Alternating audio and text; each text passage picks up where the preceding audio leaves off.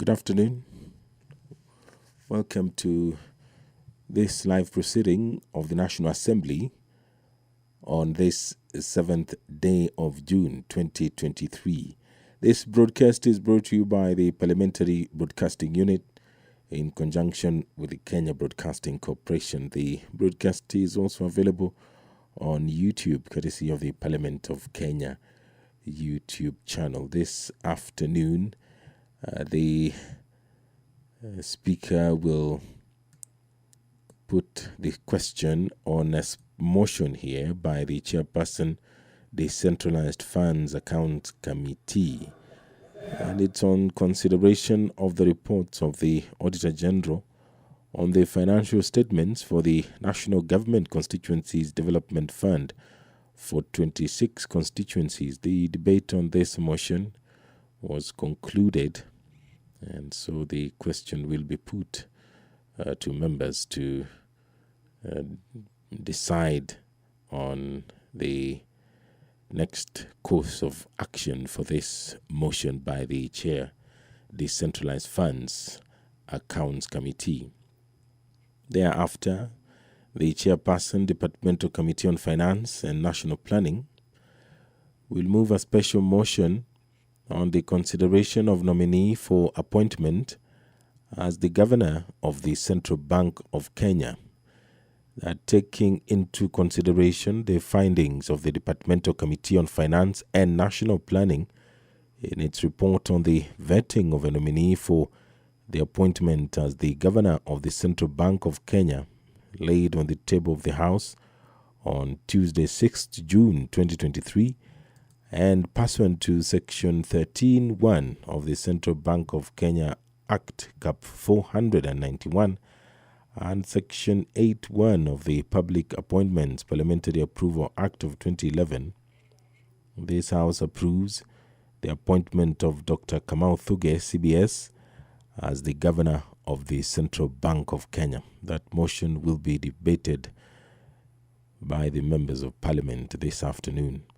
And thereafter, the Chairperson, Departmental Committee on Defense, Intelligence and Foreign Relations will move a special motion on the consideration of nominee for appointment as the Director General of the National Intelligence Service, that taking into consideration the findings of the Departmental Committee on Defense, Intelligence and Foreign Relations in its report on the vetting of a nominee for the appointment as the Director General of the National Intelligence Service, laid on the table of the House on Tuesday, 6th June 2023, and pursuant to Section 7(3)(b) of the National Intelligence Service Act of 2012, this House approves the appointment of Nurdin Mohamed Haji, OGW, CBS, as the Director General of the National Intelligence Service.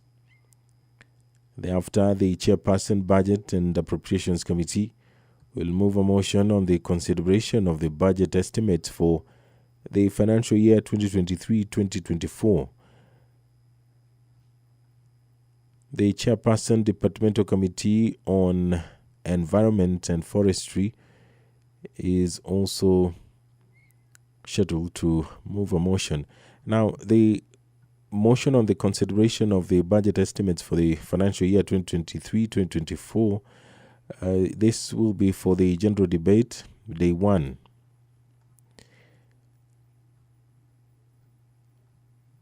Also in the order of business this afternoon is a motion on the ratification of the Kigali Amendments on the Montreal Protocol on the substances that deplete the ozone layer.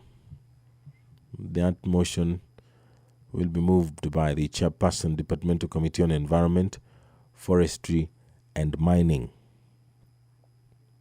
The Chairperson, Departmental Committee on Environment, Forestry and Mining has another motion in the order of business this afternoon.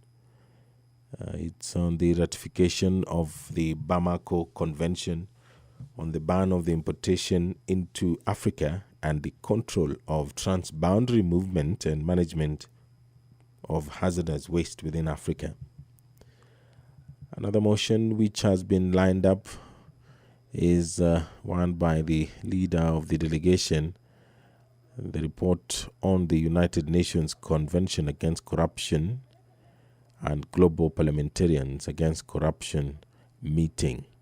That this House notes the report of the Kenya delegation to the Parliamentary Dialogue on United Nations Convention Against Corruption and Global Parliamentarians Against Corruption annual general meeting held in Doha, Qatar from 8th to 9th of March 2023, laid on the table of the House on Wednesday, 26th April 2023.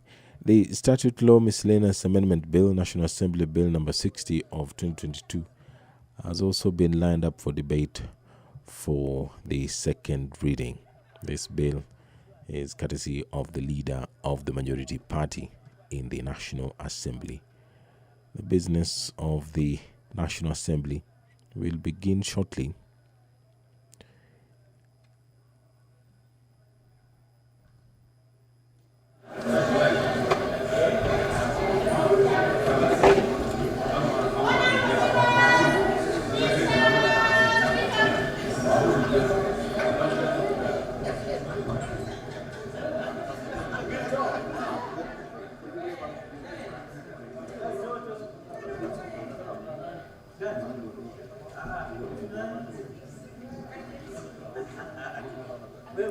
This is a broadcast of the Parliamentary Broadcasting Unit in conjunction with KBC. And now I will hand you over for this live broadcast of proceedings this afternoon. My name is Edward Kabasa. Enjoy your viewing.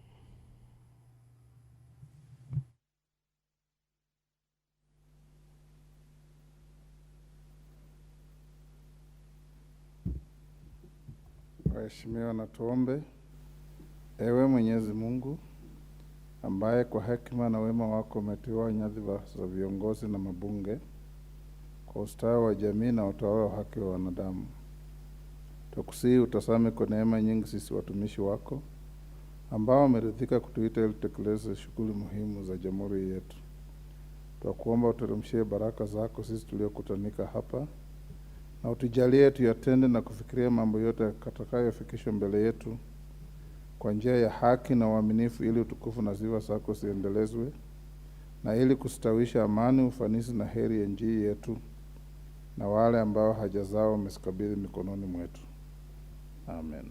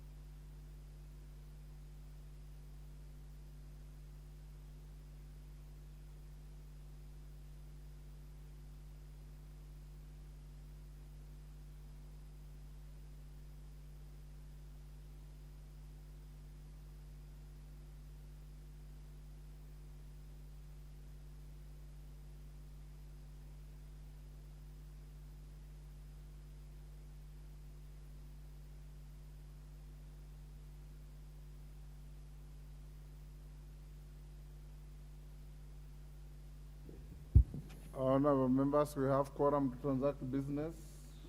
Clerk. Order number 1, administration of oath. Order number 2, communication from the chair. Honorable members, take your seats. Dawood, take the nearest seat.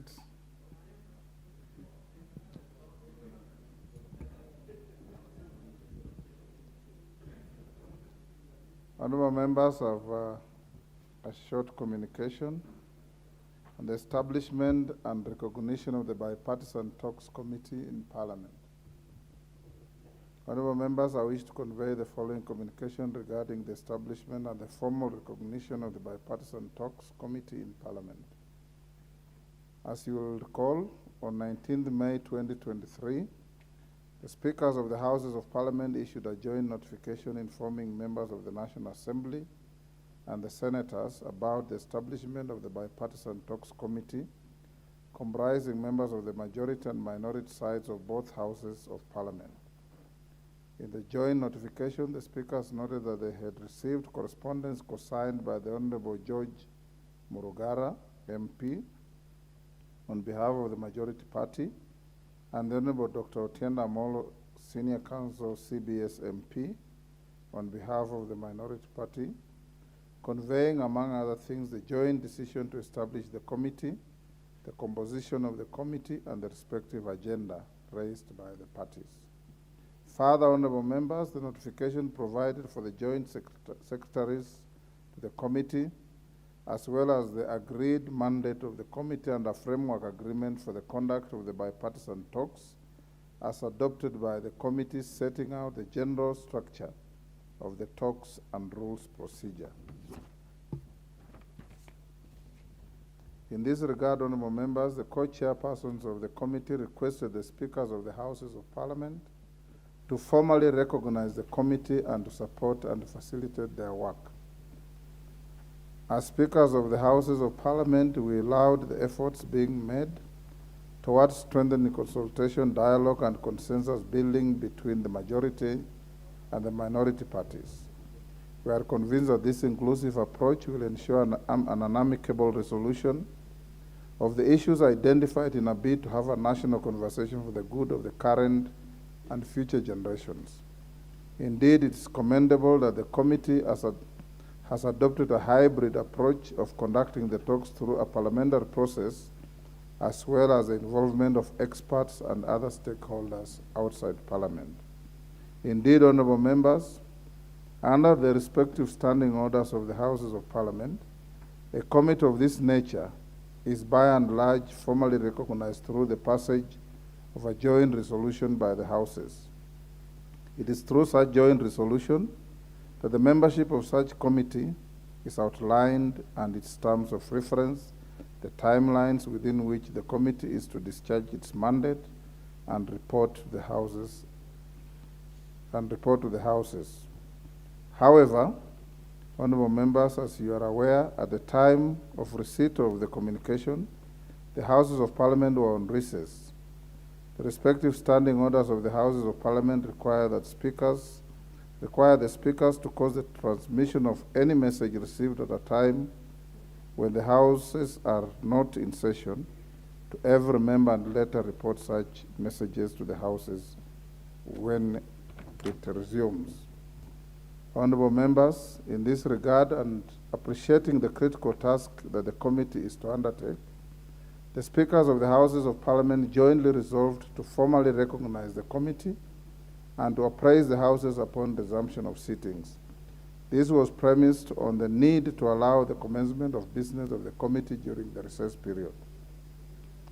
As you are further aware, honorable members, in the joint notification, we did observe that we had earlier on received a draft motion from the leadership of the majority party in Parliament seeking the establishment and recognition of the committee.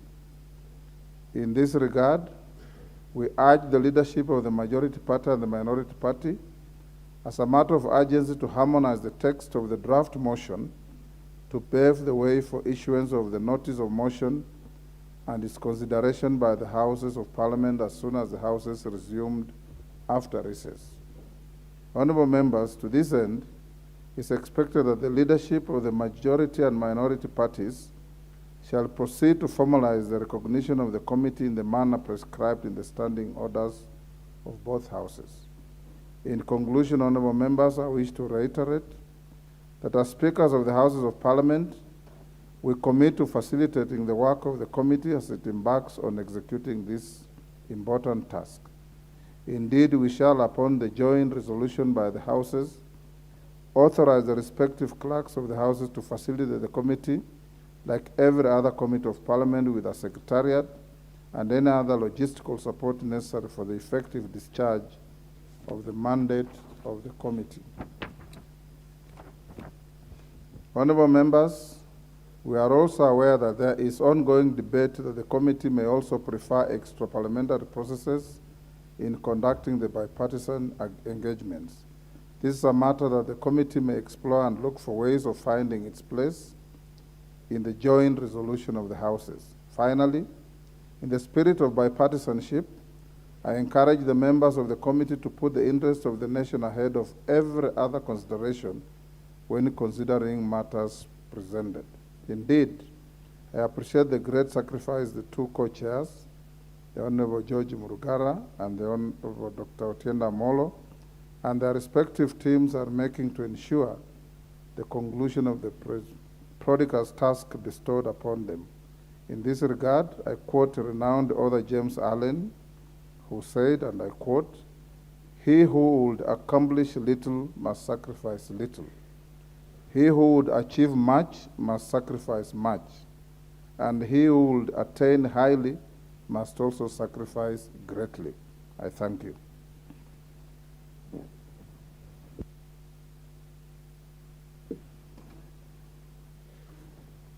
Yes,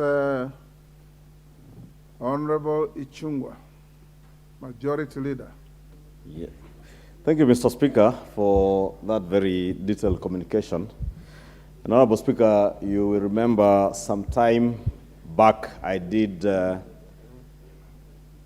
share with the House our draft proposal on the motion that defined the mandate of this bipartisan committee.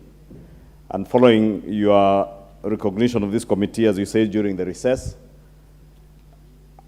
Honorable Speaker, we do appreciate that indeed, as you have stated, it's only up to when this House formally approves that committee and gives it the formal mandate that they will be able to seriously embark on work. And I do remember, Honorable Speaker, yesterday in the House Business Committee, you did challenge myself and the leader of minority to take up the role or the leadership role of ensuring that this committee begins its work, formal work, and concludes expeditiously. Therefore, Honorable Speaker, I do want to beg that the leader of minority who's just walked in now and the leadership in their coalition will be able to work with speed to work with us if they have a draft motion that they can share so that the bipartisan committee can consider, and we have one synchronized draft motion that we can then bring to the House for approval. And as you did indicate yesterday, Honorable Speaker, and sentiments that are shared by many people in the country, that it is time that we concluded this matter of the bipartisan talks. There are constituents in this country, like those of Banisa constituency, who are suffering without a member of parliament. We are almost at the verge of a constitutional crisis, having not an electoral commission in place. And therefore, the earlier we're able to expedite some of these issues, the better. Therefore, I want to beseech the minority leadership to engage with their leadership and be able to come up with a draft motion that we can then be able to sit and agree on one synchronized motion, which then we will be able to bring to the House. And I believe this is something that we can do even within a week or two. And I therefore beseech the minority leadership to take up that role and be able to help the country move forward. Thank you, Honorable Speaker.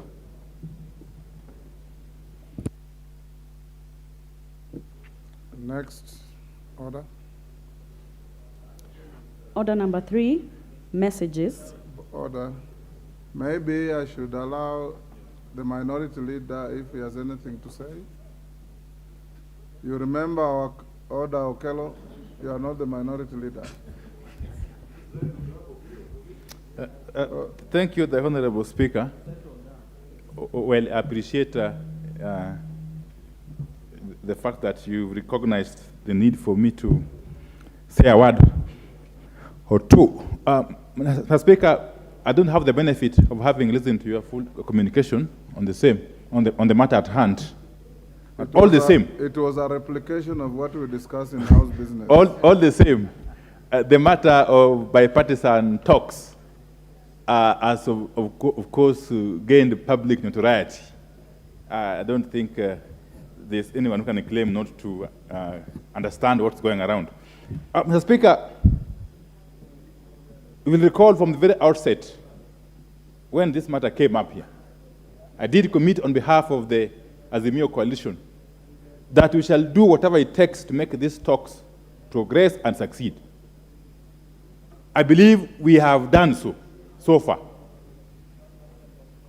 Mr. Speaker, you know, talks of this nature are delicate, and therefore they must be handled with lots of care. Mr. Speaker, I am aware that there have been bottlenecks on the path of these talks. But to cut the long story short, even as we speak, there is still some form of misunderstanding as to whether this committee requires a motion that is envisaged in your communication, or for it to acquire some life or legal capacity. There's a school of thought that holds the talks don't require that kind of motion. Of course, there's another school of thought which my friend, the Honorable Chungwa, ascribes to, which holds that these talks can only be given life through a motion passed in this House. So we need to bridge that gap. And therefore, I think your communication sets the ground, really, for this, for thrashing out those sticking issues so that we move forward in one accord. It's important. And again, Mr. Speaker, as has been put very clearly, these talks have dragged on for too long. In fact, they haven't even started, in earnest. And in fact, Kenyans have developed fatigue over the talks. There are many Kenyans who have already lost interest in those bipartisan talks. So it behoves all of us, if you want to rescue them, to move with speed, but move with speed in good faith. Otherwise, for now, Mr. Speaker, I take it that your communication sets the ground for us to engage further. Thank you very much. God bless. Honorable Ichungwa and Honorable Wandai, you have been given the rare and unenviable privilege of leading this House. You must show leadership. It is not enough for the two of you to come and prostrate yourselves before the House and engage in unproductive lamentations. I want to encourage you, the two of you, the 7 members from either side you nominated are your nominees. And you must guide them, you must show leadership, and you must lead. Because the country is looking at this House to sort out this issue. If the head of the House is crying, what will the children do? So I want to encourage both of you. I don't want this matter to keep resurfacing on the floor. You have offices given to you by Parliament. You have staff given to you by Parliament. You have members who work under you. Sit together and get this matter moving. And I want also to encourage you. Tell your co-chairs, I do not understand the logic of co-chairs sitting next to each other in a meeting, writing endless letters to each other. Call them to order and encourage them that they have been given a responsibility to discharge and they must discharge it. Next order. Order number 4, petitions. Order number 5, papers. Majority Leader.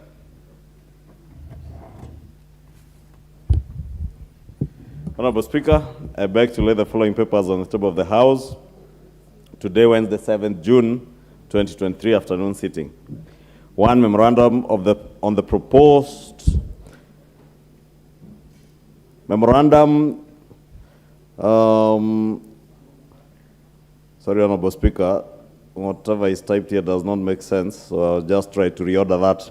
One, the annual report and financial statements for Kenya Tourism Board for the year ended 2018-2019. 3, reports of the Auditor General and financial statements in respect of the following institutions for the year ended 30th June 2022 and the certificates therein.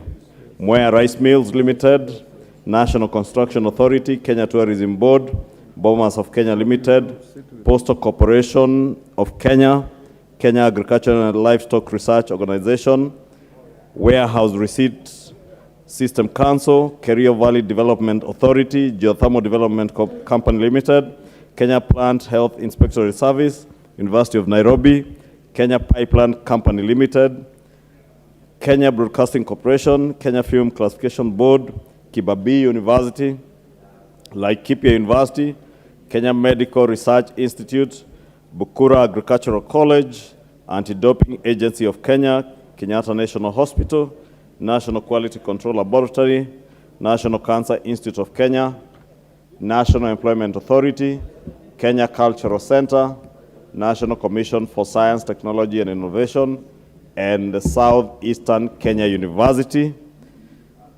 4 is memorandum for the financial year 2023-2024 and the medium-term budget estimates for the Judiciary and the Parliamentary Service Commission from the National Treasury and Economic Planning. Thank you, Honorable Speaker. Chairperson, Departmental Committee on Agriculture and Livestock. Mutunga.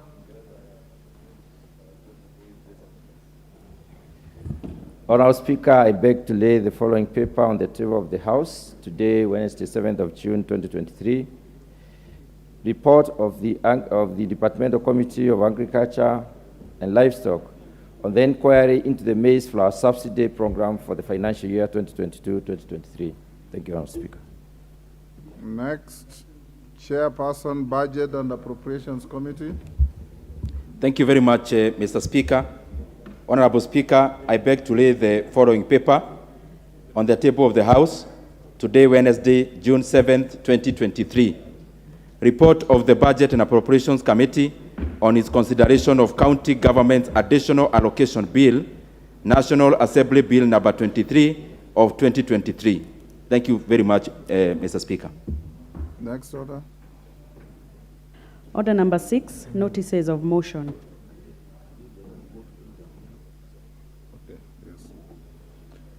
Chairperson, Departmental Committee on Agriculture and Livestock. Honorable Speaker, I beg to give notice to the following motion. That this House adopts the report of the Departmental Committee of Agriculture and Livestock on its inquiry into the maize flour subsidy program for the financial year 2022-2023, laid on the table of the House on Wednesday, 7th of June 2023, in the afternoon sitting. Thank you, Honorable Speaker. Thank you. Now, can you, Sergeant or Clerk, if the Minister for Education is within the precincts of Parliament, cause him to enter the chamber. We'll start the questions before 3 o'clock. In the meantime, we go to order number 7. We have a statement I approved from the Honorable Julius Sunguli. Are you ready with it? Indeed, Mr. Speaker, but the clerk had informed me that it will be tomorrow. But I don't mind if I could read it today, after a short while. After a short while, Mr. Speaker, I'll get the printed copy. Can I approach the chair?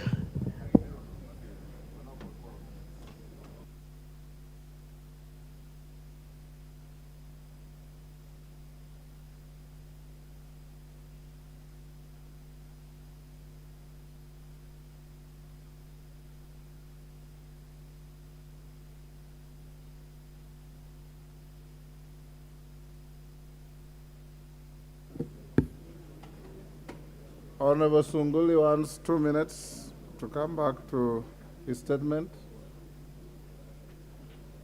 Let's go to order number 8 before we come back to order number 7. Honorable Sunguli, you better hurry up.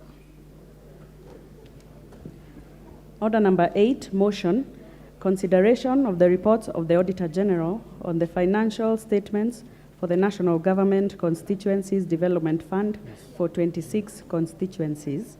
Question to be put. Order, honorable members.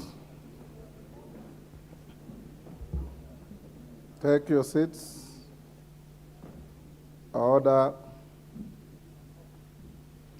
I'll now put the question, which is that this House adopts the report of the Centralized Funds Accounts Committee on the consideration of the reports of the Auditor General on the financial statements for the National Government Constituencies Development Fund for 26 constituencies in the counties of Mombasa, Kilifi, Kwale, Taita Taveta, Lamu, and Tana River for the financial years 2013-2014, 2014-2015, and 2015-2016, laid on the table of the House on Tuesday, 25th April 2023. Will as many as of that opinion say aye? Aye. Will those of the contrary opinion say nay? The ayes have it.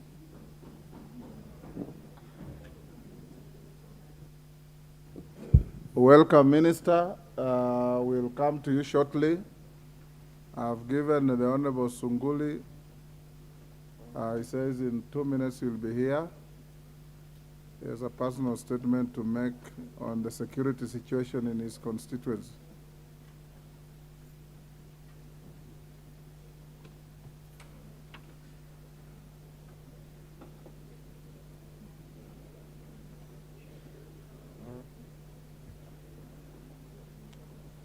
Meanwhile, like I said yesterday, honorable members, when we go to questions, the questioner has 2 bites, the question and a supplementary, and I'll only allow 2 joyriders on each question.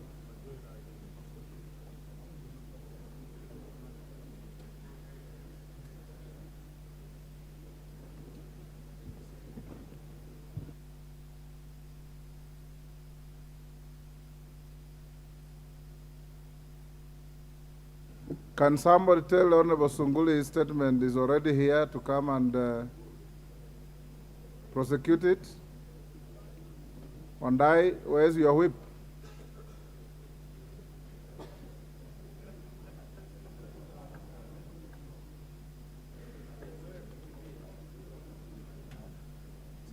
Yes.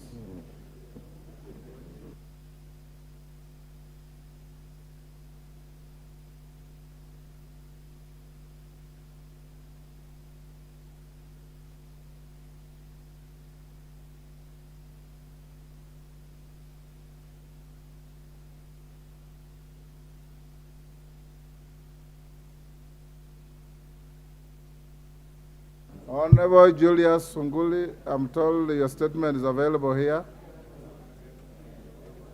Tiambati, you have the statement?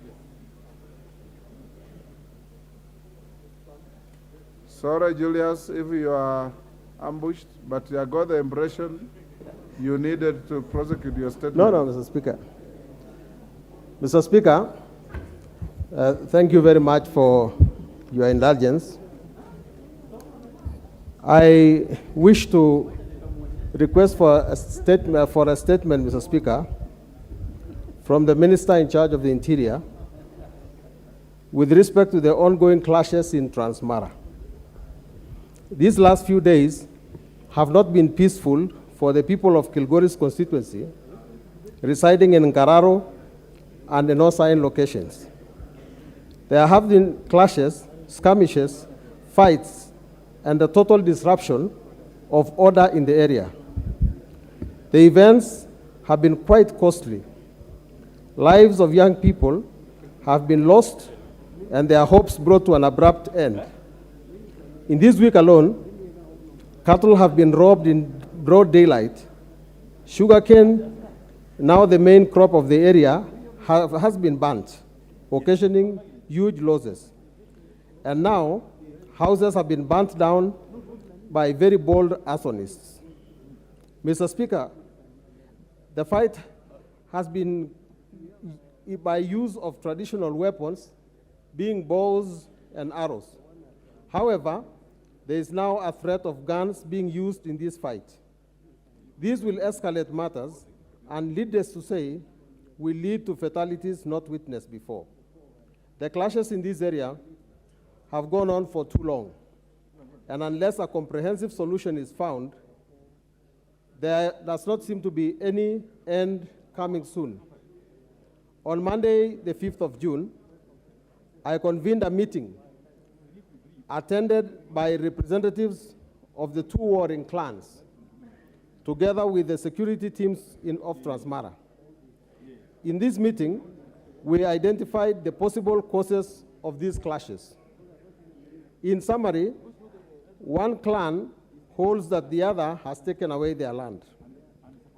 The other clan maintains that no such land was taken.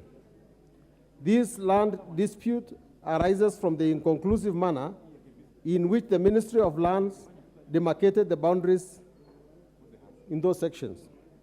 In 1985, both a no-sign adjudication section, occupied mainly by the Wasingishu clan, and the Ngararu adjudication section, occupied mainly by the Syria clan, were demarcated to be adjudication sections. Unfortunately, the boundary dividing these sections is not a natural feature, not a river, and not a valley. It is a straight line which is to be determined by GPS. A few years ago, under the leadership of Mr. Natembea, the then regional commissioner of the Rift Valley, a boundary was determined, and apparently it was agreed that a road be built to mark the boundary. This road was constructed and is in place. Unfortunately, this road has created a new dispute. Persons disadvantaged by that say that the road has taken away their land. But the acreage in dispute, Mr. Speaker, is only about 30 acres. This seems to be the bone of contention. The government and we, the leaders in Kilgoris, and indeed the county leadership in Narok, should explore a route to reconciling the two clans. And indeed, we have a plan to reconcile the two clans. However, as we wait for this solution, the government must find an end to the fighting and wanton destruction of the property. We recommend that the minister do send a permanent group of GSU and RDU officers to the site, and the community and ourselves are prepared to give land and housing to those officers so that they can deal with the situation adequately. I therefore request for a statement, Mr. Speaker, from the CS of the Interior to explain what he can promptly and urgently do to deal with the lawlessness in this area. I submit. Thank you, Julius. Who is the chair of security? Tongoyo, you transmit that statement to your minister and bring a response in 2 weeks. I will, Mr. Speaker, and it's just good to note that the honorable member, we come from the same county, so it's an issue that it's quite known to me as well. I've just talked with the CS is in Turkana as we talk, and actually we had even made an arrangement to visit his office so that we can able to look a quick response to the same. Very good. Nevertheless, I'm guided. Thank you. Yeah. Thank you, honorable members. We'll go back to order number 7. But before we call the first question, allow me to acknowledge the presence in the speaker's gallery of St. Bakita Girls Kiangui, Makueni County. In the public gallery, St. Jude Kiriri from Githurai, Kiambu, Londiani Boys High School from Kipkelion East, Kericho. St. Teresa Girls from Eastleigh, Nairobi. On my behalf and on your own behalf, I welcome the schools to the House of Parliament. Now we go to questions, and I will invite the first question. That's question number 122 of 2023 by the member for Nyakach, Honorable Aduma War.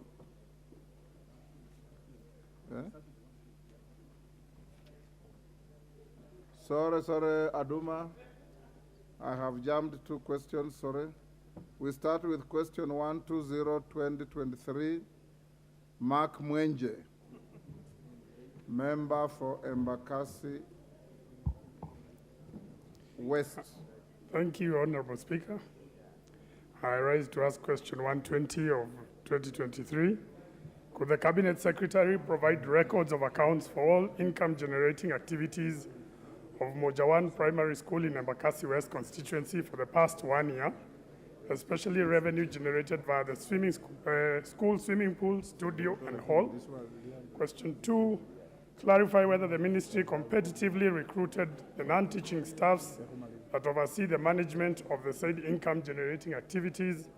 And question 3, explain why the school's board of management is yet to approve projects proposed by the NGCDF or engage the NGCDF committee on the said proposals. Thank you, Honorable Speaker.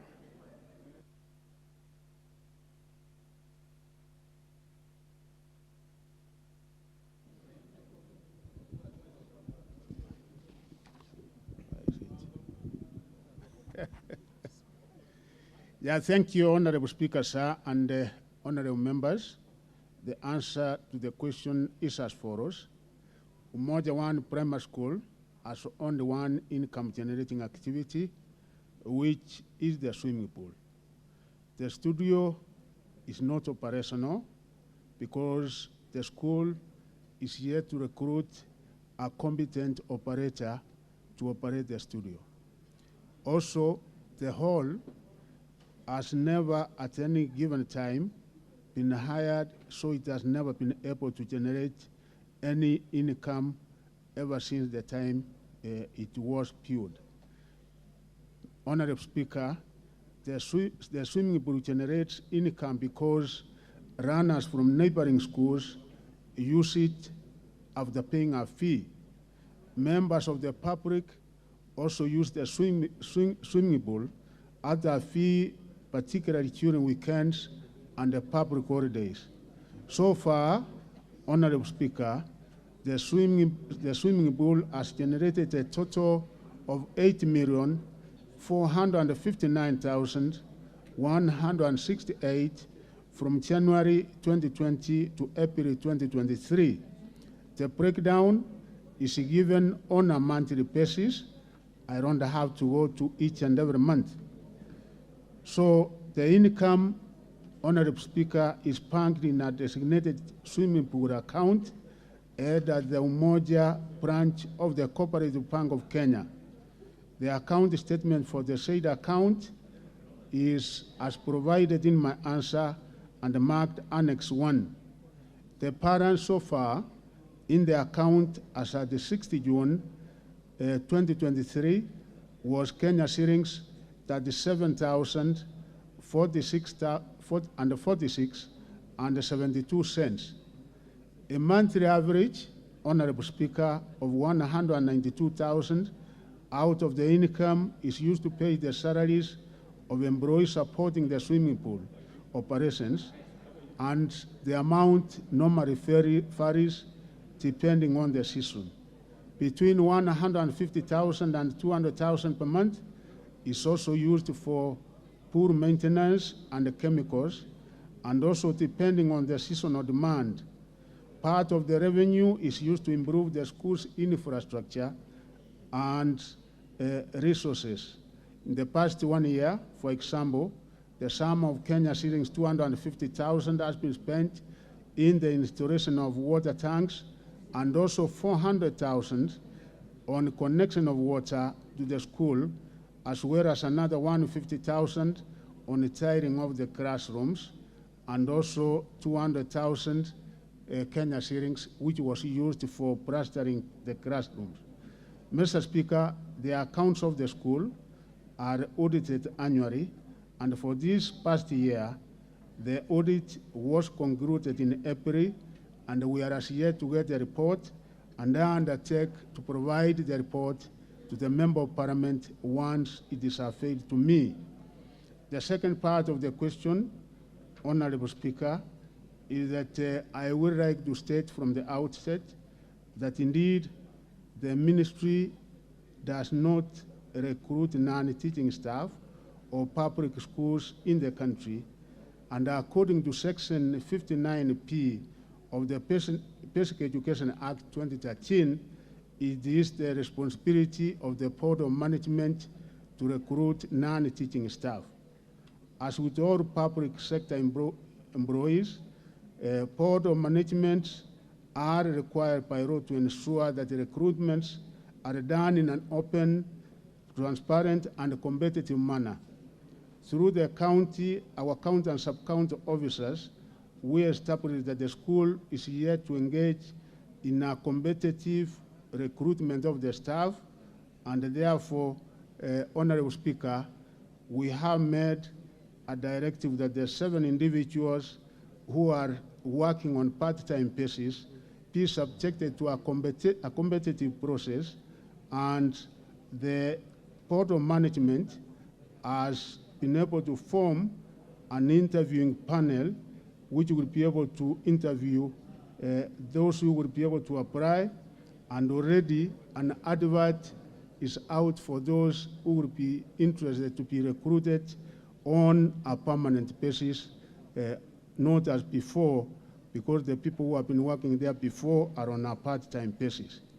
The last part of the question, Honorable Speaker, and this one I'm sure the honorable members of Parliament here are very much aware and conversant with, is that the boards of management do not receive and approve projects proposals from the Constituent Development Fund.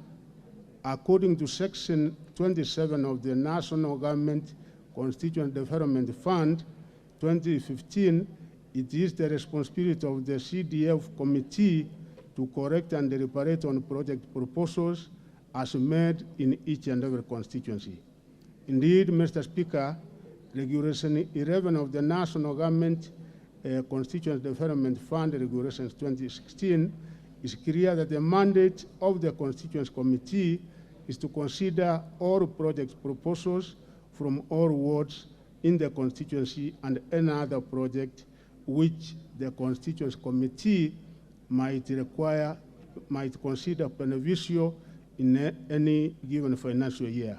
And finally, the school has been able to make an application to the CDF board for funding for the perimeter wall of the school. So that is the answer I wish to submit for question 1. Thank you, Minister. Mark Mwenje. There you are. Thank you, Honorable Speaker, and I thank the Minister, the Cabinet Secretary, for his comprehensive response. My only follow-up to the Cabinet Secretary is that we've had a problem in Nairobi, especially with the reconstitution of some of the school boards in our primary schools, because the county education, I think, board says they don't have sufficient funds, and you have some of these boards even with serving MCAs who have now been re-elected. So could the Cabinet Secretary kindly provide guidance on reconstitution of some of these school boards so that we can mitigate some of the issues that some of the new members of Parliament are facing, considering some were appointed by our predecessors? Thank you, Honorable Speaker.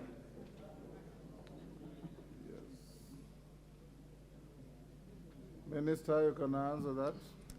Yeah, thank you, Honorable Speaker. The honorable members are aware that the constitution of the committees, both in primary and secondary, we normally have 17 as the number, and the people who recommend those to serve in those particular committees part of them are actually members of parliament because those representing the community interest are appointed or recommended by members of parliament. And of course, there are also those who represent the parents, who the parents recommend. There are those who also represent the various churches who are recommended by the churches.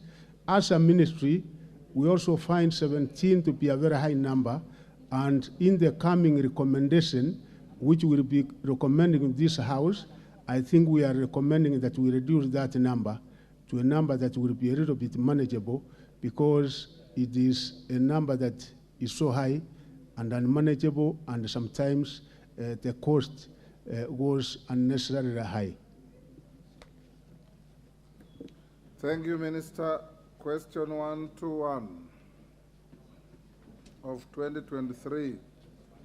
The member for Samburu East, Jackson Lekutomontare, has written to the Speaker indicating that he has delegated Honorable Eli Letipila to ask the question for him. Is Eli here? Yes, Mr. Speaker. Go ahead. Thank you, Mr. Speaker. I rise to ask a question on behalf of Honorable Jackson Lekutomontare, the MP for Samburu East, who is outside the country. His questions to the Cabinet Secretary are: 1. Could the Cabinet Secretary provide a list of secondary schools in Samburu East constituency that have not been supplied with course books? The second question is: explain why students in some schools in Samburu East constituency complete their secondary school studies without accessing course books. That question is: state when the ministry will avail course books to the affected schools or provide money to the schools to purchase the books. Thank you, Mr. Speaker.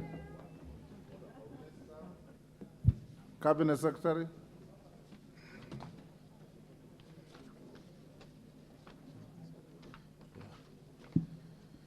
Thank you, Honorable Speaker. Honorable Speaker, we have indeed established that the Kenya Institute of Curriculum Development, there are 6 schools in Samburu East constituency which have not been supplied with the course books. The schools affected are as follows: Uasu Girls Secondary School, which was registered in 19 December 2018. Narere Boys Secondary School, which was also registered on the 22nd February 2021. Ngaroni Girls Secondary School, which was registered on 22nd March 2021. Seja Boys Secondary School, which was registered on the 22nd February 2021. Tipito Girls Secondary School, which, Honorable Speaker, was registered on the 10th January 2019. Narasa Boys, which was registered on the 16th September 2020. Honorable Speaker, public secondary schools were initially supplied with textbooks in the year 2018. Therefore, new schools that were registered thereafter, that is 2018, have not been supplied with the textbooks. Additionally, there has been no supply to provide for increased enrollment in the schools that were initially supplied in the year 2018. This financial year, the ministry has retained a total of 378 Kenya shillings from the capitation funds provided for in each and every category, each and every runner, for purposes of replenishing the supplies. The replenishment will enable the provision of books to runners in schools that were registered after 2018, and also to schools whose enrollment has grown. And also the second part of the question, Honorable Speaker, is that indeed there has been no replacement of books in secondary schools since 2018, with the result that runners in newly registered schools have not been provided with the books. However, the ministry is in the process of undertaking a replacement to ensure that all schools are supplied with the books before the end of this term. Mr. Speaker, the affected schools will receive their books before the end of this term, and not only in Samburu, but there are so many other schools which are in this category, and we undertake that we will be able to provide the books out of the funds which I've said the 378 per annum to all the schools countrywide. Thank you, Honorable Speaker. Yes, Ellie. Give the microphone to, there you are. Thank you, Mr. Speaker. The supplementary question that I would like to ask the Cabinet Secretary is, could the Cabinet Secretary explain why there is shortage of food in both primary, junior secondary, and high schools of Samburu North constituency? For example, Bargoi Boys, Opiroi Mix, Nachola, Masikita Primary, and can he state which measures he's putting in place to urgently regularize the school feeding programs, which helps in keeping the pastoralist children of Samburu North in schools? Thank you. Yeah, thank you, Honorable Speaker. Yes. Go ahead. We are aware that we have a shortage of teachers, not only in the affected schools, but quite a number of our schools in each and every part of the country. And this administration, ever since the time we came in, we have been able to employ 36,000 new teachers, and we undertake that we will be able to employ almost an equal number in the next financial year. The second part of the question, Honorable Speaker, is that the school feeding program, government provides funds for 26 counties, particularly in the northern part of the country, the arid and semi-arid counties. Those are the schools and the areas that Parliament has been able to give us funds that we engage and provide school feeding programs to almost 2,000 of our runners in those particular areas.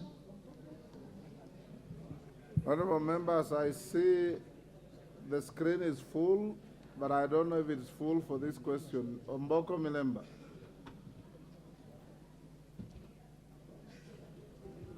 Thank you, Honorable Speaker. Related to the issue of food in schools, is the Cabinet Secretary aware, Honorable Speaker, that schools are on the verge of closing because of lack of food, especially the high schools? And if so, what measures is he undertaking to make sure that capitation is sent to our schools so that they don't close down? Currently, Honorable Speaker, school heads are negotiating with students on meals to jump and even for fate. That can lead to unrest in our schools. So when is he planning to send capitation to schools to mitigate the issue of imminent closure of our schools? Thank you, Honorable Speaker. Mama Zamzam.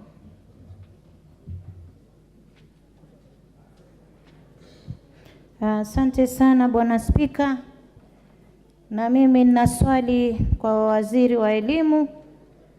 Napenda kuuliza, katika shule ya Likoni visual impaired, ambao ni wale ambao wana ulemavu wa macho, toka Januari hawajapata chakula, hawajapokea msaada wote kutoka kwa serikali kama kawaida.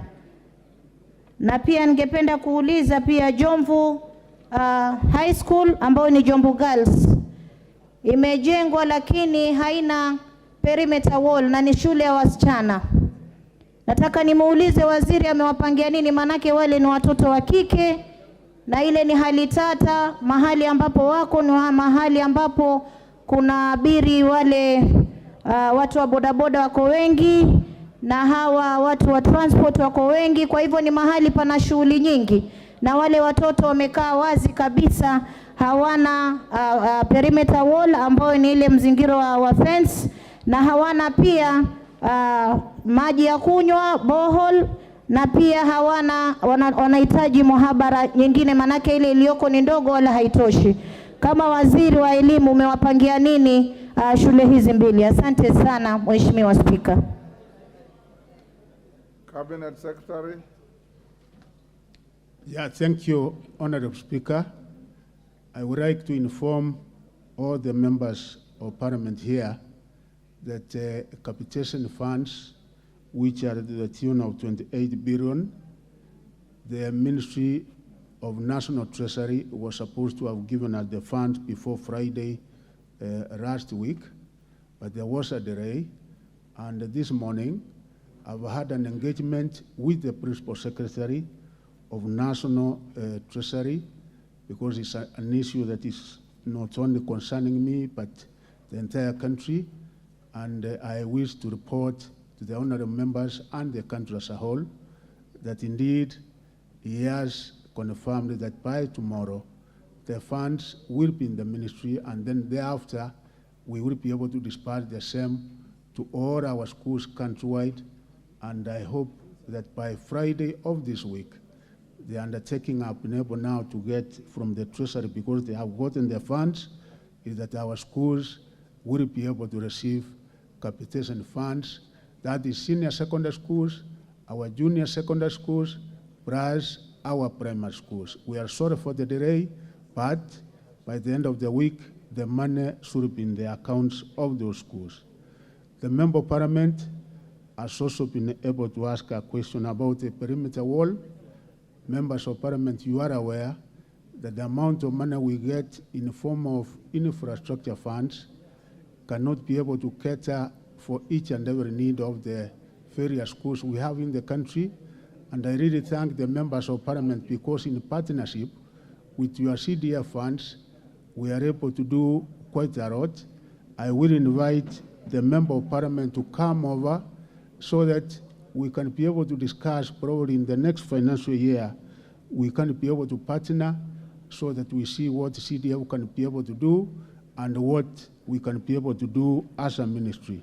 Even water, as I said, Honorable Speaker, during the last time that I was here again, is that yes, the people who have the technical expertise and the knowledge is means of water, we only make a recommendation on the boreholes to be done in schools, and that is one other school that I will ask the Member of Parliament to come over so that we can be able to make the same recommendation to the means of water for treating of our water borehole. Thank you, Honorable Speaker.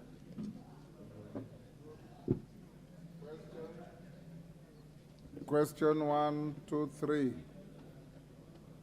Member for Teso South, Mary Emase.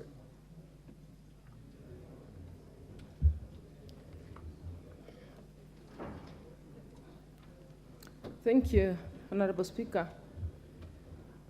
My question arises from the confusion in the implementation of junior secondary school guidelines by the Ministry of Education. Honorable CS, I draw your attention to page 44 of your guidelines, guideline 8.6 of the guidelines on school meals. And I quote, all learners in the JSS junior secondary school shall be provided with nutritious school meals. 8.61 says that provision of school meals in junior secondary schools shall be the responsibility of the parents or guardians.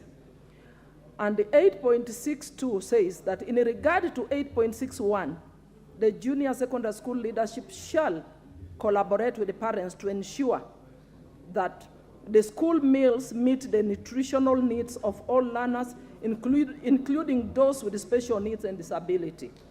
2, that there will be adherence to food storage and preparation standards. Honorable Mary Emase, you are debating and not asking your question.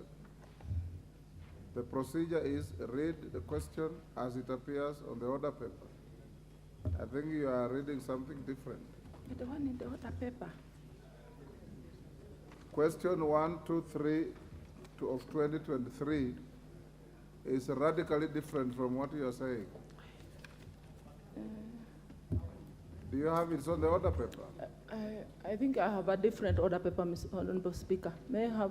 Can somebody furnish the Honorable Emase with the supplementary order paper? Your question 1, 2, 3 of 2023. Thank you, Honorable Speaker. The question is, could the Cabinet Secretary state the actions the ministry is taking to address the contradiction in Guideline 8.61 of the Guidelines for Implementation of Junior Secondary School Education, which states that provision of school meals in junior secondary school will be the responsibility of parents or guardians, and Guideline 8.63 requiring the leadership of junior secondary school to ensure that no learner drops out of school as a result of failure to pay the lunch program fee. 2, could the Cabinet Secretary outline measures in place to ensure that children from needy backgrounds whose parents or guardians cannot afford lunch fee program remain in school and enjoy nutritious meals, considering that guideline number 8.6 obligates the leadership of junior secondary schools to ensure that no child drops out of school as a result of failure to pay lunch fees, which in most schools is nearly Kenya shillings 15,000. Thank you, Honorable Speaker. Yeah, thank you, Honorable Speaker. Indeed, there is no contradiction because 861 clearly states that providing lunch in our schools, particularly primary and the junior secondary, is the responsibility of the parents. What normally happens, Honorable Speaker, is that the parents, the Board of Management convenes a meeting comprising of the parents of that particular school. And after discussing and agreeing on a figure, if it is 500, if it is 1,000, whatever figure that each and every parent is supposed to pay towards provision of lunch to their young ones, then they pay that. And we say, even those who don't pay because it's not mandatory, it's optional. We say it cannot be mandatory, it is optional. And even those who are not able to pay, because there are parents who say, yes, me, I'm not going to pay, I will be able to provide food such that my child can be able to carry their food from home to school. When the others are enjoying the school meal, he has carried the food from home. There are a few, because as I've gone around the country, sometimes I've had the opportunity of eating lunch with these young ones in a number of schools that I've gone to. Indeed, there are those who have not been able to pay. But what is normally done in these schools, even those who have not paid, Honorable Speaker, you find they are also served, they are actually accommodated in that arrangement. One good thing that happens, Honorable Speaker, is that the number which is not able to pay is not that big. You will get about 85% of the parents have paid, such that the number which has not paid is probably 15%, so they are also carried along in this arrangement. And therefore, when food is being served, they are also served along with the others. Thank you, Honorable Speaker.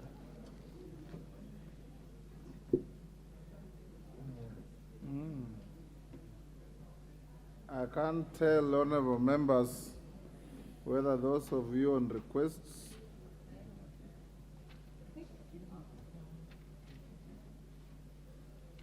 Irene Mayaka.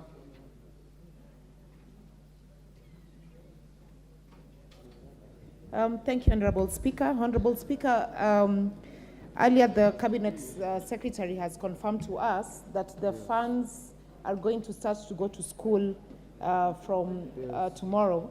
But my question is, given the fact that the initial capitation was already below budget, what is the Cabinet Minister going to do to cushion schools Now that, especially yesterday, we did get information that the price of commodities has shot up, especially for the basic commodities. So what I want to know from the CS is what plans does he have to ensure that he cushions schools from this, given the fact that the budget is already, capitation is already below budget. Thank you. Martha Wangari.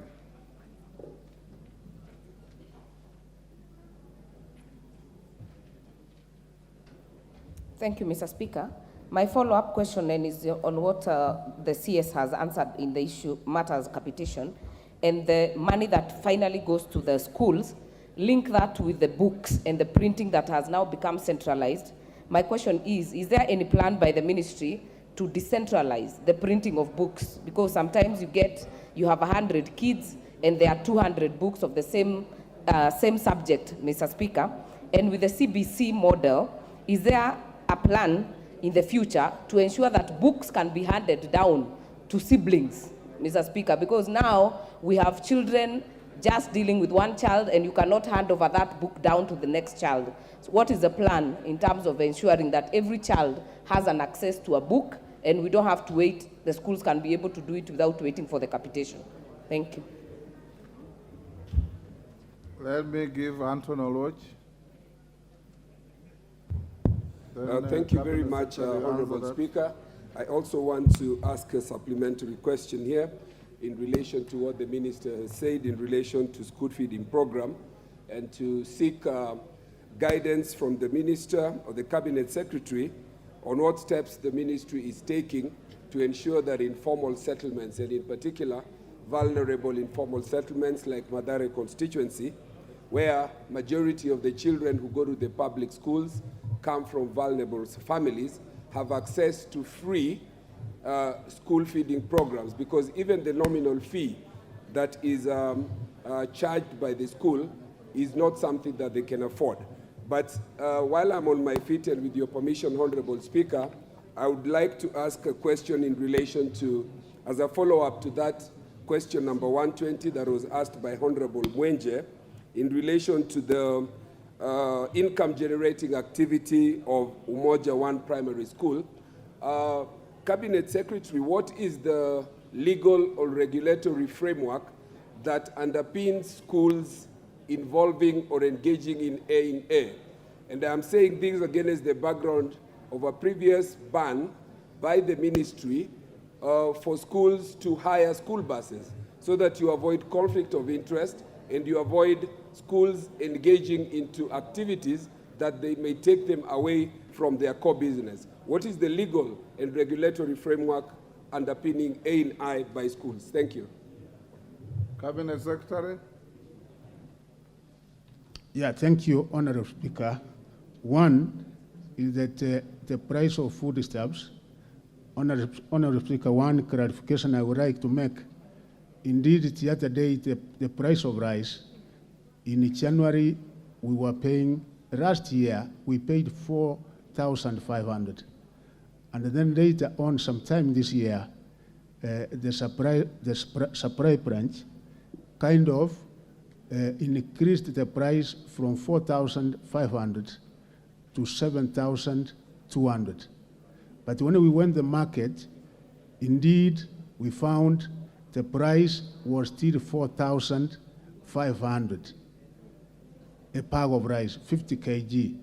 So even now, we are insisting that where schools cannot be able to get the prices at 4,500 per bag of rice, or even beans, they procure from KNTC. And they also compare the prices they are getting out in the market with what we have in our stores in the KNTC, because sometimes these figures that are being given by schools might not conform with what we have at the market prices when you go out to the market, and particularly when they are competitive. The second question, Honorable Speaker, from the Honorable Member of Parliament from Gilgil, is that way back 2017, you remember, Honorable Members, the kind of education reforms that were undertaken One such reform that was undertaken by government and the Ministry of Education was on the issue of textbooks. Because there before, government used to give money to the various secondary schools and primary schools to purchase textbooks, and unfortunately, it was not being done. The ratio of students' textbooks was such that you find 10 students sharing one textbook.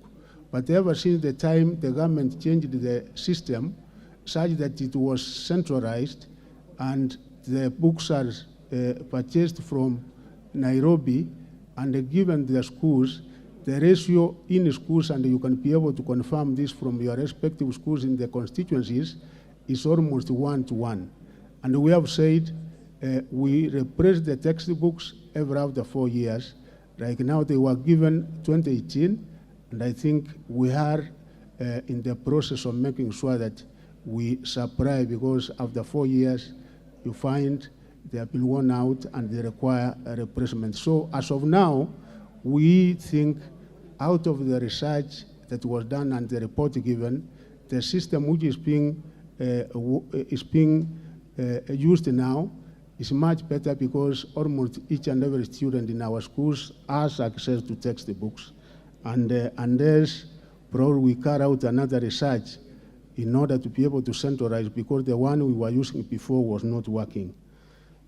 Honorable Speaker, as I said, the number of counties that we are giving school feeding program are 26. It is right, it is correct, because we have very, very poor people in these informal settlements in Nairobi and other major towns in this country, and we are engaging with development partners like one who is now going to come to Nairobi from the Children Investment Fund. It's a UK company, and I think they are going to provide 1.6 billion, which we will be able to cooperate with the County of Nairobi in order to provide food to some of the informal settlements in Nairobi. And we are also trying to make the same efforts in other informal settlements in other towns of this country, such that once we access funds, then we should be able also to provide food to those particular informal settlements. Finally, on A, it's true that schools sometimes generate some income, those who have parcels, those who have a swimming pool like the one I said, and as of now, the guidelines we have issued, Honorable Speaker, is that we have Board of Management, and it is the Board of Management which is responsible for managing those funds. And when you consider the amount of money coming from those activities, they are not so big as such. So some of the funds that they get as A are also used for purposes of school activities within their given schools. Thank you, Honorable Chair. Thank you, Cabinet Secretary. Honorable Aduma Owor. Thank you, Mr. Minister, Speaker. we had skipped that question. You can, the question of Aduma Owor, 122. Go ahead. Thank you, Mr. Speaker. My question is directed to the Cabinet Secretary to explain the actions being taken by the ministry to meet acts of nepotism, mismanagement, violations, and the ministry's guidelines relating to acquisition and disposal of school assets, as well as recruitment of non-teaching and casual staff in schools across the country. Thank you. Minister. Yeah, thank you, Honorable Speaker. On the disposal of assets, schools are public entities in terms of the Public Procurement and the Assets Disposal Act 2015 and the Public Finance Management Act 2012. So all the requirements as given in the two acts apply also to the schools, and they are supposed to adhere to the requirements of the statutes on the disposal of school assets. In addition, the provision of the law The Ministry of Education has also issued guidelines and manuals to guide the disposal of assets, and such assets include unserviceable passes and other vehicles, ICT equipment like computers and printers, farm equipment and furniture. For primary schools, for example, the Ministry developed the Financial Management Manual 2017. The manual outlines the relevant provisions of the law on asset disposal and provides a clear step-by-step process for disposing of school assets. This is as indicated in Unit 6 of the manual. Honorable Speaker, the Basic Education Act 2013 mandates the Board of Management with the responsibility of administering the resources of our school, and in this regard, the Ministry's manual on disposal of all these items is normally approved by the school management boards. The methods of disposal are as outlined in Section 165 of the Public Procurement and Asset Disposal Act 2015. This includes sale by public tender, sale by public auction, trade-ins, and transfer to another public entity. To ensure compliance with the law and the Ministry's guidelines, every school is audited at least annually by the Ministry's School Audit Directorate, as well as the Office of the Auditor General. The Ministry's field officers also undertake regular inspections of schools in order to ensure compliance. Honorable Speaker, cases where there might be non-compliance, of course, once they come to our notice, we make sure that the necessary remedial action is taken. In respect to the recruitment of non-teaching staff, the Basic Education Act 2013 provides that the Board of Management shall recruit, employ, and remunerate non-teaching staff. As public entities, the Boards of Management are subject to the values and the principles of public service as outlined in Article 232 of the Constitution and the Public Service on the Values and the Principles Act.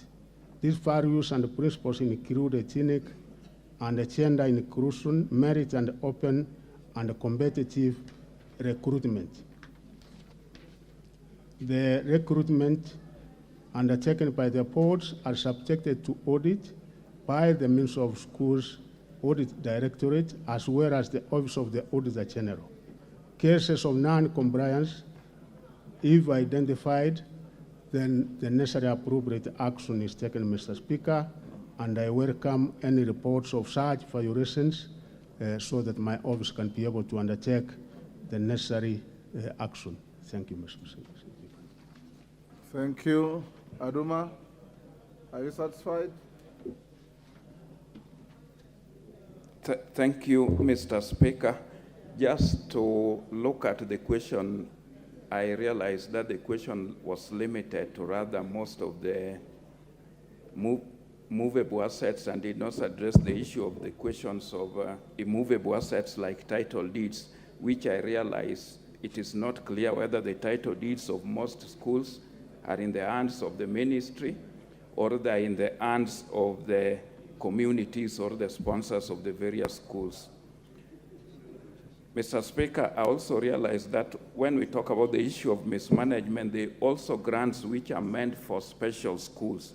Most of these grants have not been dispersed and schools are suffering. So that is also key.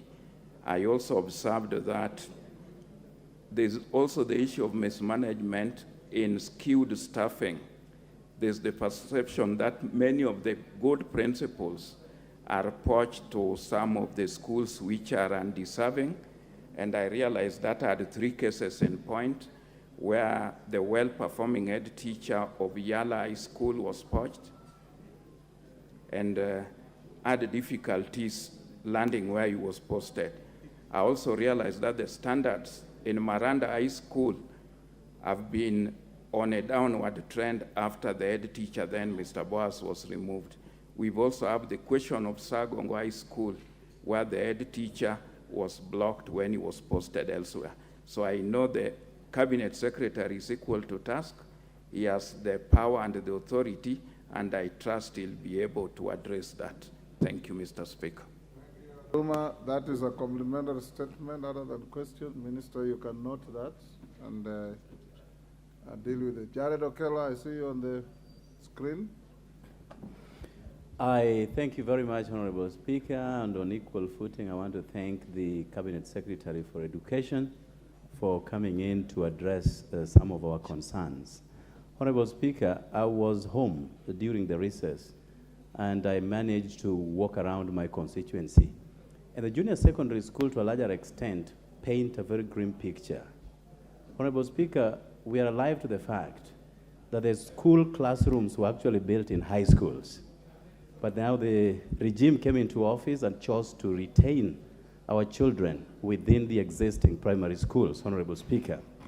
Whereas we do not have the capacity to physically remove those classrooms from high schools and plug them into primary schools, I would want to know whether there is any plan to have additional classrooms to junior secondary schools within the primary schools where they exist, Honorable Speaker. Honorable Speaker, again, we do have lots of these junior secondary schools strewn all over, but you realize that only one teacher is plugged to a junior secondary school. They undertake 14 subjects, which are compulsory, and probably around 8 elective subjects, Honorable Speaker. Even when you're a genius, it is common knowledge that you cannot handle 22 subjects, Honorable Speaker. So what plans do the ministry have to add additional junior secondary school teachers to augment the shortfall that does exist, Honorable Speaker? And finally, Honorable Speaker, just in brief, Honorable Speaker, the junior secondary schools charge 11,000 shillings going towards lunches for to our children. Honorable Speaker, I do not know whether the ministry came up with this figure, 11,000 shillings for lunches. But again, these are the same children who were last year walking back to their homes and coming back to school in the afternoon. So what has so changed that our parents have to dig deep into their pockets to get 11,000 shillings to assist the lunch program? And I thank you, Honorable Speaker. Minister, that question by Jared Okello actually falls under the next questions by Mushira and Onchoke, so you can put it on hold. You'll answer it when we get there. Next, question 124. Member for Machakos County, Mama Joyce Kamene.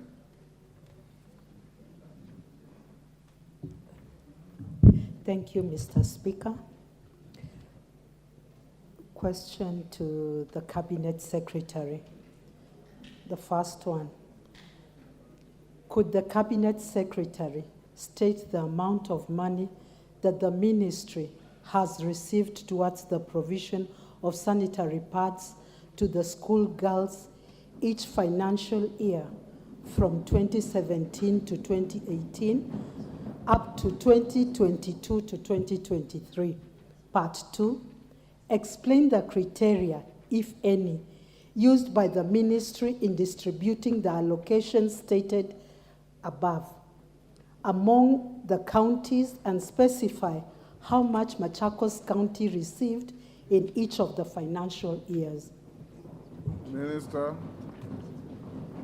Yeah, thank you. Thank you very much, Honorable Speaker. In the financial year 2017-2018 and the 2018-2019, the Ministry of Education did not receive any money towards the provision of sanitary pads to our girls in our schools. The program was actually then domiciled in the Ministry of Public Service, Gender and the Youth at that particular time.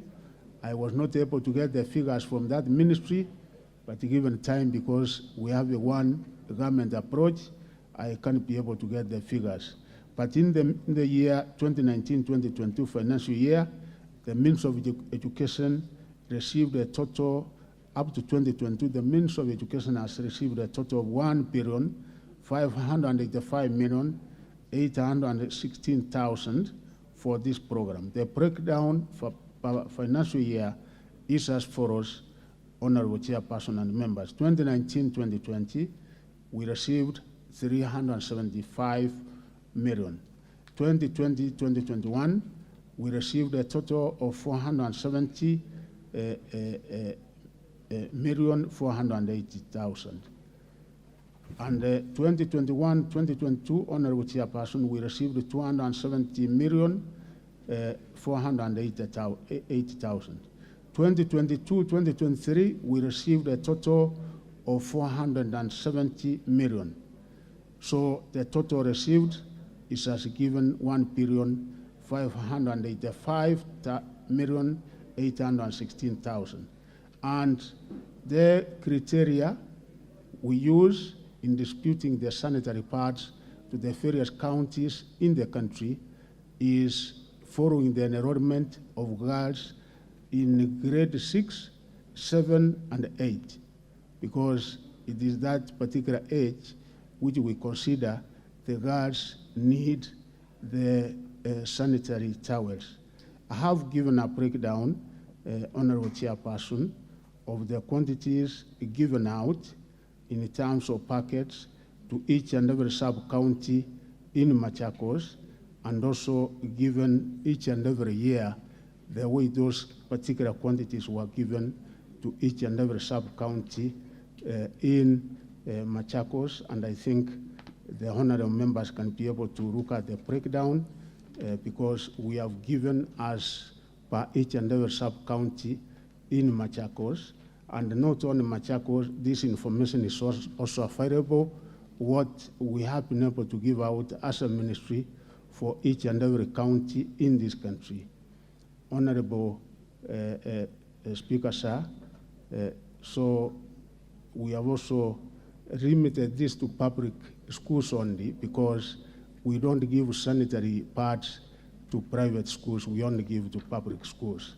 Thank you, Honorable Speaker. Joyce Kamene. Mr. Speaker, as much as I would like to thank the CS for his answers, but there still leaves a lot to be desired. Because as women reps, we get a lot of calls from these schools. And he has just stated that they supply to the primary schools. But we do have public secondary schools where we know we have so many vulnerable girls that are attending schools. What is the ministry doing about those girls? The criteria they use leave a lot to be desired. They ought to improve because we get a lot of questions. Where are sanitary towels? And we are talking about 470 million. Where is this money going to surely? I wish you'd see the systems so that we can understand why do some schools not get sanitary towels. Thank you. Baba Owino.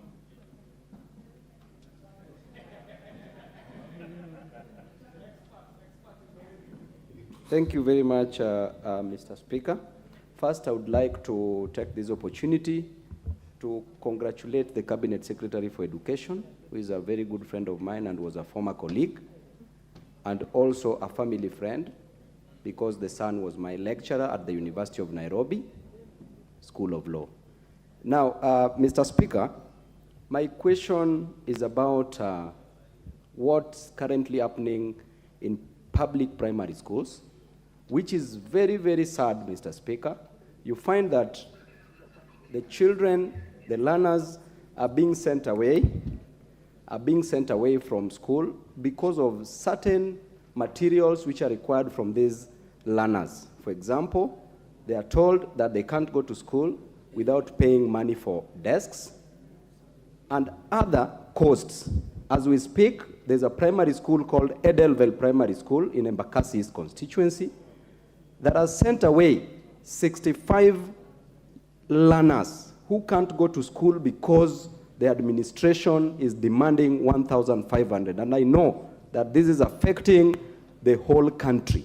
So if public primary schools are meant to be free, why are we charging these learners of these monies? Number two, the CBC, the competency-based curriculum, which has now become the incompetency-based curriculum. The Cabinet Secretary, can we do away with this system? Because we are wasting our children. They are acting as a control experiment which is going to backfire. You find, Mr. Speaker, that in a primary school, the junior secondary school, one teacher who is trained at the university is supposed to handle a maximum of 2 subjects. But at the junior secondary school, one teacher is handling a maximum of between 8 to 10 subjects. Mr. Speaker, how viable is it for a teacher to prepare for a subject that he will teach the following day? If a teacher is supposed to teach 8 subjects, then a teacher needs 8 hours to prepare for the subject. It means that whatever is being impacted, the knowledge that is being impacted on our learners is equivalent or congruent to liquid intelligence. So, Mr. Speaker, let us not waste our children, and to the Cabinet Secretary, please let us do away with CBC. What it is wasting your us. question? Oh, You are making a statement. could we do away with the CBC? Thank you. Minister, answer those 2. Yeah, thank you, Honorable Speaker and Honorable Members. Members, as you are aware, the funds given to us in the form of purchase of sanitary pads have given the breakdown each and every year. The money is not enough as much as we would like to cover our secondary schools. Of course, there is need. And this particular function, there is an engagement for us to transfer the funds either to the Ministry of Gender or to the Women Lab. They are aware about the conversation, but I think the question is the amount of funds available for this function is not enough. And it is because of that that we are able to limit ourselves to primary school girls and also secondary school. Of course, there is need. I know there are certain other agencies which have been giving sanitary pads, but we require to allocate more funds, and I will request the Parliament to allocate more funds so that we are able to cater for this need. I'm very categorical, members of Parliament, when it comes to matters to do with illegal levies. We have been able to give a directive as a ministry and as a government that tuition is covered by government, and it is something which is enshrined in the Constitution of this country, Article 53, and primary schools we give a total of 1,420, and no school, no principal, member of Parliament, kindly give me the information. I've already taken action in quite a number of other schools. Recently, we had cases in Kirifi. We had cases, I think, in the other county where we have taken disciplinary action against those who were concerned, such that once this information is made available to us, that there is a school charging 1,500, then we will be able to move in immediately and take action. And even our deputy county directors of education, we are facilitating them so that they can be able to monitor, they can be able to go to each and every school, and in case there is such an irregularity, they take the necessary required action. Members, you know, we have been able to work this journey of CPC. We are now on grade 7. We are on junior secondary. It started way back in 2018, and I think as Kenyans, we have been able to discuss on the merits of CPC, such that we have to align ourselves with what is happening not only in the region, we have to align ourselves with the 21st century, and also what is happening internationally and globally. And even when the team that was set up by His Excellency the President, the Presidential Working Party, it went around the country, gathering views from many people in the 47 counties. It came here to Parliament, and the key stakeholders were also engaged in this discussion. And you know, the percentage of Kenyans who said, yes, we have few challenges which we can be able to mitigate as a country, but we cannot be able to go back. Let us move on with the CPC. Actually, 68% of the Kenyans, according to that report, said we continue with CPC.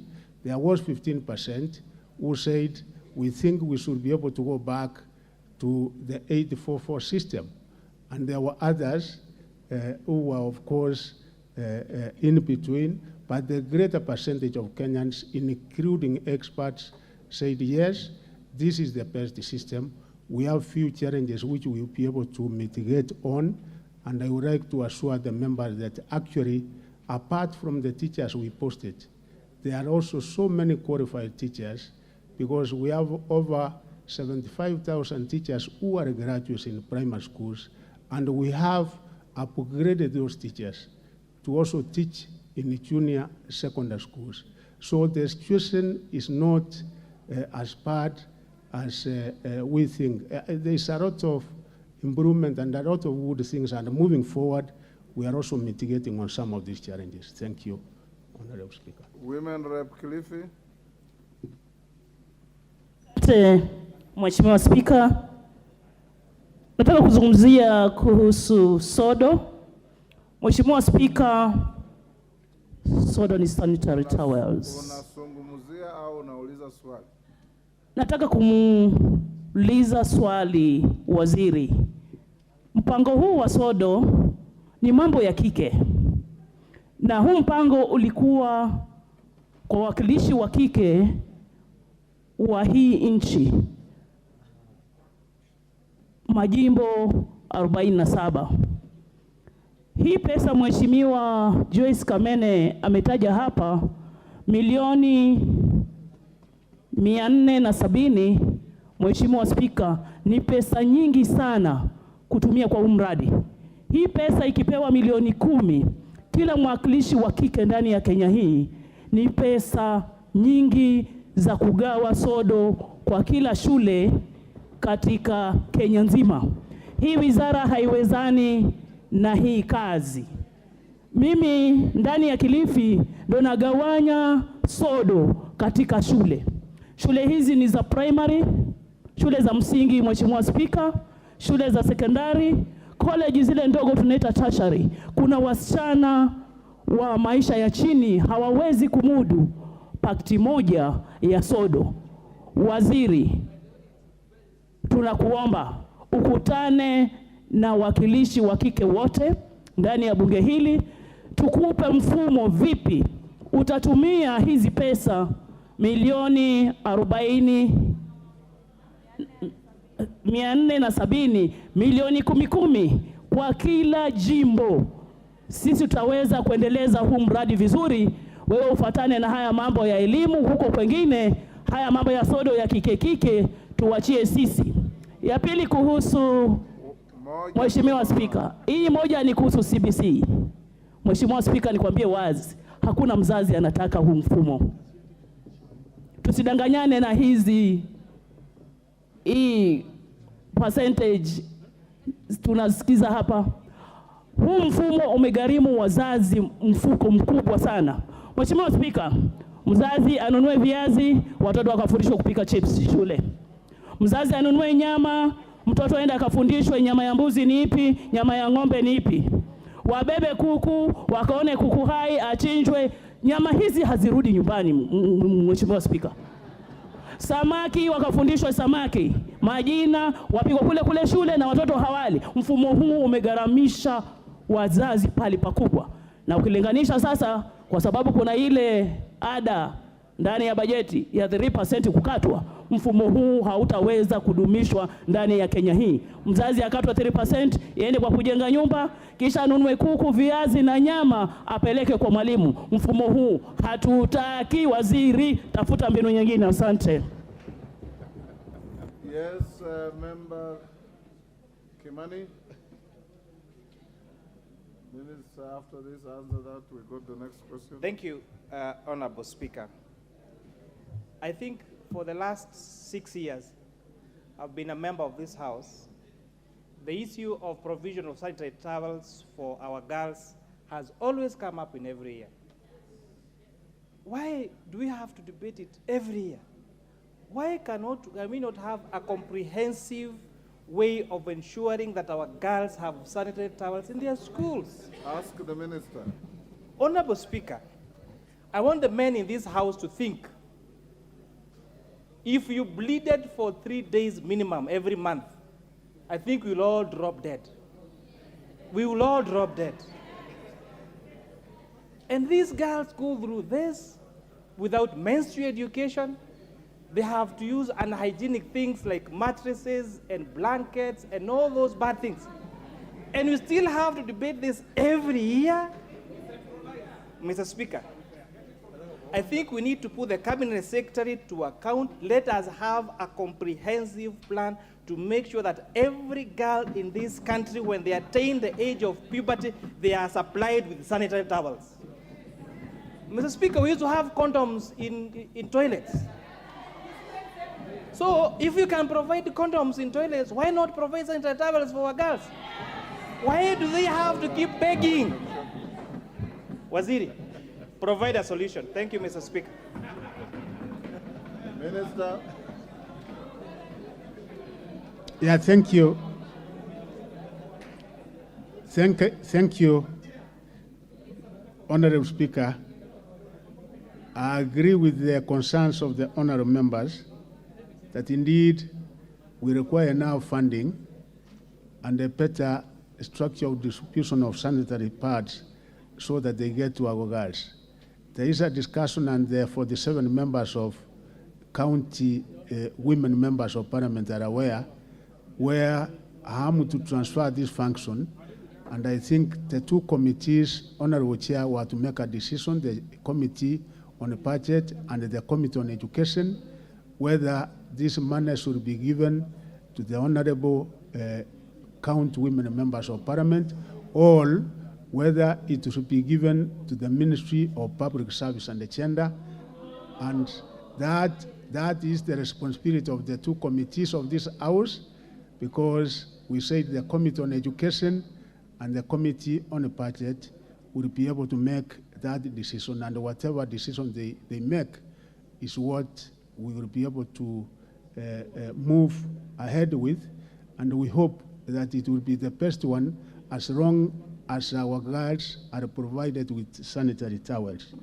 CPC, I was in Kirivi, the Member of Parliament is aware. Actually, I have been to Kirivi County 3 times, and I invite her to come when we are in Kirivi. The last I was in St. Thomas Girls, the honorable member, you are aware, and I even had a meeting with the local leaders when I was in Kirifi. Even when I came to Buani University, kindly come over as we engage our people and we talk to the parents and the teachers concerning CPC. You can also be able to get the kind of information they have concerning CPC, where the teachers say, yes, we want to continue with this, but we require a little bit of capacity building, which we are able to do as a government. Thank you. Sir, we'll go to question 125, but as we do so, I've been requested by the Honorable Babu Wino to recognize Lynn Alvaram Lawi and Atifa Safi, Directors of Resources, Advocacy and Distribution, a Canadian international organization that advocates for gender and menstrual hygiene, in the gallery.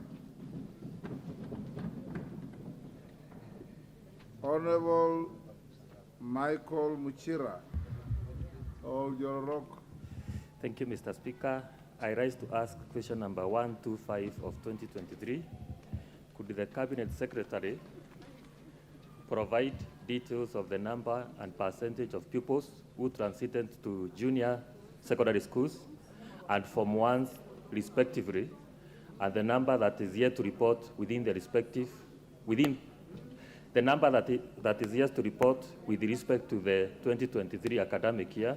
And number 2, could the Cabinet Secretary explain measures that the Ministry has instituted to locate children who are yet to enroll for either junior secondary schools or Form 1 in order to meet 100% transition? considering that the basic education is an inviolable right to every child. Thank you, Mr. Speaker. Thank you, Mr. Speaker, sir, and honorable members. As at 26 May 2023, a total of 1,146,070 runners had reported to term 2 of 2023 to junior secondary schools all over the country, against an enrollment of 1,212,279 in grade 6. This translates to 93% transition rate. Those who had not transited at that date were 5.47%, which translates to 209 runners. A total number of 1,155,369 out of 1,206,974 runners are reported to Form 1 as at 26 May 2023, which translates to a transition rate of 96%. A total of 12,051 of the remaining runners reported to TVET institutions, while 4,709 repeated standard 8 crash.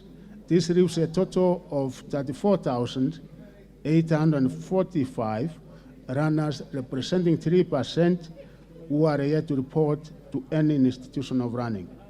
The second part of the question, Honorable Speaker and honorable members, is that the high transition rate has been a result of various strategic measures that the ministry continues to implement, and of course we would like this to be 100%. Even the 3% which is out, we would like it to go up to 100%. Among the measures we have taken in order to ensure that we have a high transition rate is that we have been spearheading a multi-agency approach team in following the Ministry of Interior and National Administration, and also including the honorable members here to ensure that all our runners transit to their respective levels of basic education. We have done this, Honorable Speaker, using the grassroots approach to identify and locate the runners who don't report to school in time and ensure that they resume their studies. And as I've said, the chiefs, assistant chiefs, have been very, very helpful in this. We have done a mopping up exercise to ensure that we encourage 100% transition, and we have also issued guidelines which are designed to facilitate the 100% transition, which include the following: operationalization of our day wings in established supporting primary schools in urban setups and the densely populated areas. We have also been able to allow junior secondary schools within a proximity of 6 to 10 kilometers apart to operationalize shared school transport to ease access to runners and support a day schooling. We have encouraged the establishment of low-cost boarding schools in areas with highly scattered settlements or pastoralist communities where runners have the risk of disability and others subject to availability of funds. We have also been implementing affirmative action in geographically expansive areas, low density and insecurity-prone areas to allow primary schools that lack the requisite enrollment and the infrastructural capacity to domicile junior secondary schools. And as well, directing our runners to be excluded from school uniform, because we said it's not mandatory that we have the new uniform when they transition to another level. The capitation rate, members are aware, in the junior secondary school, we set it at 15,000, and 42, and also in senior secondary school, we set it at 22,240, and also running materials, particularly textbooks, we have achieved a ratio, apart from few areas, of 1-to-1 ratio in provision of textbooks, and also providing school feeding program in order to ensure that those, particularly in arid and semi-arid areas, are able to access school. So, Honorable Chairperson, Honorable Speaker, sir, those are some of the measures we have taken, and those are the numbers that we have so far who have transitioned to the 2 levels in our basic education. Thank you, Honorable Speaker. Alice Ngang.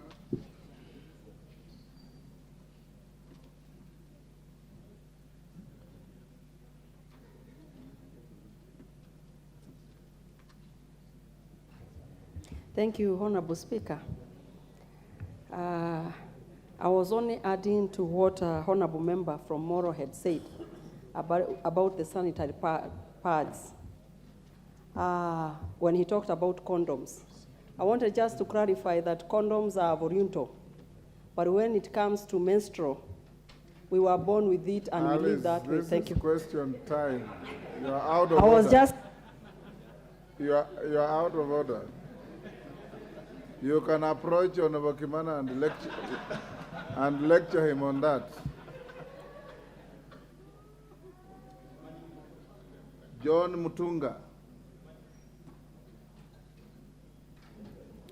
Honourable Speaker, I rise to congratulate the CS Education for the good work he's doing. But Honourable Speaker, all the members here agree with me that the ministry is facing a very difficult time to implement this new education system. Honourable Speaker, I happen to be involved in making sure that it happens because I'm an investor in education. But I can assure you that I do not know in this country who is clear. And I would like the Honourable CS to tell us the extent to which the ministry is clear on the expected products from this system, where they are going to go, the kind of professionals we are going to produce, and what we shall do with the others.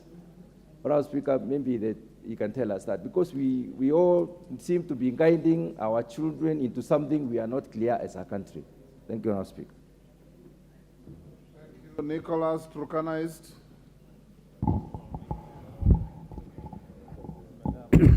Thank you, Speaker, for giving me this chance to thank the CS and also to ask this question on each of the half-term.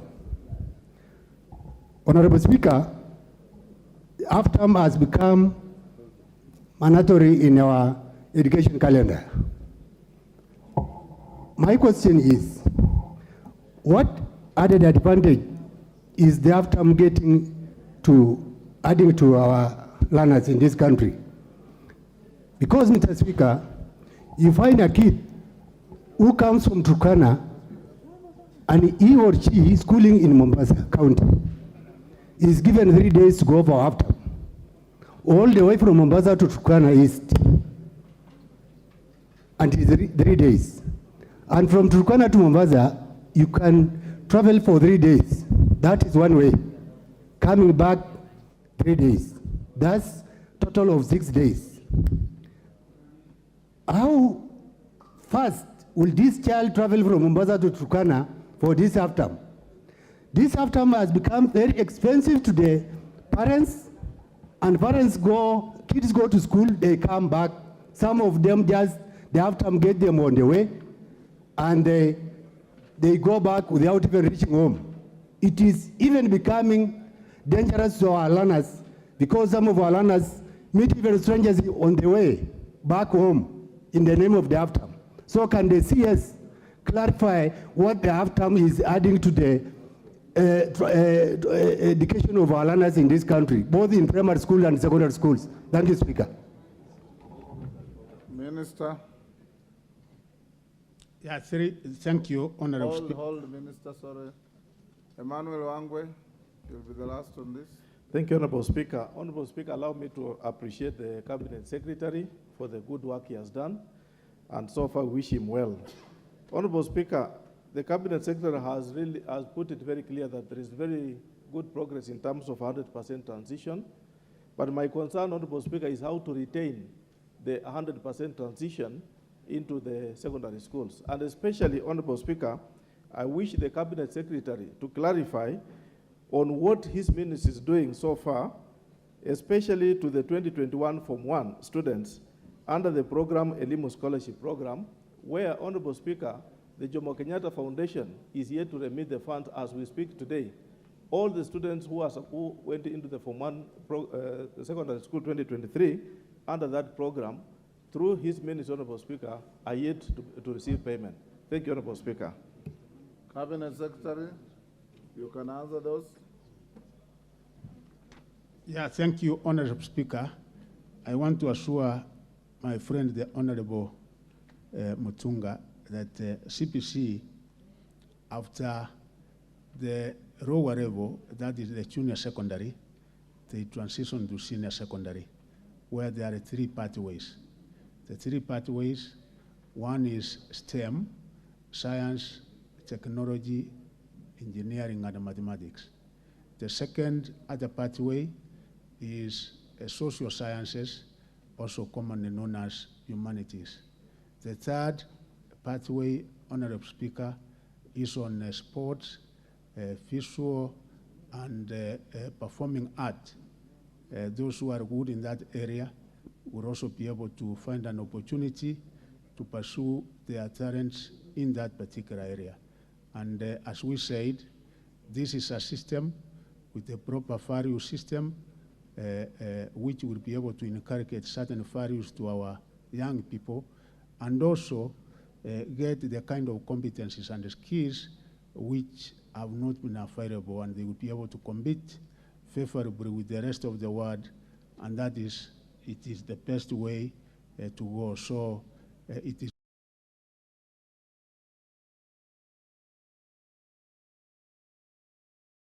level such that when the year comes for them to transition to universities, our universities will be well prepared. Half term, from the time you and me were in school, there used to be half term, because a term goes about 90 to 100 days. Emotionally, if you subject these people continuously without giving them a break, particularly in secondary schools, senior secondary schools, it also gets us into certain other problems, like strikes in schools, some even getting into certain other activities. So emotionally, it stabilizes them when they get probably 3-4 days half term, a break, and it is normally optional, such that there are those who come from far, who can be able to prefer to remain in school. So it doesn't have to mean that each and every one of them has to go. We have been getting the support, RIM scholarships, affecting about 12,000 of our Kenyans, those who come from poor backgrounds. We delayed in getting the funds from the various agencies, various donors, but I think from 2 weeks ago, we have now been able to get the funds, and those who were beneficiaries, we have been able to disperse the funds to the various schools where they joined for their secondary school education, and we will be able to continue with the program because those who are supporting this program are actually supportive of it. Thank you, Honorable Speaker. Minister, I think the issue of the member for Turkana is whether it is prudent for a child schooling in a national school in Mombasa to be late to go home for half term for 3 days, when it takes 3 days to travel, 3 days to come back. I think the policy issue should be whether you can let such children remain in schools during that half term, as those who can go home can go. Nicholas, isn't that your issue? Yes, Minister.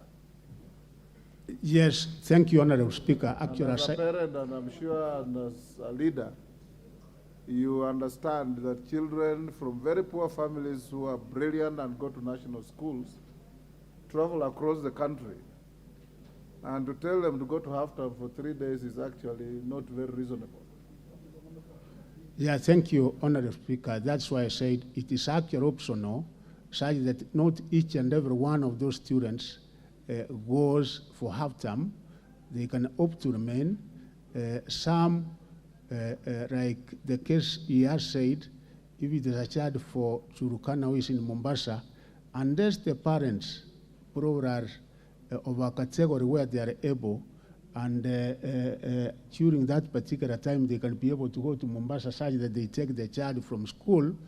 If it is the child traveling all the way, it will not be able to make sense, and it's an issue which I agree with, that we should be able to take up so that those ones who don't have that kind of arrangement can be able to remain in school during that particular time, because we have also that option.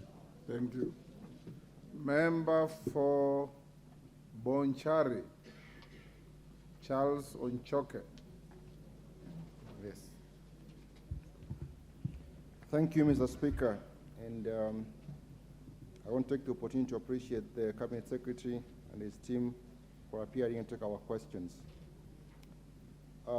Could the Cabinet Secretary provide a status report on the construction of classrooms under the competency-based curriculum phase 2 for the following 10 secondary schools in the Bonchari constituency that were identified in 2022 to host junior secondary schools? 1, Bishop Charles Mugendi, Nyamukenye, Botoro Evangelical Lutheran Church of Kenya, Ekerubo, Etiero Girls, St. Andrews Mugumo, St. Anne's Nyangoge, St. Charles Rwanga Gesero, St. Francis Nyasagati, St. Peter Suneka, and St. Vincent Omwari. 2, state when the construction of classrooms in Botoro, Ekerubo, and Mugumo secondary schools that were to be ready for use in January 2023 will commence, and state when the ministry will pay the contractors awarded tenders to construct classrooms in the 7 secondary schools above where works are being completed. And 3, outline the plans that the ministry has put in place to construct adequate classrooms for junior secondary schools in the Bonchari constituency in order to ease congestion that is adversely affecting learning, and specify clear timelines for the same. I thank you, Mr. Speaker. Cabinet Secretary. Thank you, Honorable Speaker. This is something, again, affecting each and every member of Parliament. Just 1 minute. Yes, Donya, what's the problem? I'm the joyrider. You are? You had said that. Pardon? Joyrider. Yeah, but the joyrider comes after the question has been answered. Thank you, Honorable Speaker and honorable members. This is one other thing that affects each and every member of Parliament in this House, because members, as you will remember, we had phase 1 of this program that covered each and every one of your constituencies, and a total of 7,600,000,062 million was utilized in phase 1, which was done between, I think, 2020, 2021, and a total number of 9,721 classrooms in secondary schools were built. And those ones are complete, and the payments have been done. We don't have anything pending.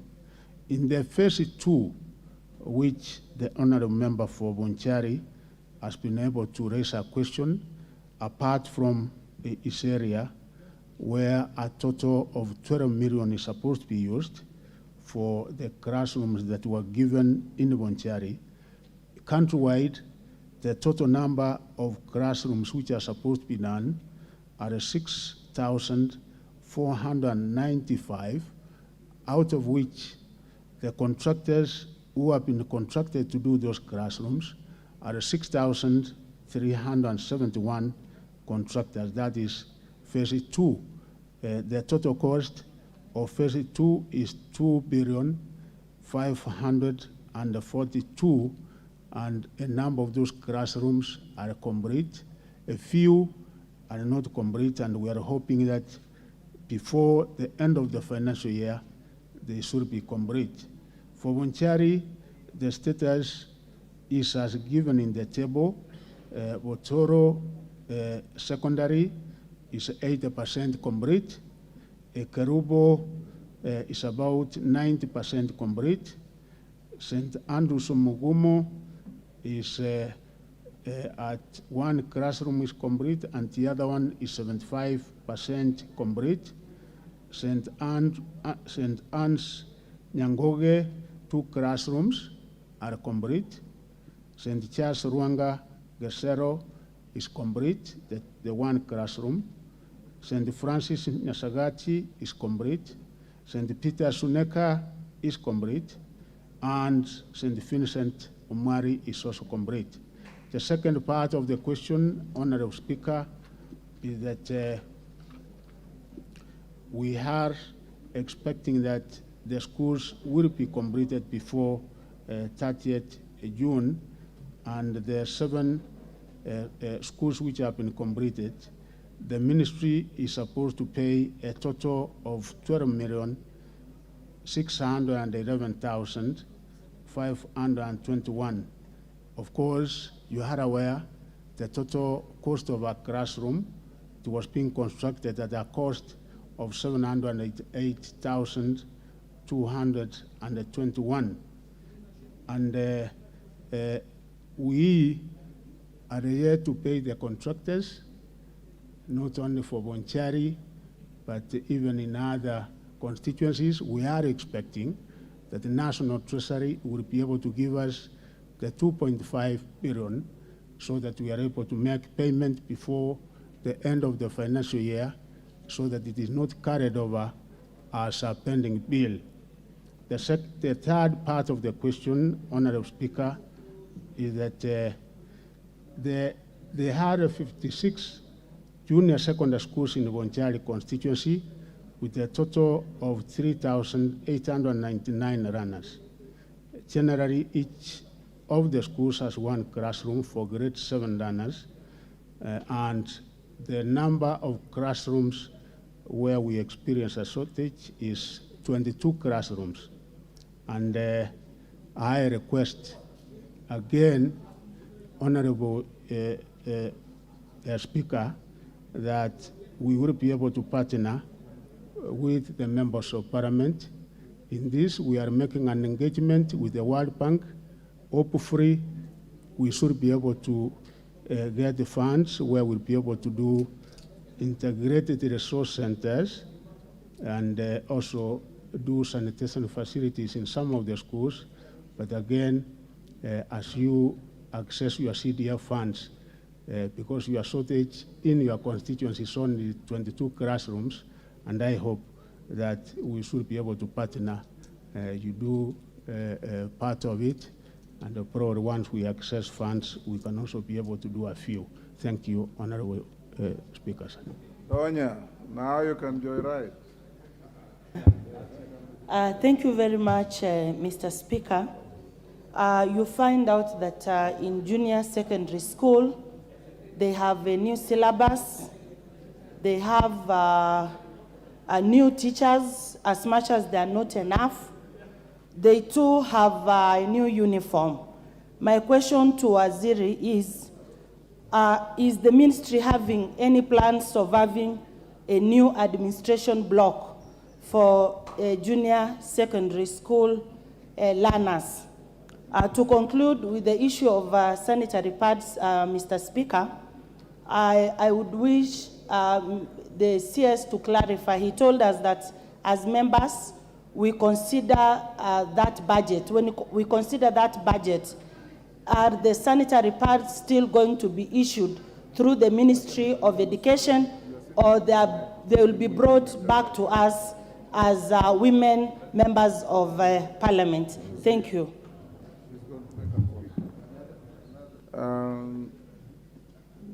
Gideon Ochanda.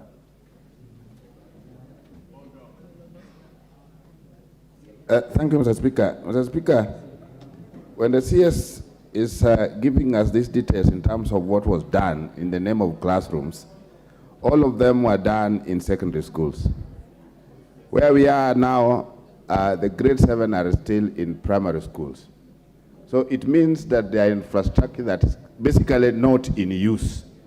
So can the CS tell us in terms of projection, are we seeing grade 7 and 8 getting back to primary school, or are we seeing grade 7 and 8 joining the secondary schools where the infrastructure is as at now? Thank you, Mr. Speaker.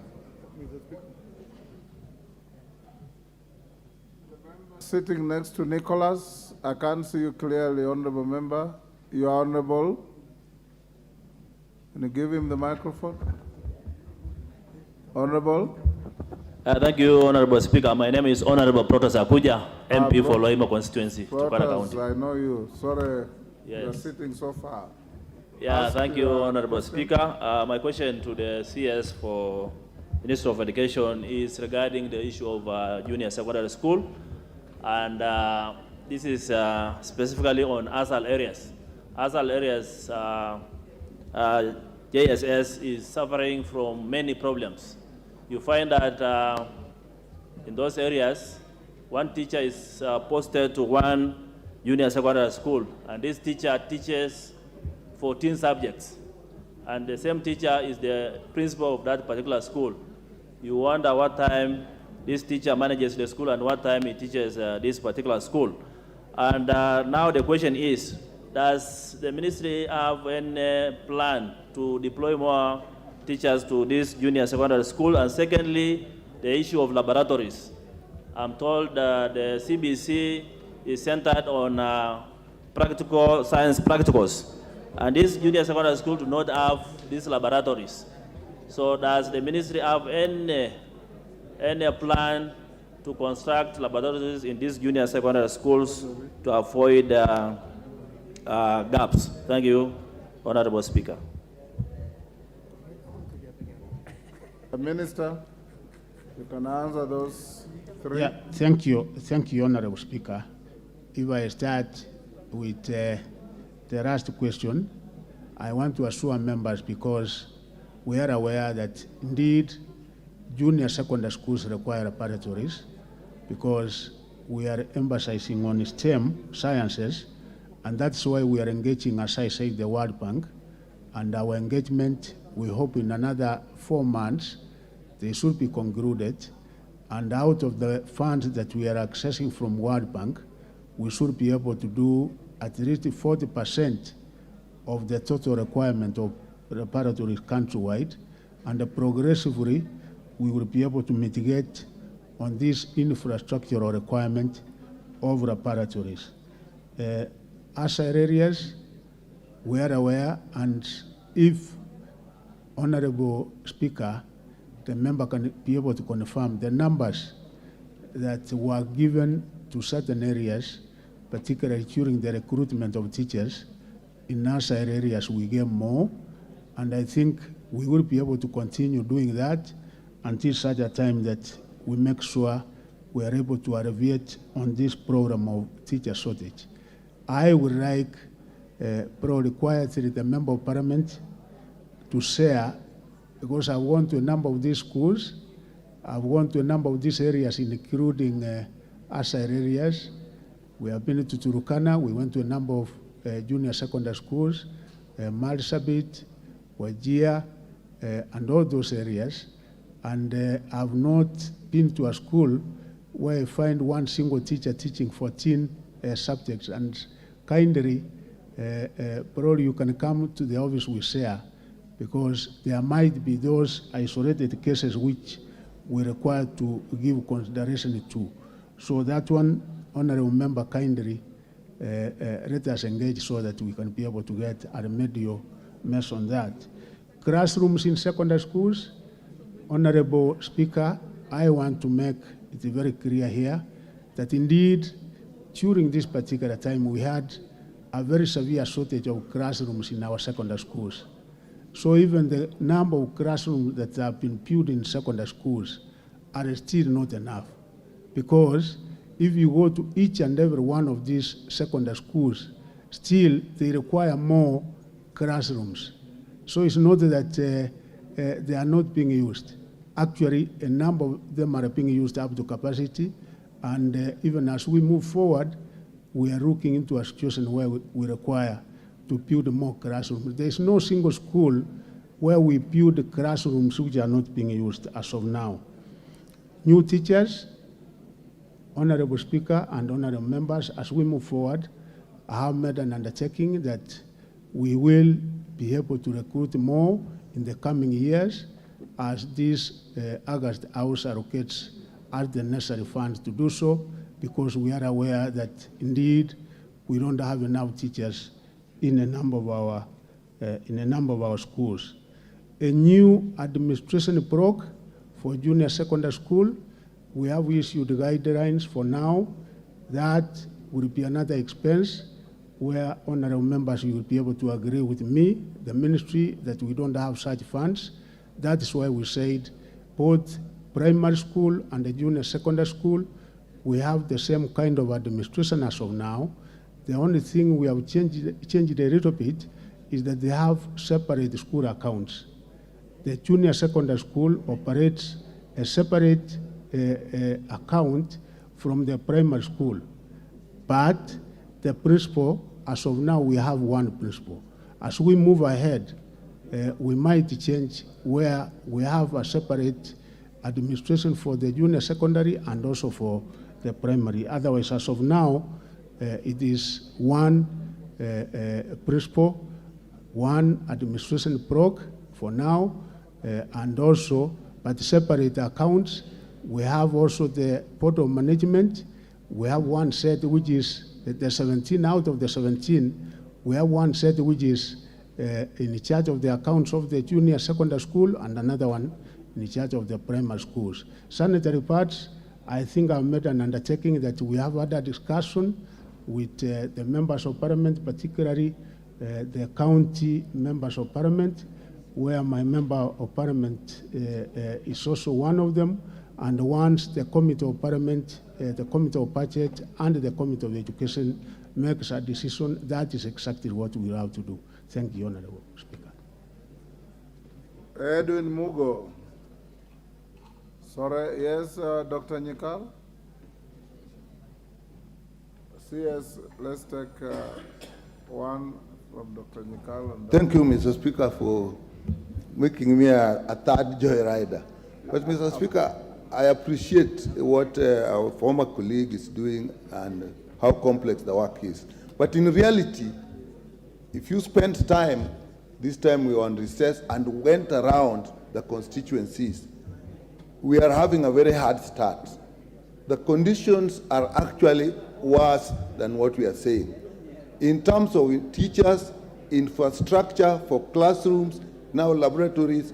So my question to the CS is, can we have in every constituency what the plans are for the number of junior secondaries that are there this time, and those ones we can count, the ones that are coming next year, and two, can we have the number of classrooms that are actually expected in the junior secondary, and three, are we going to have laboratories or workshops in junior secondary? That one, there is no clarity whether we are going to have laboratories or workshops. And whatever it is, can we also have that? So that when we plan with CDF, we actually fall in place with your sub-county directors of education so that there is some harmony on how we use our CDF to support the junior secondary program.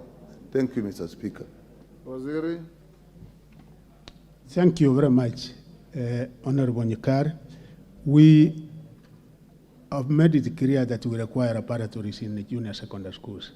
And that's why we are having the engagement with World Bank and also requesting the honorable members of parliament in your respective constituencies to prioritize constructing laboratories, because what we will do this coming financial year is 40% of what is required.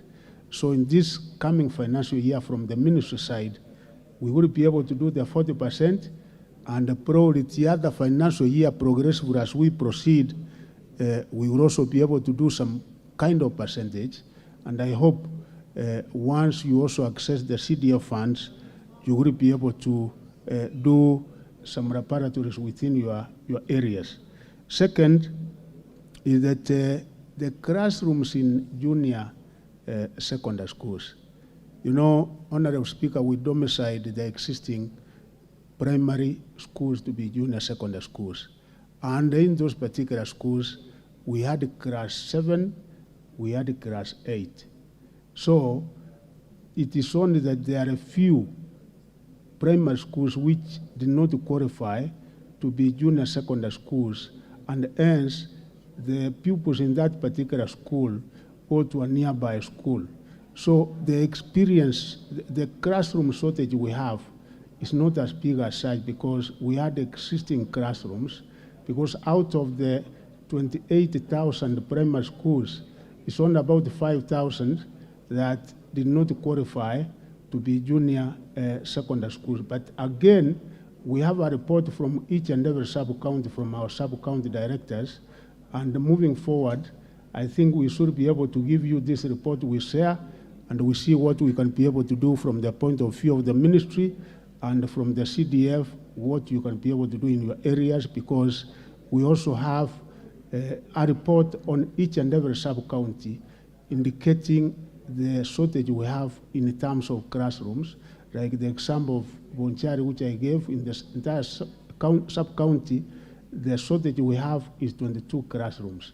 So in each and every of your sub-counties, we can also be able to provide that information so that you know the shortage you have. As we move forward, you can also be able to provide from your respective CDF funds.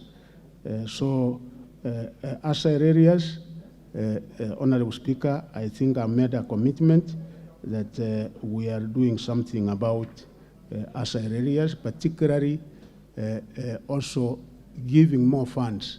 To Rukana, the other day we gave 100 million, where we are expanding the existing low-cost boarding schools. We are having one in Laikipia, which the Honorable Member Laikipia North, through sponsors and other CDF funds. We are also opening a boarding school, which we will support as government, and I think we will be able to assist as much as possible those areas that are ASA areas. Thank you, Honorable Speaker. Edwin Mugo, member for Mathioya.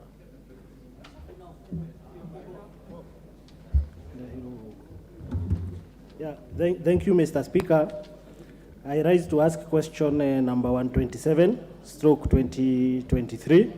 Could the Cabinet Secretary, 1, explain why there is a delay in the distribution of books flagged off on January 27, 2023 for grade 7 junior secondary school learners in public schools, noting that the books ought to have been distributed by February 17, 2023. 2, provide a report detailing the capitation grant received towards purchase of the textbooks and the actual amount spent on the purchase of textbooks in public secondary schools across the country. 3, indicate the strategies the ministry has put in place, if any, to address the challenges faced by the National Education Management Information System, NEMIS, expounding on the issue of variance in the number of learners in the system versus the actual learners in certain schools, hence reducing capitation in some schools and occasioning overcapitation in others. Thank you, Mr. Speaker. Minister. Yeah, thank you, Honorable Speaker. At present, the book distribution for junior secondary schools across the country stands at 90%. The distribution is of 992,884 books to 18,605 schools in the country. In Mathioya constituency, for example, the distribution is at 95% across all running areas. the balance of 5% will be distributed before the end of this month. There has been delays in meeting the initial deadline of 17th February 2023 for various reasons, and specifically, Mr. Speaker, we had 10 publishers who were contracted to supply the books, and there was a delay in providing the books. The 10 publishers are as given in my answer. I don't have to mention each and every one of them, but their delay on their part was attributed to the fact that we have only 10 capable and competent publishers who are capable of printing, and they were not able, because of the quantity and the number of materials that they were supposed to print, to supply the said materials within the timeline that we expected them to do so. And the entire copies of textbooks, I think, were over 17 million, and also during the time that we had given them the contract, some of them were not able to get the required wood quality papers. They had to import from other countries, and hence there was a delay because of that. And thirdly, also in supply of these textbooks, some parts of the country, like North Rift, when we supply, we have to get security personnel, and because of the kind of insecurity that was going on, there are areas that were not accessible, and we are trying to access those particular areas as of now. And Mr. Speaker, we have also said the distribution of books is actually detected from the capitation from each and every runner, which is provided for 3-day secondary schools and these other secondary schools. And this particular year, we have also said the amount that we will be able to detect from each and every runner to make sure that we are able to provide the required books to all our schools. And the second set of the question was on, we have also given a breakdown on how the books have been supplied, and I think that is in the appendix, which we have been able to supply, indicating where we are and how much we have been able to supply, and those that we are yet to supply, because the publishers and the printers have made a commitment that the percentage we are remaining with, it is only this very short time that we will be able to provide where we have not been able to provide.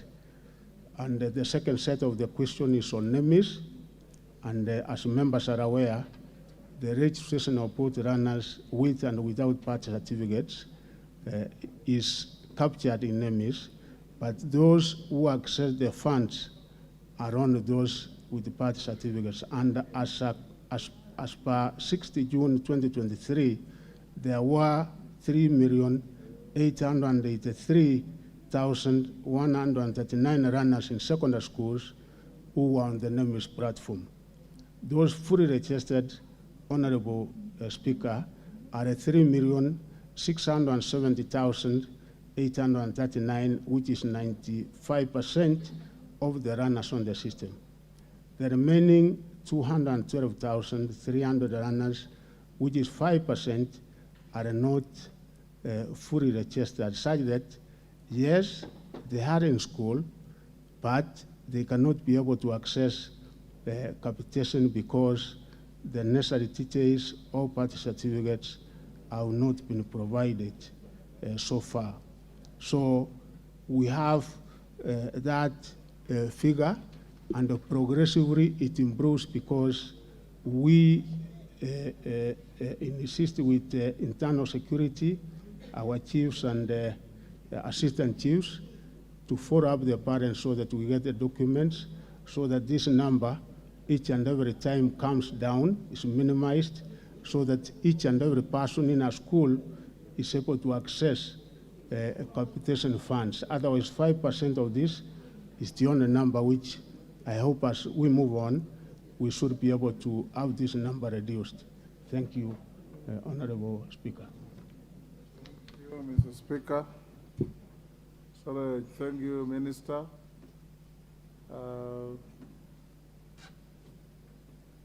Supplementary by the questioner.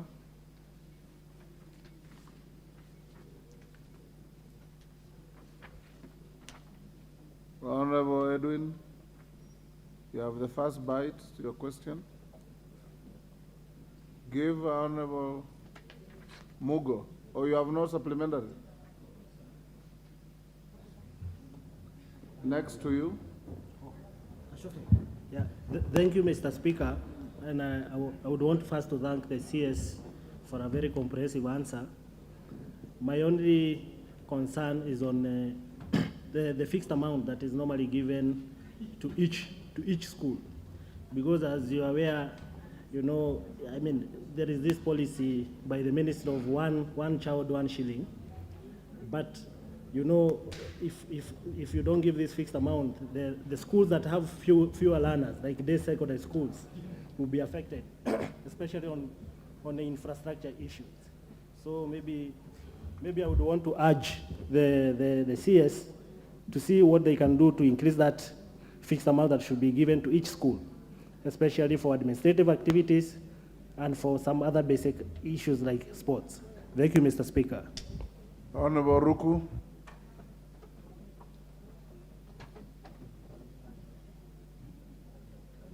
Thank you, Mr. Speaker. And I want to thank the CS for all the questions he has answered. Mr. Speaker, there are quite a number of schools in my constituency, Bear North, whereby the congestion in the dormitories, you find that one cubicle is accommodating more than 6 students. And we wonder, Mr. Speaker, whether we have education officers who are responsible enough to ensure that all the schools are managed in a proper manner, so that the Board of Management or the Board of, the Board of Management, they don't allow the schools to be completely rehabilitated to the extent that boys and girls in those schools are getting extremely congested, and they are not reporting these matters to the appropriate offices to ensure proper actions are taken. I want to know whether the guidelines within the Ministry of Education allows a situation whereby we can get one room shared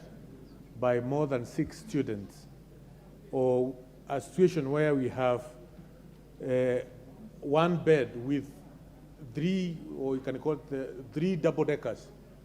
I don't know whether it's 3 double-deckers. 3 can't be double. Call them 3 deckers. 3 deckers. Yes. 3 deckers, where one bed is at the bottom, middle, and another boy or girl sleeping at the top. That is a situation I have seen in quite a number of schools, and in a situation, Mr. Speaker, which is not going to experience. Thank you. Phyllis Barton.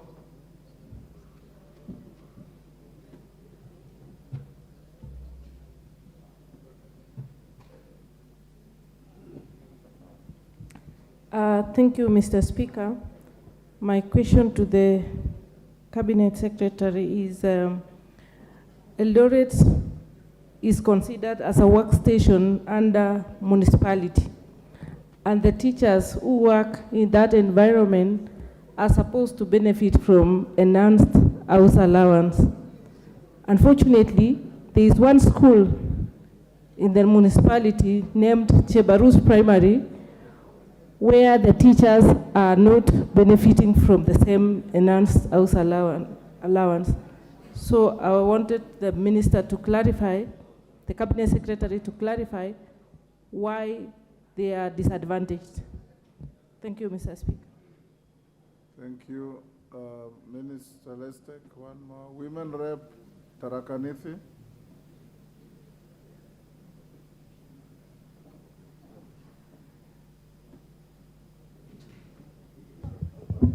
Okay, thank you, Mr. Speaker. I rise to speak for the special schools. Mr. Speaker, sir, special schools depend on the government entirely for feeding the learners, paying the non-teaching staff, and running the schools. The government gives funding, that is grants and top-ups, to these schools. The last time top-up was disbursed is December 2021, while grants was disbursed last year in October 2022. Mr. Speaker, sir, the management has struggled to run the schools with a lot of challenges. The non-teaching staff have not been paid for several months, Mr. Speaker, sir. So I wish to ask the CES, what measures has your ministry put in place to end the starvation in the special schools and have the learners get the much needed services, especially in Kaironi Primary School Special Unit, Karadan Primary School Special Unit, and Kon Primary School Special Unit, among other special units in the Rakanidi County and the entire country, Mr. Speaker. Thank you. Minister. Thank you, Honorable Speaker, sir. As members might be aware, of all our secondary schools in the country, 30% are boarding schools. We have a category of national schools, special these county schools, and Kenyans, each and every one of them wants to take his or her child to either national or extra county school. And therefore, those particular schools are actually overstretched. 70% of our schools, Honorable Speaker, sir, which are day schools, you will find they are not as overstretched. And that's why going forward, we say we want to equip more our day schools and also for parents to see the need of taking their children to day schools, because as it is of now, our national schools, we cannot be able to accommodate more than what we are accommodating, because the classrooms, the dormitories, the dining rooms, almost in each and every school, the situation is such that they cannot be able to accommodate anymore, and even the intake, we have given each and every school going forward, because sometimes they also go beyond.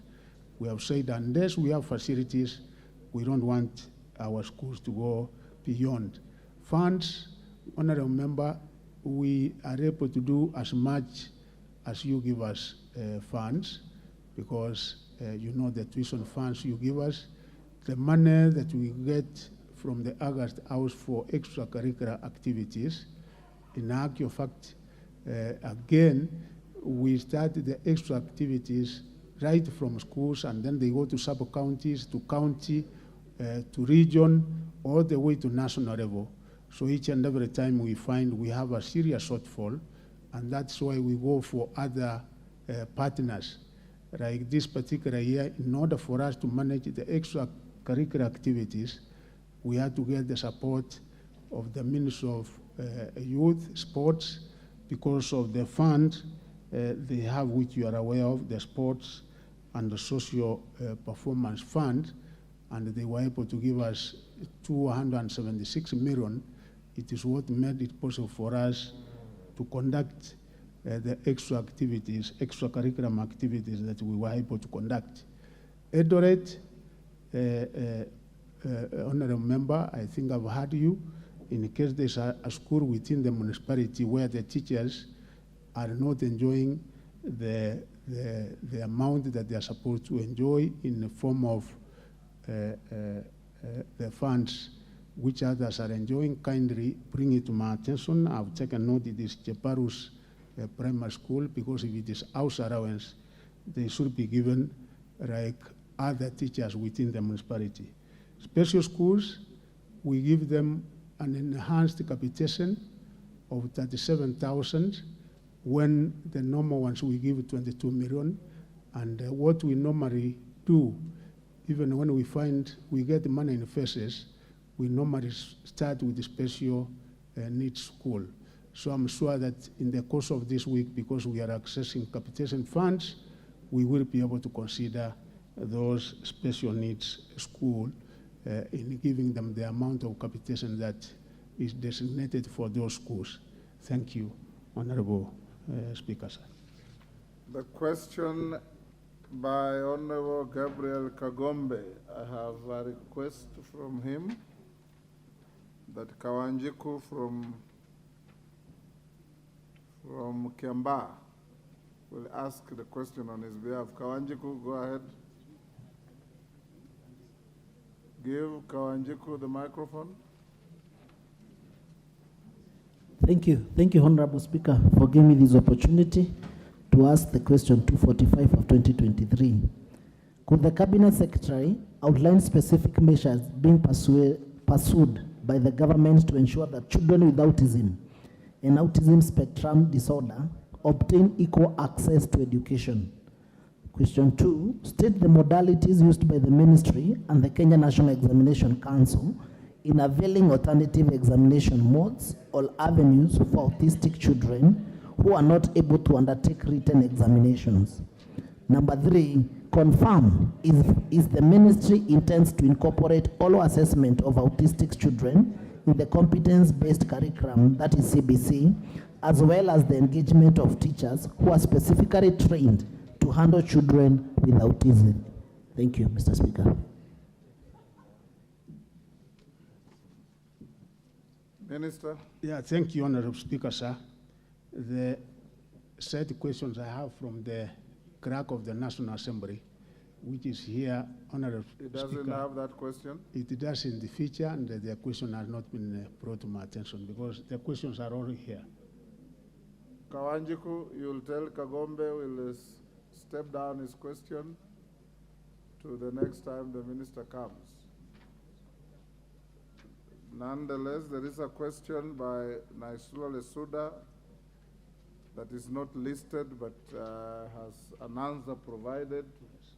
I've been informed that Jaka Wamboka of Bumula is to ask on her behalf. Minister, there is a question coming. Thank you, Honorable Speaker. I would like to take this opportunity first to thank the Minister, who is becoming a friend of this House by responding to our questions. He's always been, he was a member in the last Parliament. Thank you, Honorable Speaker. Question by Honorable Naisula. Could the Cabinet Secretary state the amount of money that was disbursed to each private university for government-sponsored students in the financial year 2022-2023, and the amount of money proposed to be allocated to each private university in the financial year 2023-2024, listing the amount of funds per university.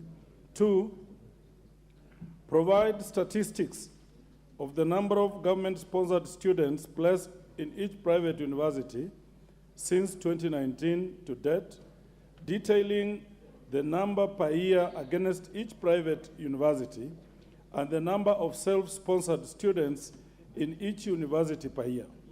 3, confirm why the practice was entertained even when there are no sufficient spaces, even when there are sufficient spaces in public universities.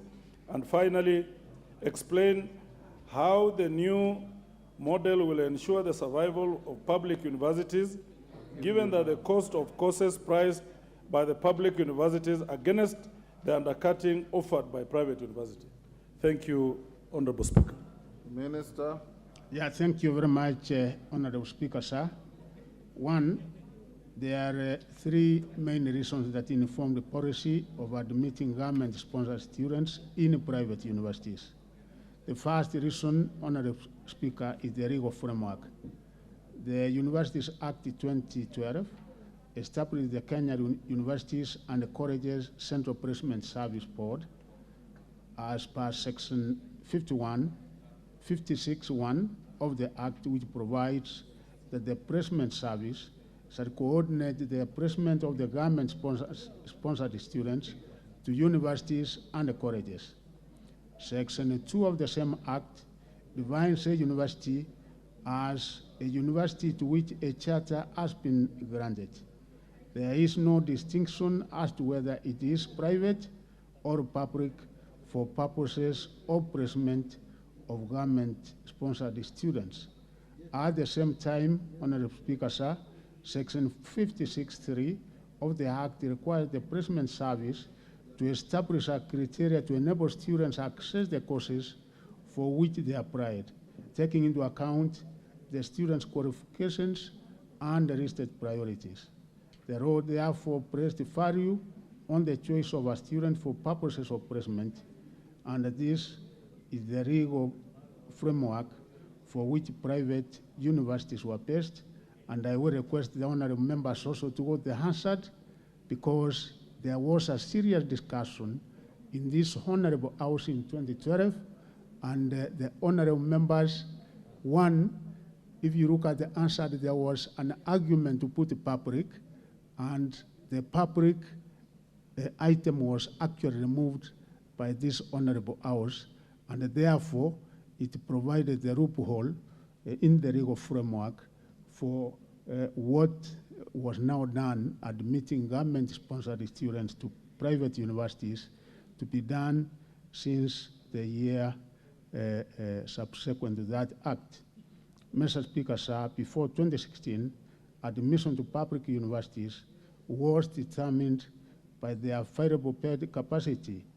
Due to the limited capacity in our public universities, the cutoff points for admission were increased in successive years, rocking out many eligible students. For example, in the year 2014-2015, 165,000 candidates had C+ and above, against a capacity of only 63,740. This saw only 38.6% access university education, while 61.4% were left out. In the following year, 2015-2016, 61% of those with a C+ and above were also left out. In this regard, placement of private universities was useful in helping to address the capacity constraints in our public universities and increasing access to university education. Consequently, in the year 2016-2017 placement cycle, for example, the percentage of students placed in universities grew to 93.46% from 39.02%. The preceding year, table Q007, which I've given there, shows the percentage of students placed when capacities in both private and private universities were utilized. So you can see in these years, the number has actually gone up because we kind of created room for others to get into private universities, and the number went to 93.46%. In addition, Mr. Speaker, private universities also play a critical role in increasing capacity for competitive and priority programs, both locally and internationally. For example, the total capacity declared for Bachelor of Nursing in the year 2022 candidature in both private and public universities is 1,520, with 555, which is 36.5%, being in private universities. So these Kenyans who are 555 who want to do nursing would not have gotten a place because we don't have capacity in our public universities for this particular course, nursing, because it's a technical area, to access this kind of education if we do not have certain private universities that were offering this particular course. The second part of the question, Honorable Speaker, is that after placement of students to universities, the university fund determines and allocates the available funding in accordance with the differential unit cost of the degree program, commonly known as DUC. The DUC has 14 programs, program clusters for undergraduate degree courses. The number of government-sponsored students enrolled in each cluster is used to determine the allocation of the available funds as allocated by the National Assembly.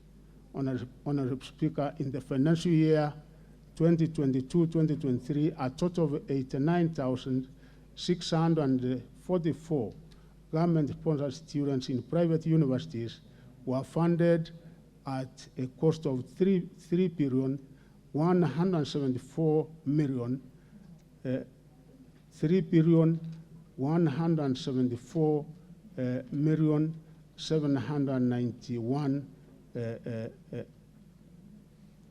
3,174,791,604. This translates to 18.11% of the differential unit cost. The recommending funding per student in both public and private universities is 80% of the DUC. So you can now be able to get the difference between 80% and 18.11. The amount that was disbursed to each private university of the government-sponsored students in the financial year 2022-2023 is indicated in Table 9, Q9, which indicates the amount, honorable members and honorable Speaker, that was disbursed to each and every university out of almost the 3.2 billion that you did allocate through the means of education. For the financial year 2023-2024, we project that 18,430 students will be completing their studies, those from private universities.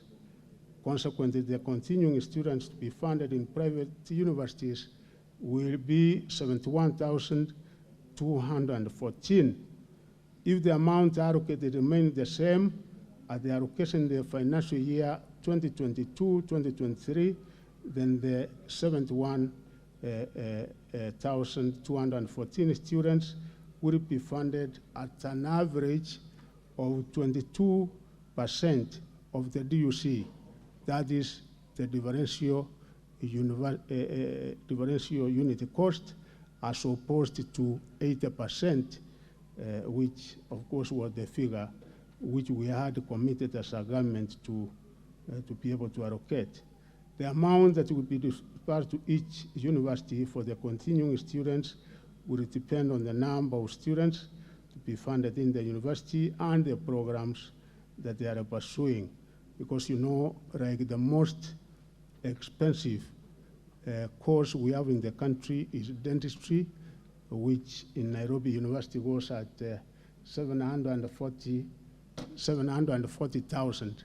So if government was to give 80% of 740,000, you will be able to see how that, how much it will be. I wish to inform the House, Mr. Speaker, that in the financial year 2023-2024, government scholarships and the new funding university model will not be available to students who choose to join private universities. And I repeat, government scholarships will not be available with effect from this coming financial year for students who make a choice to join private universities. Such students will either be eligible to apply for loans from the Higher Education Loan Support.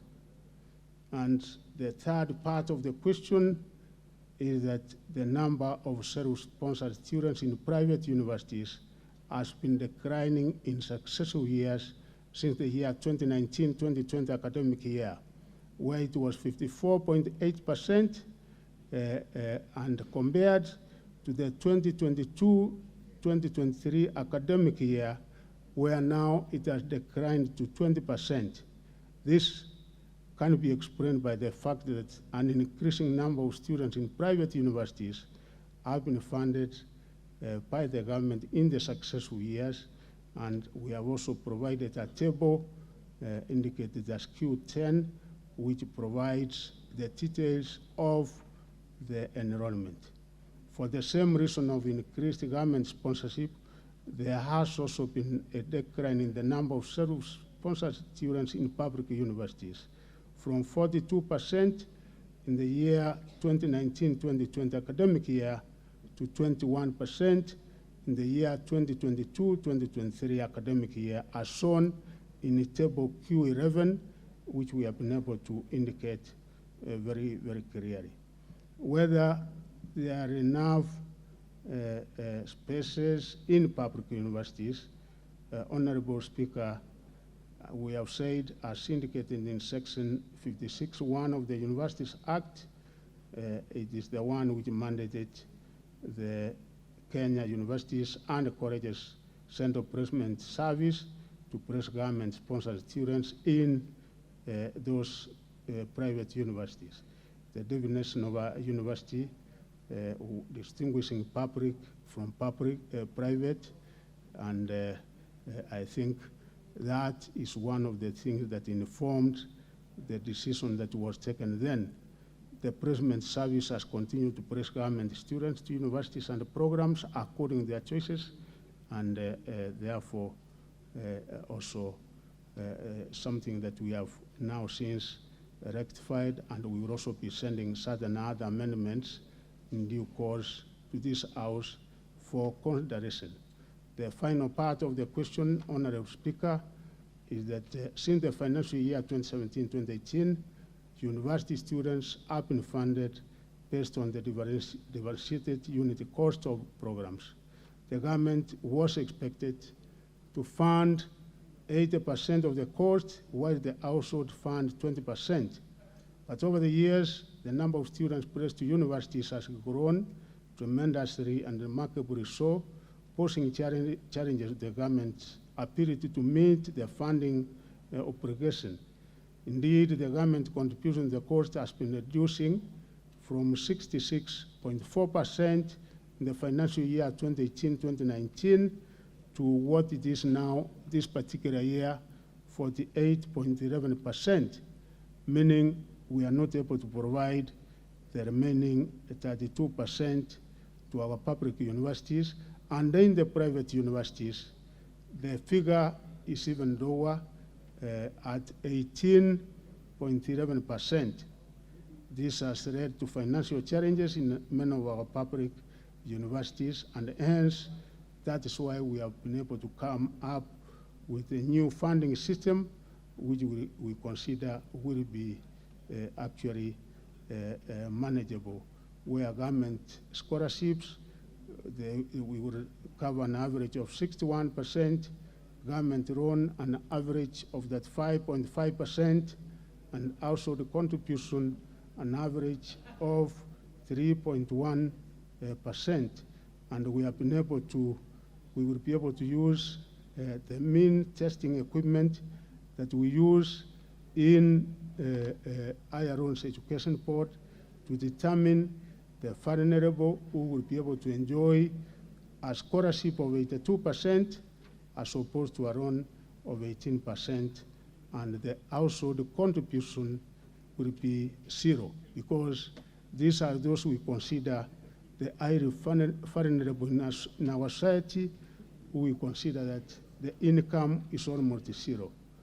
Extremely needy, they will be able to get a scholarship of about 70% and a loan of 30%, and the household contribution will be 0, because these are those who have an income of between 0 and 23,000, about 20,000. So they will be able to get up from 23,000 up to around 50. The needy scholarships, we will be able to give 53%, and the loans at the 40%, and the household contribution will be 7%. And finally, the rest needy, anybody we consider enjoying a salary of about 200,000 will be able to get a scholarship of 38%, and if we so wish to get a loan of 55%, and the household contribution will be 7%. The new funding model has various strengths. that will ensure the sustainability of our public universities, which are currently undergoing a lot of financial challenges, Honorable Speaker. The funding model is student-centered. Universities will no longer be funded in terms of broad figures. The funding model is based on the actual cost of the program being pursued by the student. This will eliminate the risk of underfunding our universities, as was the case under the DUC model. And from out of our analysis, the cost of programs in our private universities vis-a-vis our public universities, of course, in the various subject areas, we have been able to give examples in the table, like we have given for in the Bachelor of Education and Arts. You can see our private universities we have given for our public universities in the table, like KCA University, Management University of Africa, Kiriri University, and the Islamic University of Kenya. A Bachelor of Arts degree, 77,790, 78,600, 82,350, and for Islamic University of Kenya, 96,000. And of course, our public universities, which one getting access to our public university will be able to access scholarships and other benefits. We have Kibabii, Kisii, Masai Mara, Chuka University, where the same course, the cost is 122,400. We have given a Bachelor of Medicine and Surgery, comparing the public universities plus the private. We have given a Bachelor of Commerce, and I think I don't have to go through each and every university because we have had a comparative analysis between the private and the public, so that even in the portal of COOPS, we are putting the information so that when a parent is choosing to go private, he knows the consequences of the decision that he's taking. And each and every university, we have also been able to provide this fee structure so that the parents and the students will be aware of the amount of fees and how much the government will be able to pay and how much they will be able to pay. Mr. Speaker, sir, there are various other factors that will help to mitigate against any potential undercutting, and they include the demand for a given university and the university programs. Besides the cost is one such consideration that anyone wanting to join a university takes into consideration. The institutional and the program plan also play a major role. Public universities are therefore expected to position themselves competitively in the market. The placement exercise will prioritize the filling capacities in public universities before any such consideration to private universities, unless one so chooses, because it also depends on the choice of an individual, and as one said, choices have consequences. There is a specialized program sometimes not available, like the one I said of nursing, where we don't have enough capacity, and therefore private universities will also be able to come in handy, particularly in that particular area. On average, Honorable Speaker, the cost of attending private universities will actually be higher than public universities, because students in public universities will receive government scholarships, as I've said. The scholarships will not be available in the private universities. A growing demand for scholarships will attract more students and ensure the sustainability of our public universities. The cash flow in public universities under the new model will be better than under the DUC, because the amounts paid for the scholarship and the loans will be higher.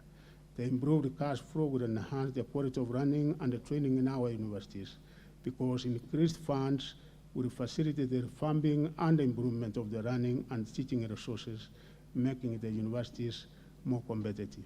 Thank you, Honorable Speaker, sir.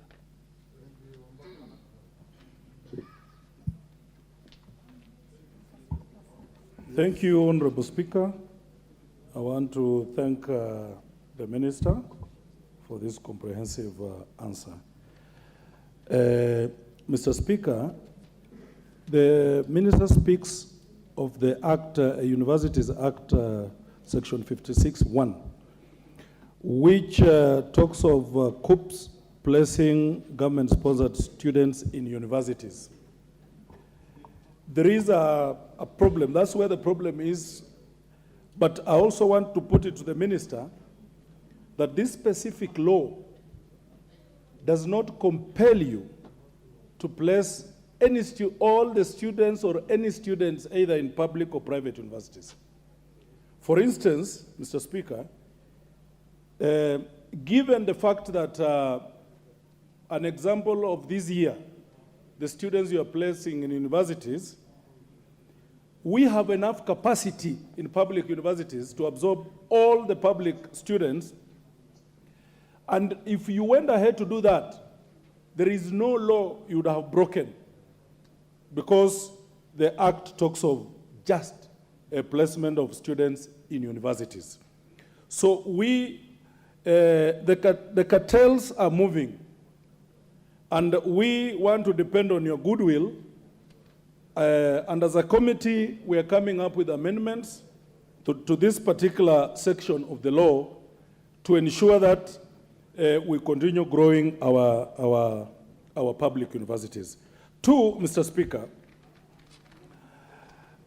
the government expects all the students to be aware of the differences between public and private universities, which, I mean, you've not made this, you've not carried out proper awareness. Most of these students don't have information.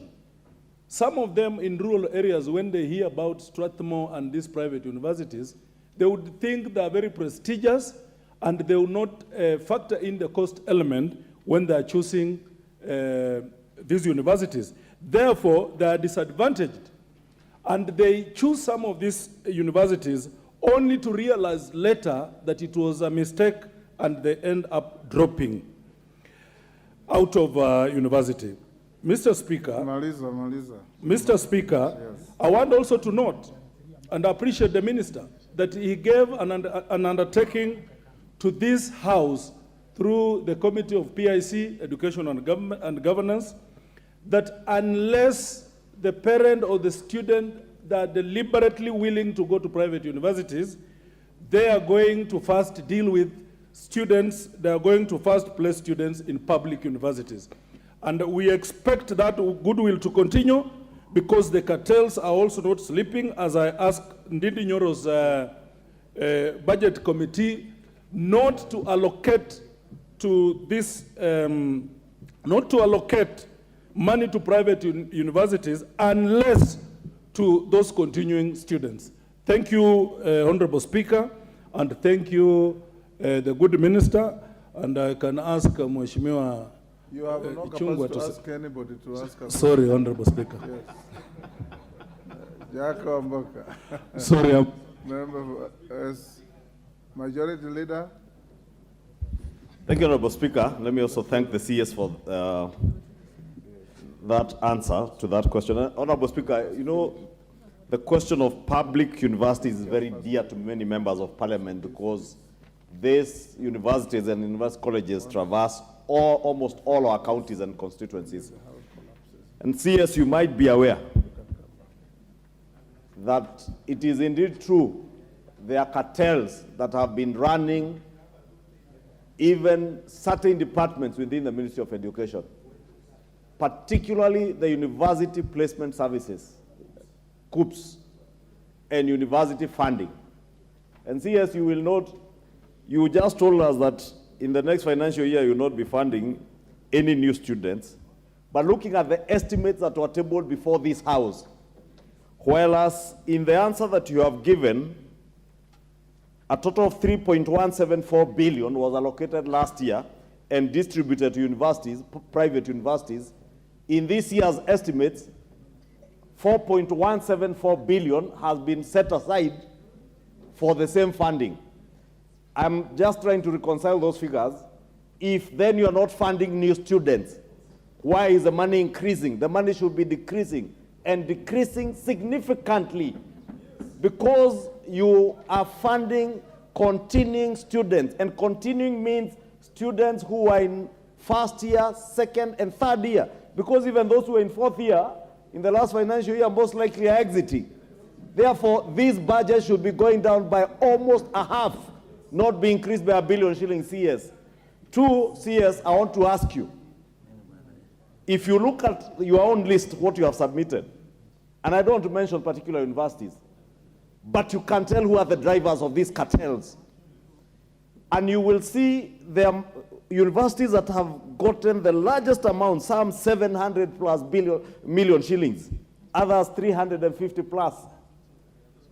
They commensurate with the proliferation of their colleges around the country to the detriment of public universities. And you will see instances where public universities and public university colleges have been closed and their premises taken over by private universities. CS, we must be honest with each other, that the cartels that took over the ministry, especially the university funding departments and agencies in your ministry, you must tell us now as a house that now that you came from this house to the executive, you must be ruthless in dealing with these cartels.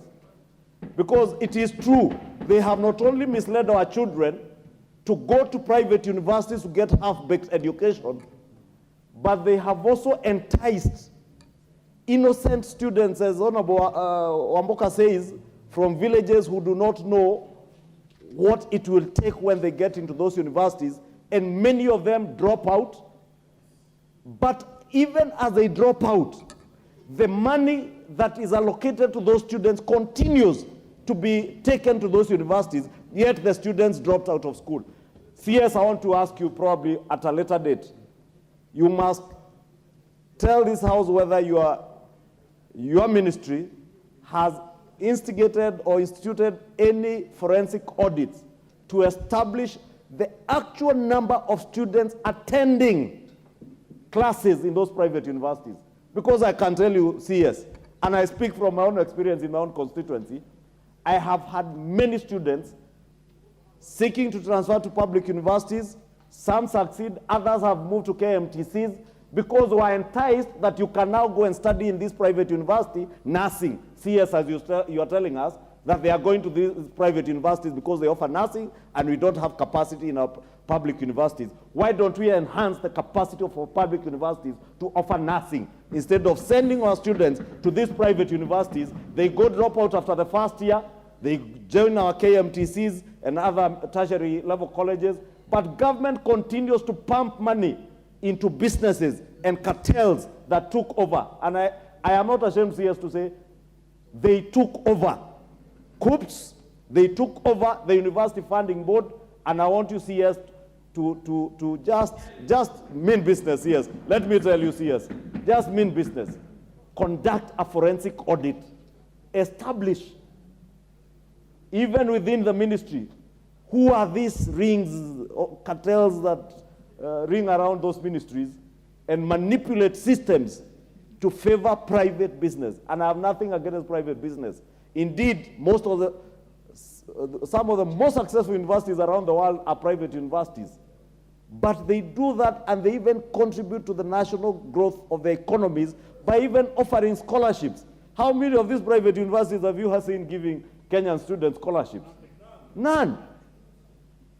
And they are killing our public universities. Yes, I want to beseech you, please, besides establishing and crushing the cartels in COOPs, in the University Funding Board, CS, as you also institute a forensic audit to establish the actual number of students, because you should be paying to individuals who are attending classes in those private universities, not just numbers. What you pay for are numbers, not students who are attending classes on CS. Please, I also want to beg you, CS, in closing, help our public universities to regain their lost glory, like the University of Nairobi.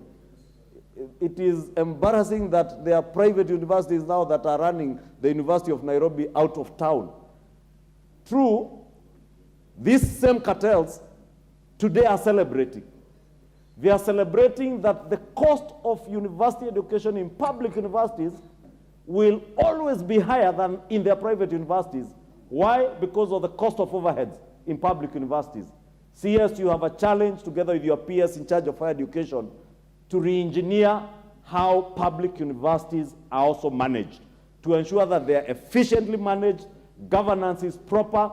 Those that have idle assets like land, that you can utilize that land to generate more income and make the cost of public universities much cheaper than those of private universities. I submit, Madam Speaker. Honorable Emase, you had a point of order. Thank you, Honorable Speaker. The information I wanted to give to the majority leader is that a reduction was made by the Committee on Education for 1 billion, which we did uphold. We upheld it. So our only concern as budget was what happens to ongoing students? Because they were placed there by the ministry through COOPs. They did not choose to go to the private universities. These students are from our constituencies. In fact, right now, Madam Speaker, we are receiving a lot of Harambee, invitations to raise funds for these students. So our concern as members, can we have the ministry tell us what is going to happen to continuing students, so that if it is for ongoing to complete, provide sufficient funding for the ongoing students to complete as we change the model. But we've advised the fathers, the budget committee, that the ministry carries out an audit to establish exact number of continuing students so that we fund the correct number of continuing students. Thank you, Madam Speaker. Thank you. The Honorable Member for Njoro.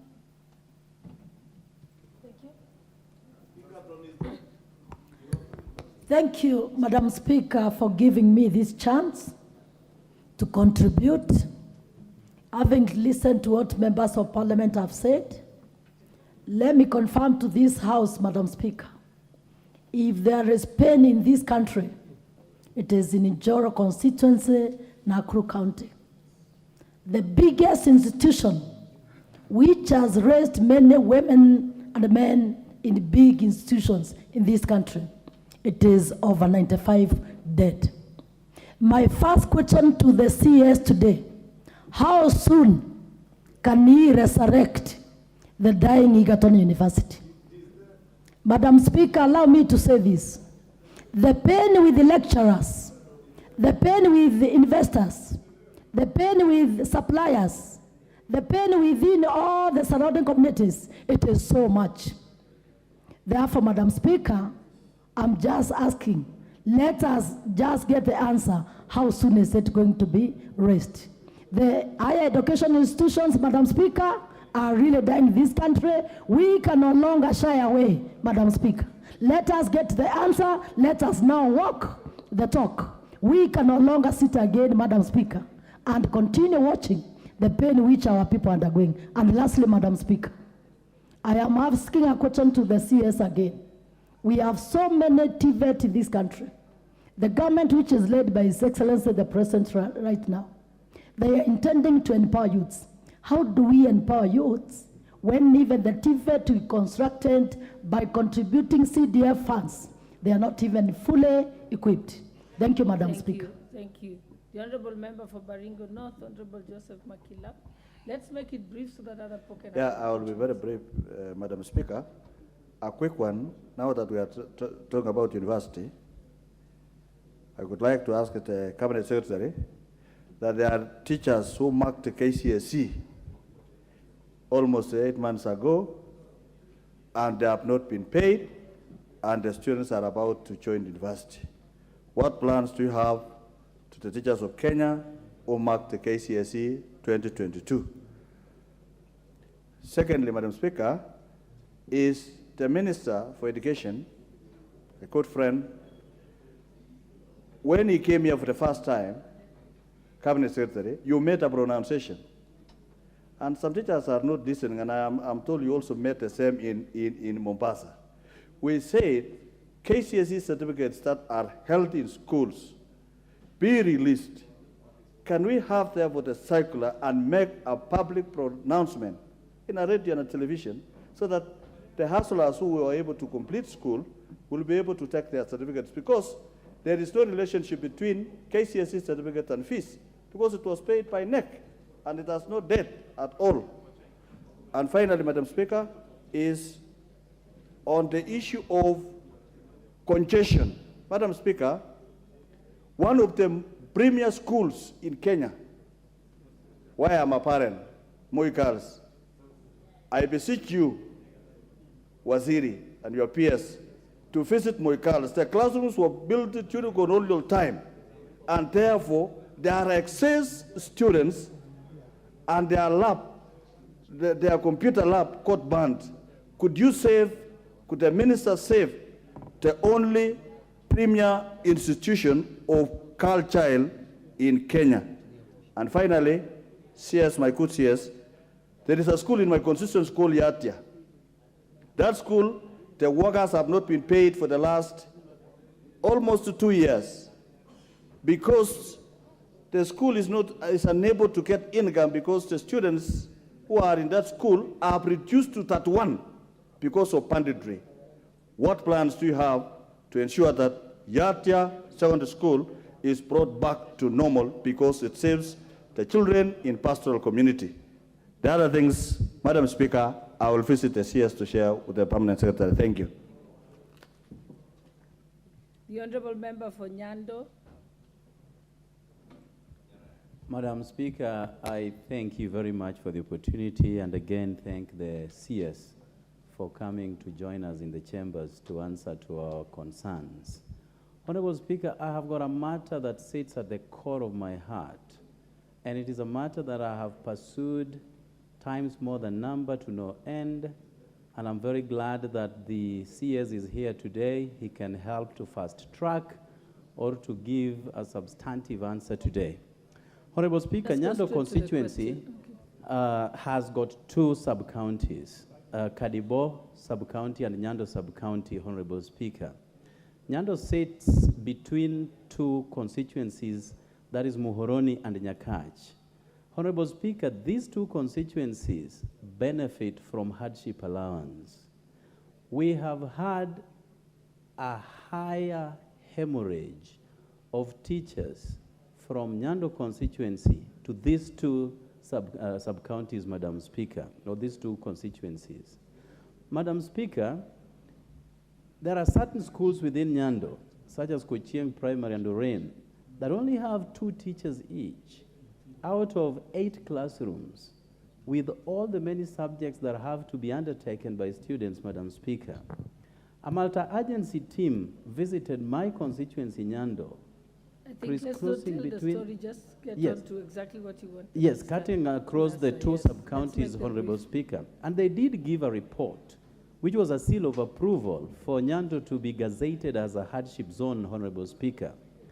Now, we are disenfranchising these students by disruptions.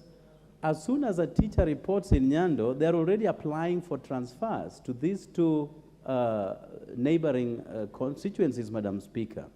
Okay, I would kindly ask, as I finish, Madam Speaker, because in the interest of time, I kindly ask Waziri to get in touch with his counterpart at the public service, Honorable Aisha Jumwa, to kindly have Nyando gazetted as a hardship zone soonest possible, so that we do not disenfranchise lives of children and teachers that work tirelessly within Nyando constituency. And I thank you so much for the opportunity, Madam Speaker. Okay. The Honourable Member for Tindiret. Thank you, Honourable Madam Speaker. And first of all, Madam, also be brief, please. I want to be brief, Madam Speaker. First of all, I want to laud the CS for the good contributions that is made in the House this afternoon.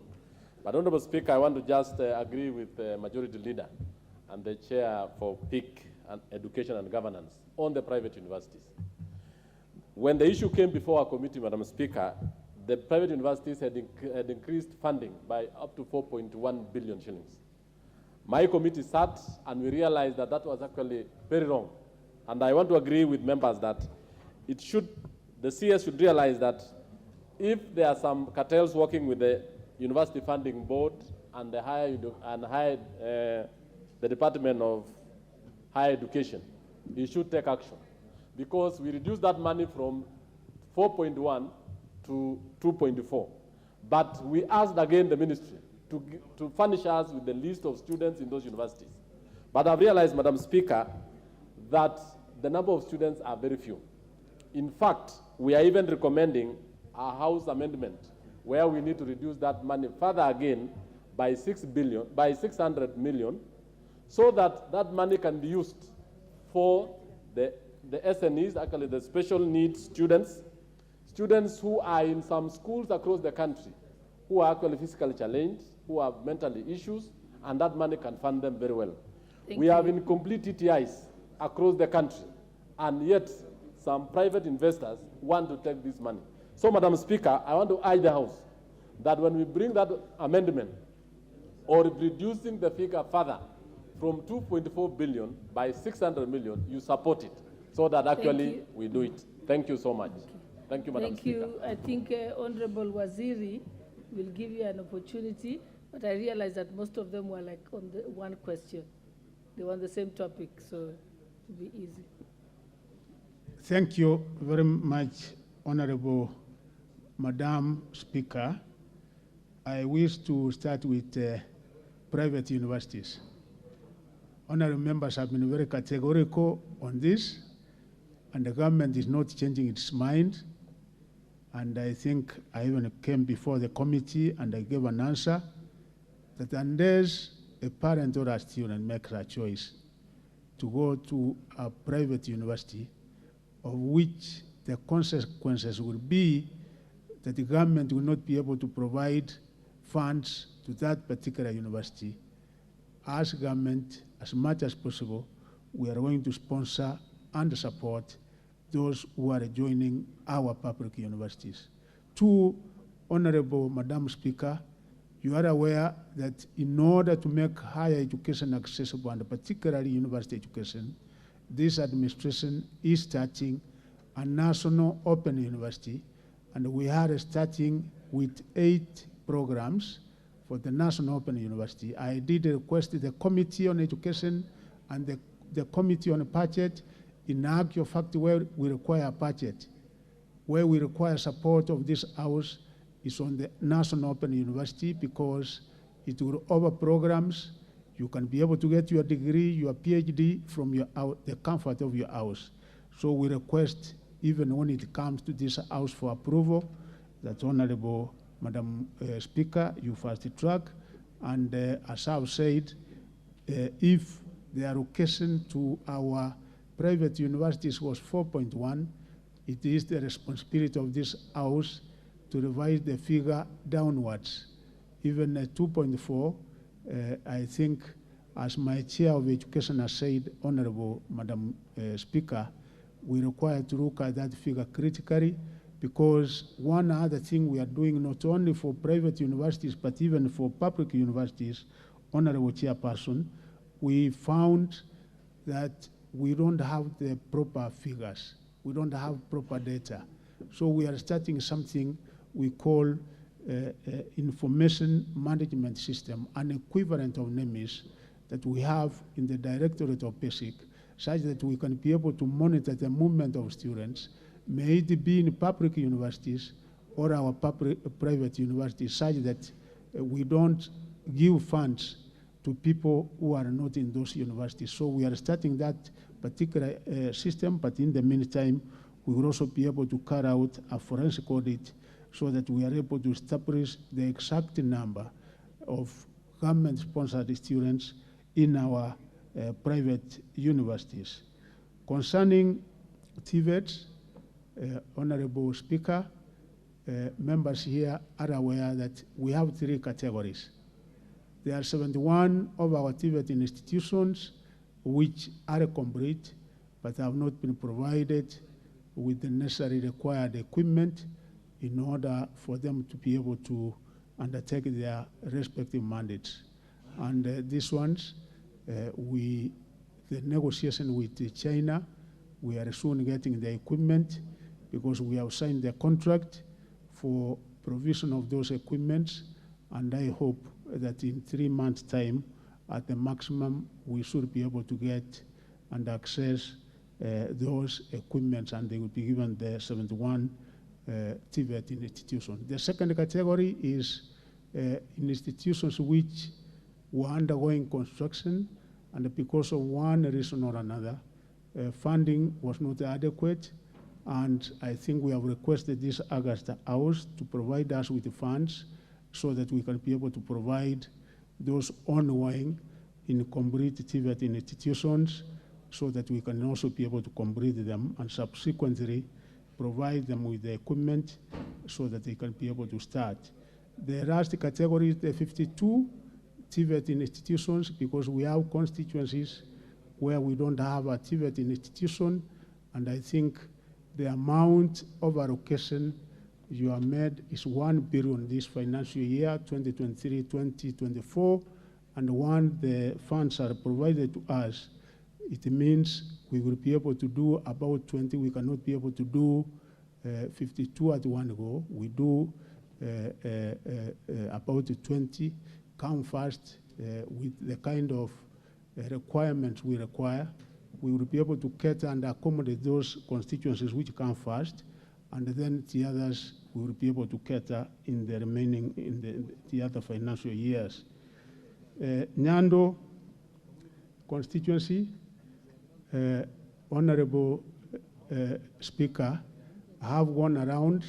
I was in Omabay County where I did encounter that problem, Nyatike, and I think I also went to a place in Indarawa.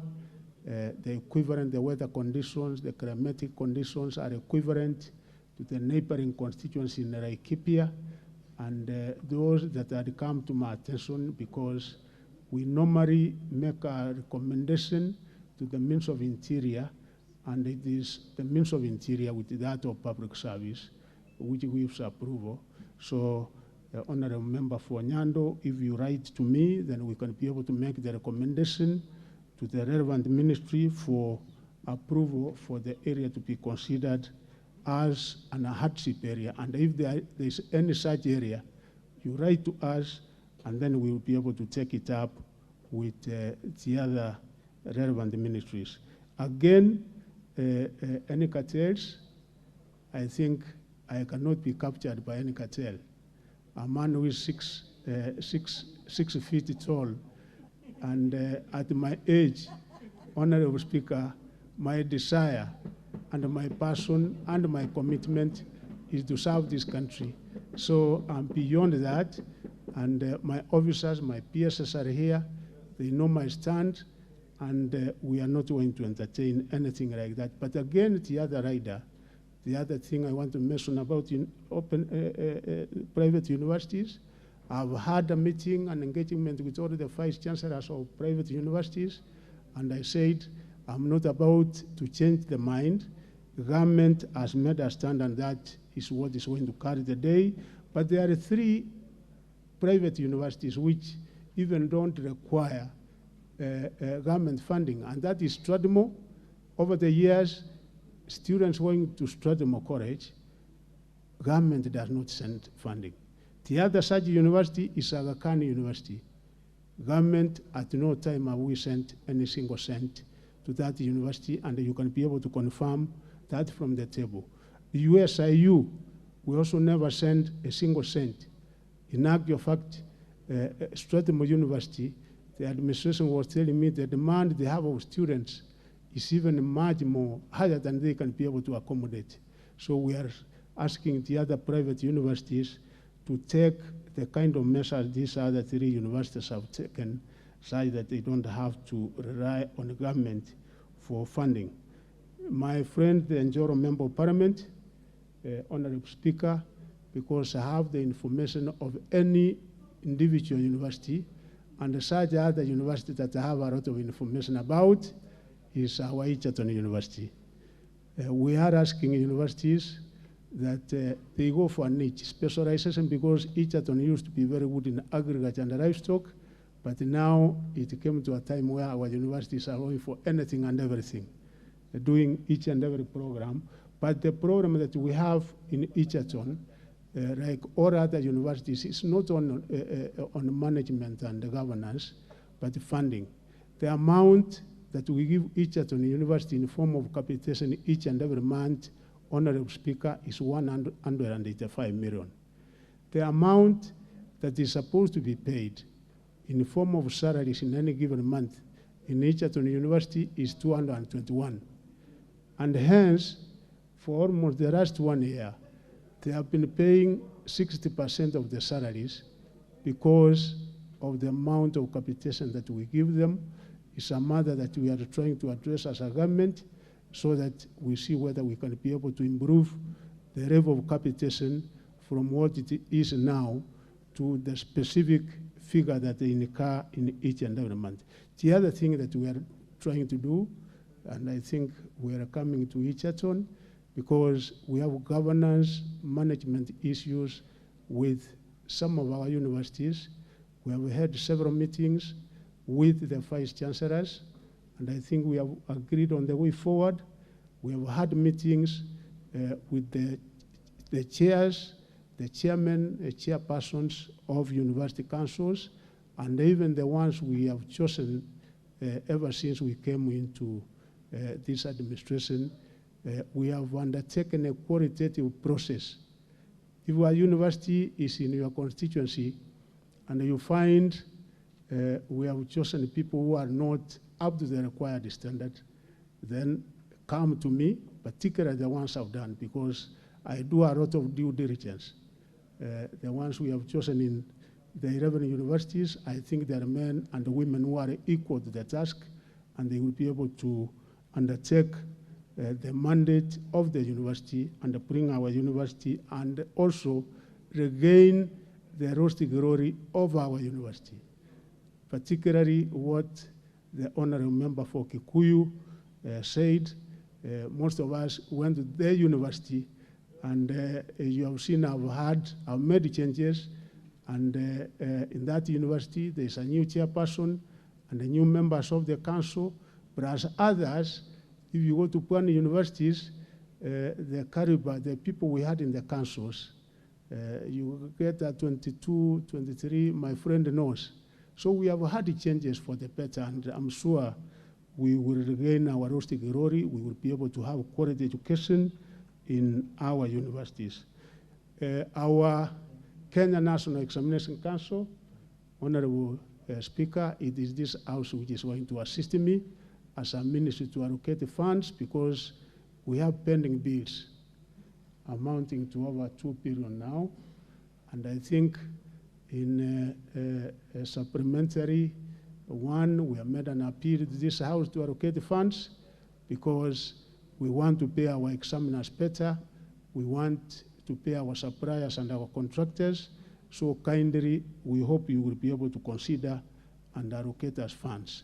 Release of certificates, members, please help me, because we have made it very clear to our principals, because the Kenya National Examination Act makes it very clear that you cannot withhold a certificate for any other reason. So in case we have any such case, bring it to my attention, and we will be able to take action, because there are those Kenyans, even once we issue directives, sometimes they don't respond in a way that they are supposed to. So kindly, in case you have any such cases, bring it to my attention or to my peers, and for sure we will be able to take action on the same. Yatia Secondary School, honorable member, I think some of these cases have an open door policy. Members, you know that, and my peers here know that all of us in the midst of education, we have open door policy, such that any member of parliament coming, we will be able to engage. Whatever you want us to do as a ministry, we will be able to have it done. Thank you, honorable speakers. Thank you very much. I now take this opportunity to thank you, Mr. Cabinet Secretary, for the time that you have taken in patiently explaining the answers to the members of parliament. Thank you and have a good evening. Next order.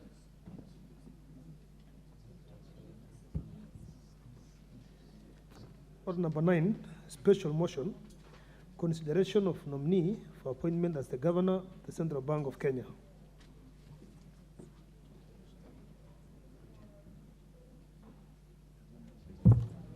Chairperson for Finance Committee.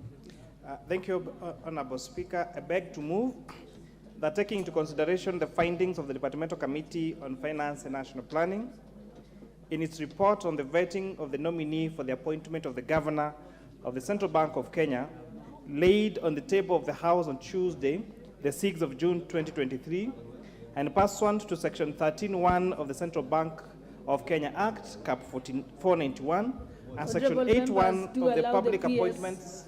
Hold on, honorable members, do allow the PS to go to the waiting room. You can engage him there.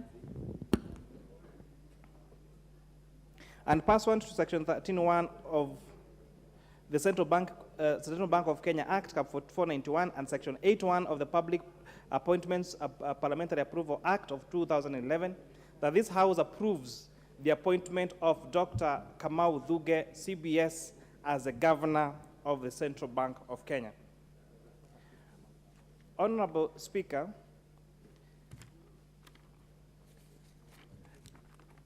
the Central Bank, Article 231(1) of the Constitution of Kenya establishes the Central Bank of Kenya. The objects and functions of the Central Bank of Kenya are set out in Article 231(2) of the Constitution, read together with sections 4A of the Central Bank of Kenya Act. The bank, Honorable Speaker, shall be responsible for formulating monetary policy, promoting price stability, issuing currency, and performing other functions conferred on it by the Central Bank of Kenya as per Cap 491. Section 13 of the Central Bank of Kenya Act 491 establishes the office of the governor, who shall be appointed by the president through a transparent and competitive process, and with the approval of the National Assembly. The governor shall be the principal representative of the bank. Honorable Speaker, pursuant to Section 13 of the Central Bank of Kenya Act, and the Public Service Commission invited applications from suitable candidates and qualified candidates to apply for the position of governor of the Central Bank of Kenya. This advertisement was published in the print media and on the Commission's and on the bank's website, on the Commission's website on 30th March 2023.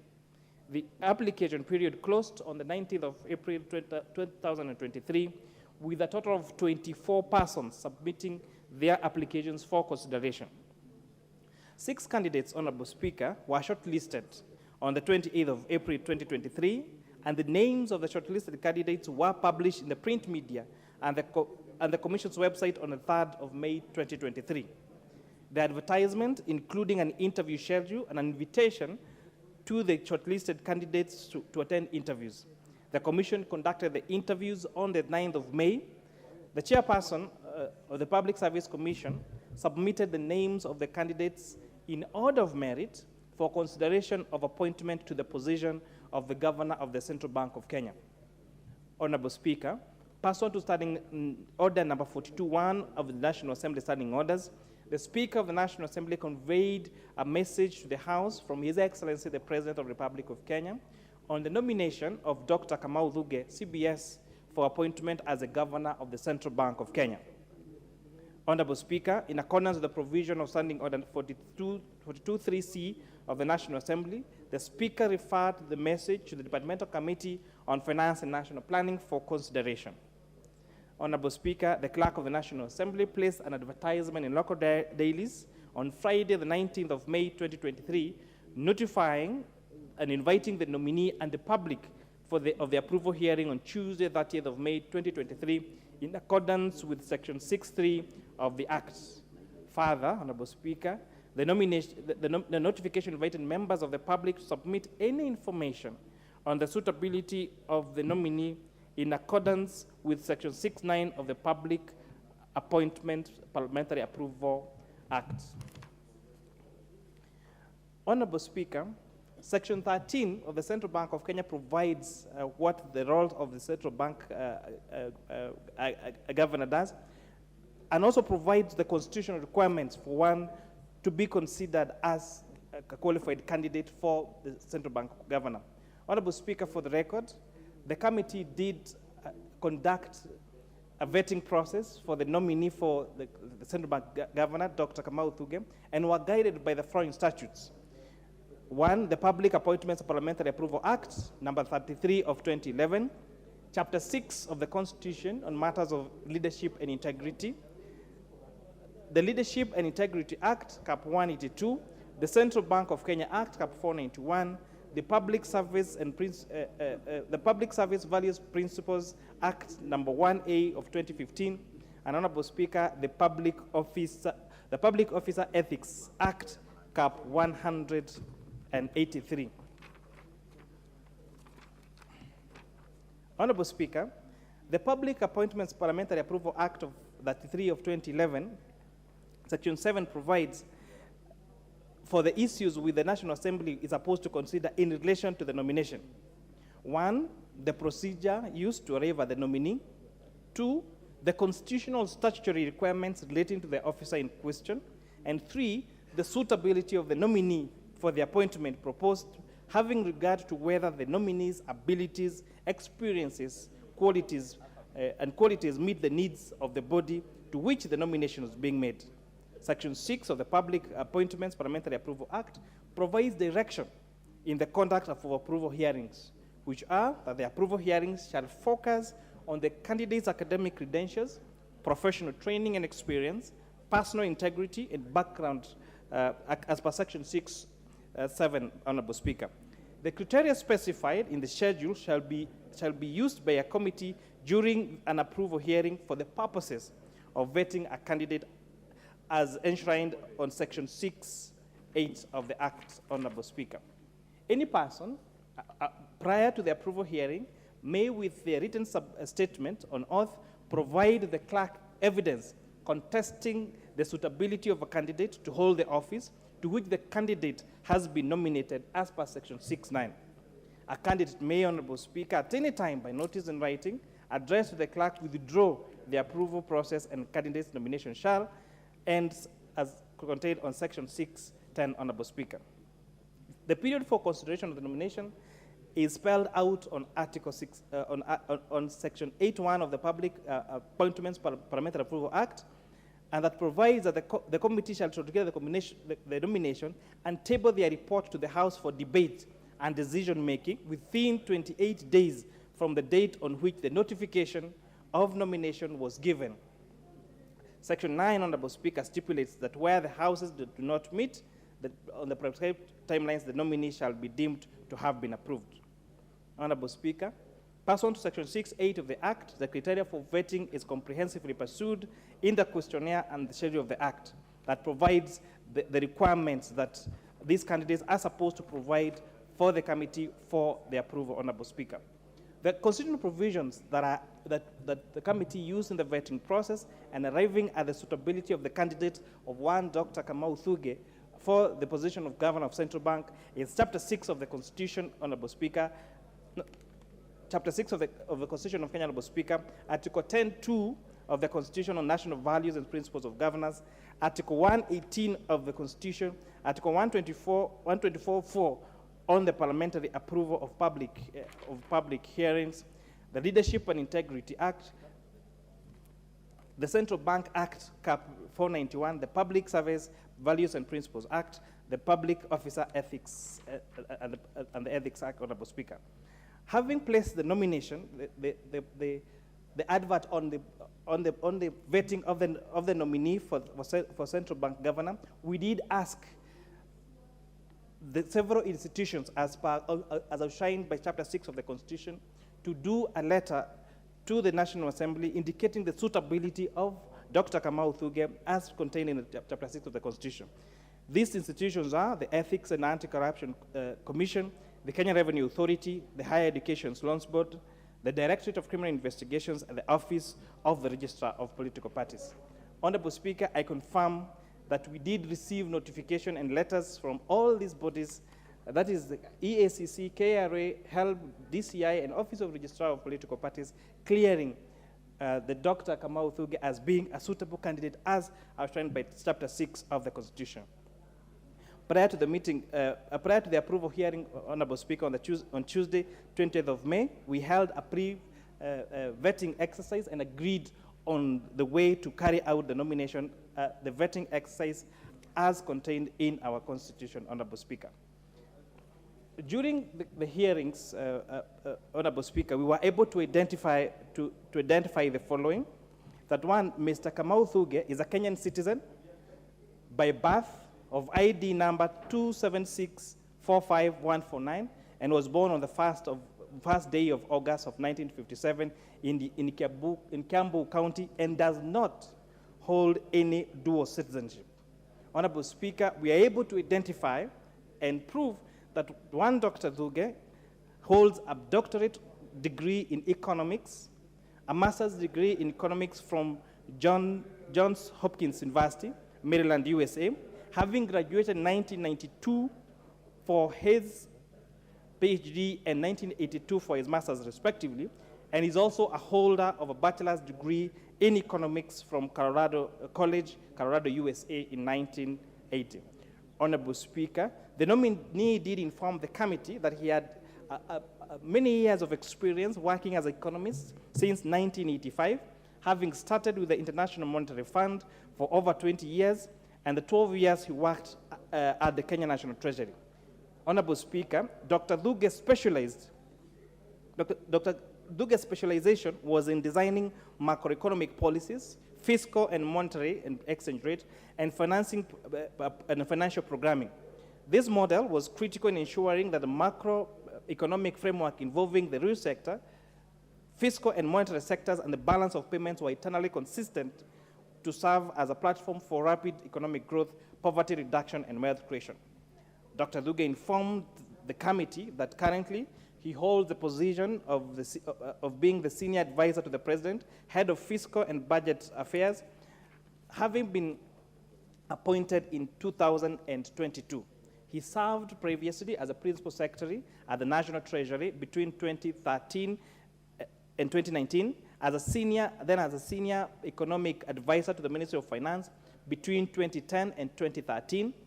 He served also as the deputy division chief of the International Monetary Fund between 2008 and 2010.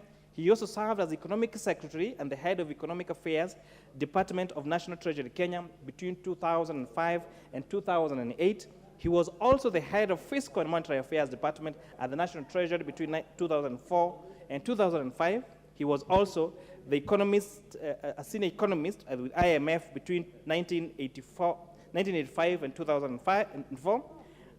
And before then, Honorable Speaker, after his PhD, he taught at the University of Franklin and Marshall in Pennsylvania in USA. Honorable Speaker, the nominee informed the committee that he is an accomplished professional in the areas of macroeconomics, public service, which has given him the requisite skills, knowledge, and competence in the financial service sector, suitable for the position we were vetting him for, that of the governor of the Central Bank of Kenya. Honorable Speaker, on matters of integrity and leadership, Dr. Thuge informed the committee that in 2019, when he was serving as a Principal Secretary for National Treasury, the Office of the Director of Public Prosecution preferred charges against him and his Cabinet Secretary in the National Treasury in relation to the construction of Aurora and Kimorel dams under the State Department of Regional Development.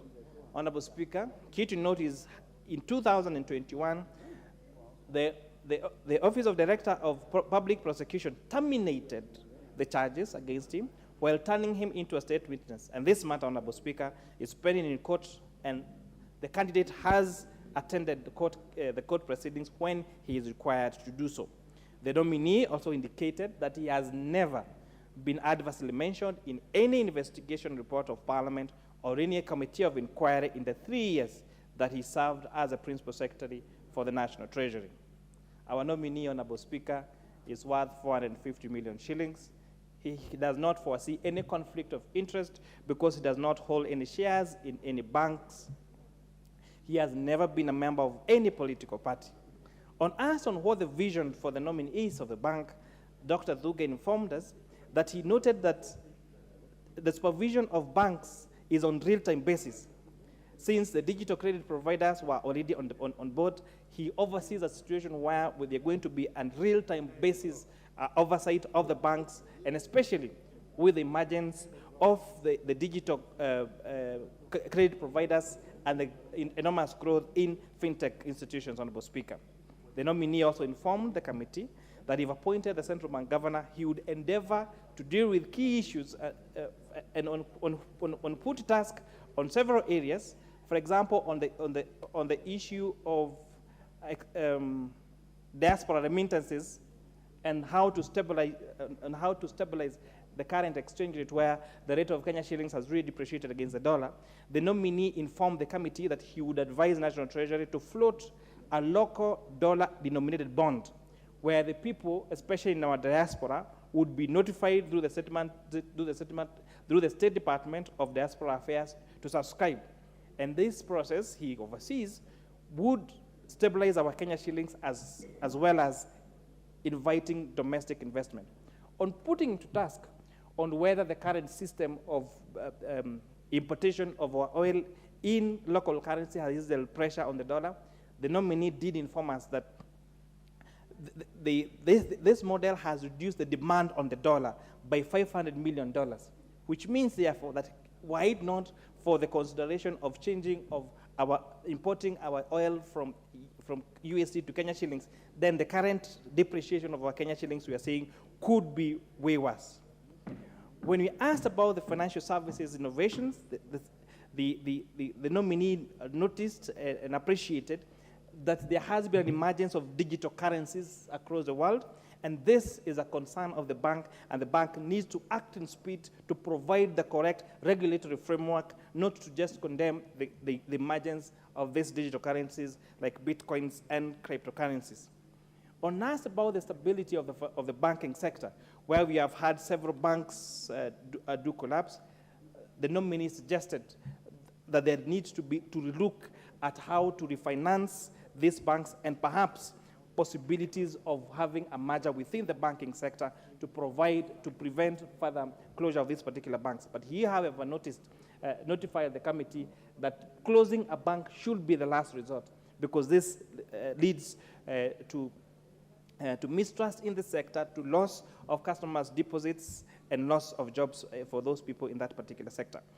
Honorable Speaker, when we put him to task on the high volume of non-performing loans in our banking sector, he did note this is a result of the contraction we have seen in the manufacturing and real estate sector, especially following the post-recovery from COVID-19, Honorable Speaker. But he noticed that the private sector had reduced from also 33% to 24%, and if approved to be the next governor of Central Bank, Dr. Thuge promised that he would increase credit to the private sector while making sure that we do not destabilize the economy. We put the nominee to task, Honorable Speaker, on the big debate in the country on the Housing Development Fund levy.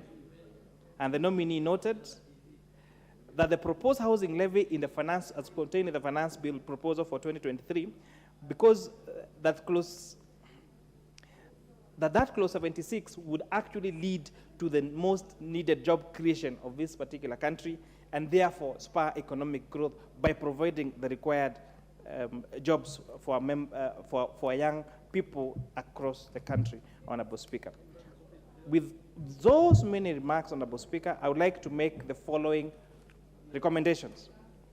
That one, the nominee's academic qualification and experience comply with the requirements of Section 6(7) of the Public Appointments Parliamentary Approval Act, number 33 of 2011, and Section 13C1 of the Central Bank of Kenya Act, Cap 491.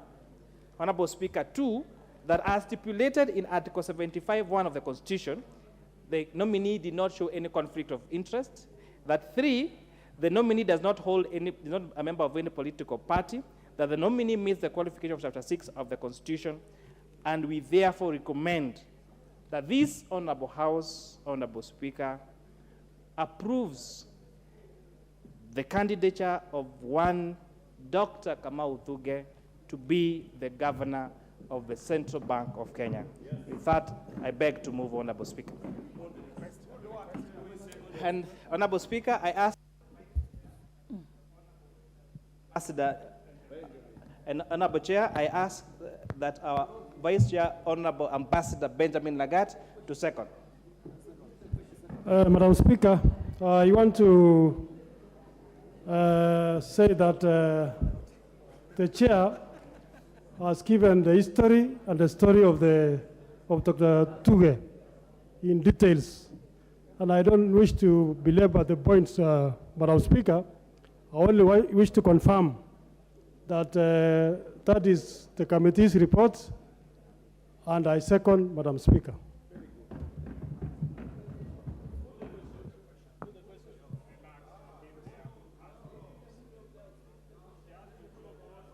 Hold on, members. I'll give one person. Where is that list? Okay.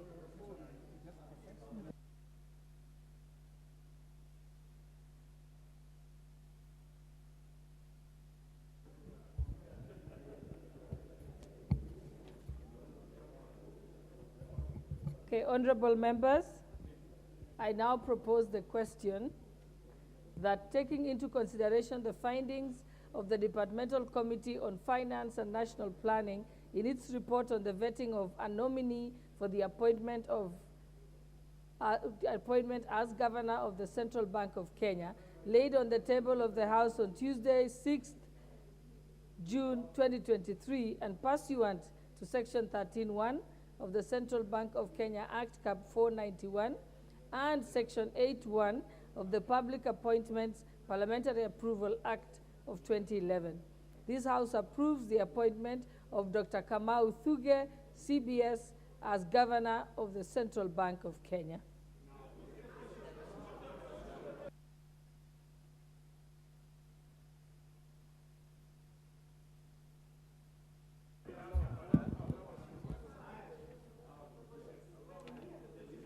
I now put the question that, taking into consideration the findings of the Departmental Committee on Finance and National Planning in its report on the vetting of a nominee for the appointment as the Governor of the Central Bank of Kenya, laid on the table of the House on Tuesday, 6th June 2023, and pursuant to Section 13(1) of the Central Bank of Kenya Act, Cap 491, and Section 8(1) of the Public Appointments Parliamentary Approval Act 2011, this House approves the appointment of Dr. Kamau Thuge, CBS, as the Governor of the Central Bank of Kenya.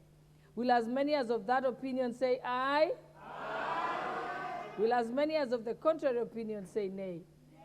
The ayes have it.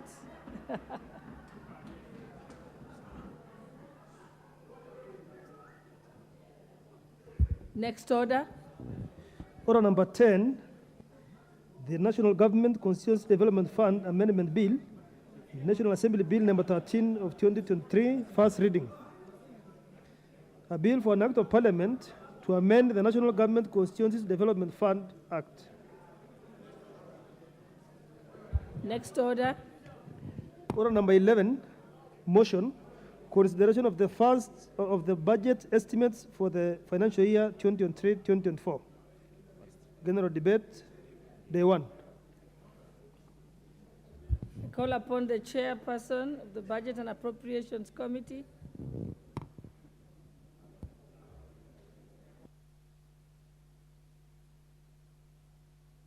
I have put the question.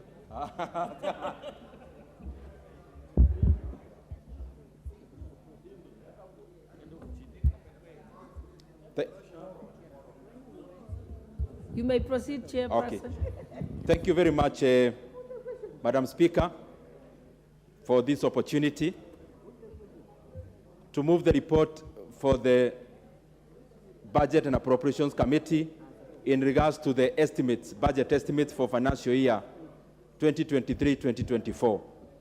Madam Speaker, before I move the content and the substantive issues, allow me first of all to really thank all the members of the Budget and Appropriations Committee, and especially led by the Vice Chair, the Honorable Mary Emase, and all the 27 members of the Budget and Appropriations Committee. Madam Speaker, also, allow me to really thank all the departmental chairs. And because today is just debate, Madam Speaker, we'll be putting the question later on. There are some things I would really want to go to record. And number one is to thank all the departmental chairs singularly, because many times, Madam Speaker, Budget and Appropriations Committee does the work of coming here to bring the report, but the bulk of the work is done by these chairs. Madam Speaker, I want to thank the Honorable Alice Nganga, and these are the chairs for various departmental committees, the Honorable Kareba Mushangi, the Honorable Mutunga Kanyuithia, the Honorable Vincent Musioka Kawaya, the Honorable Gabriel Togoyo, the Honorable KJ Kerie, who is here, the Honorable David Gikaria, the Honorable Nelson Koech, the Honorable Kagongo Bowen, Julius Kiboet Mary, the Honorable James Gakuya, the Honorable KK from Molo, the Honorable Peter Rochakapong, the Honorable Joas Nyamoko, the Honorable Robert Pokose, Doctor, the Honorable Wanyama, the Honorable Johanna Ngeno, Honorable GK Kariuki, the Honorable Gitonga Murugara from Tharaka-Nithi County, and the Honorable Jafeth Kareke Bioki. Madam Speaker, I have done this deliberately because these chairs, Madam Speaker, and all the memberships of these departmental committees. Honorable Member, do you want to formally move the motion? Then you can go to the submissions. All right. Okay. Thank you, Madam Speaker. And even before I continue, I wish first to move the report.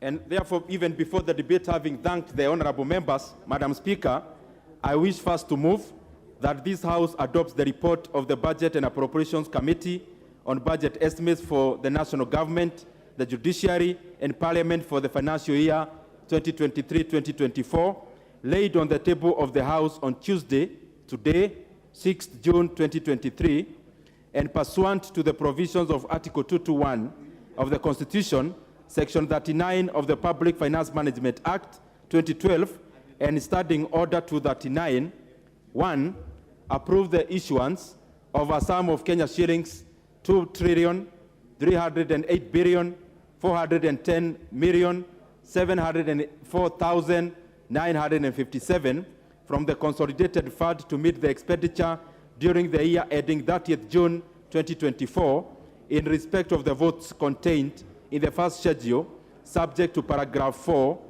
that is Committee of Supply. 2, make the policy resolutions as contained in the second schedule of the order paper. 3, makes financial resolutions as contained in the second schedule of the report. And order that the Speaker do now leave the chair to facilitate the consideration of the said budget estimates with respect to each vote and program in the Committee of Supply as contemplated under Standing Order 240, that is the consideration of estimates in the Committee of Supply. Madam Speaker, I seek to move. You can proceed with the submissions if you have any. Thank you, Madam Chair. Madam Speaker, I took the first chance to congratulate the many men and women who have put a lot of man-hour into the job because it's very important. And Madam Speaker, I wish to also, in the same spirit, thank the team we have in the National Treasury, and especially the CS Professor Jogona Dongo, and the PS Dr. Chris Kipto, and the entire team from the Treasury, because we have been working very coherently with that team. Madam Speaker, also I want to thank our very competent Parliamentary Budget Office, which the team which have been very facilitative in regards to the technical issues insofar as consideration of the estimates is concerned. Madam Speaker, I wish first to lay the background on this process. And Madam Speaker, I do so because it is important for us to move together as a House. Madam Speaker, I, being the chair of the Budget and Appropriations Committee, we work very closely with the Committee of Finance, led by the very able chair, Honorable Kemani Kuria. Madam Speaker, also we work very closely with the chair of Debt and Privatization, Madam Speaker, Honorable Shurie, and the team. And the reason of mentioning these committees, Madam Speaker, is because actually initially this was just one committee. This is the three committees, two of them, that is the finance and debt. Madam Speaker, they have the most difficult job because they are the two teams that have to deal with the supply side of money, the revenue side of the budget. Madam Speaker, Budget and Appropriations Committee then plugs in terms of only the expenditure side. And therefore, I really want to congratulate even the two teams from the finance and debt for the great work they've been doing, and especially making our work very easy by making sure that they avail the requisite resources that the Budget and Appropriations Committee needs to appropriate and allocate to several programs. Madam Speaker, I wish now to go to the issues. And as we go to the issues, I want this Honorable House and the members and Kenyans at large to appreciate the circumstances at which we have been making this budget, Madam Speaker, and especially the estimates for financial year 2023-2024. One, Madam Speaker, in the recent past, we've had a very severe drought in this country, Madam Speaker, that has cut off the supply of food, Madam Speaker. Around the same period, because of the same, we have seen, and especially for the last 1-2 years, we have seen an escalation in terms of inflation, Madam Speaker, the figures going down. Whereas at the current situation, it is not as bad as it has been. In the past medium term, Madam Speaker, the case has not been very good. Madam Speaker, also, around the same circumstances, we have been facing global inflation, which is not just affecting our country, Kenya, but affecting majority of the economies of the world. Madam Speaker, also, I wish also to mention one very specific matter that has been very bad to majority of the emerging economies. Madam Speaker, there is a phrase that when the economy of the US coughs, then the other emerging economies, and even the developing economies, they catch a cold.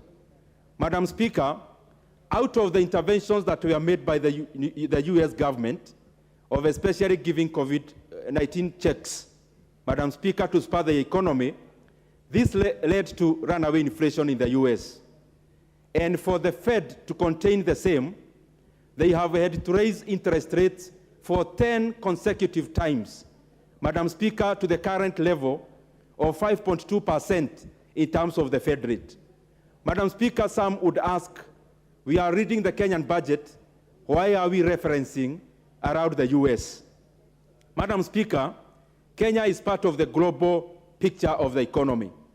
And what has happened, Madam Speaker, is that every time the Fed raises interest rates, we have had capital flights from all the economies of the world, and especially hitting even hard the emerging economies. And therefore, Madam Speaker, we have had capital flights from Kenya, from the other emerging economies, from all the economies, Madam Speaker, because majority of the investors who would rather invest in Kenya, and especially in instruments that do not guarantee them fixed income. They have been trooping to the US, where there is no issue about currency exchange, and they could do well with the current rates in the US, and especially insofar as fixed income instruments are concerned. That is the same reason why, Madam Speaker, we have also seen the NSC, the Nairobi Securities Exchange. We have seen stocks going down.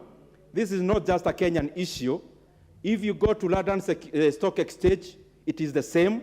It has been going down, Madam Speaker, and other security exchanges across the world, and especially by investors who are taking their capital to the United States. Madam Speaker, the same compounds the matter of our imports. Because, Madam Speaker, Kenya is a net importer.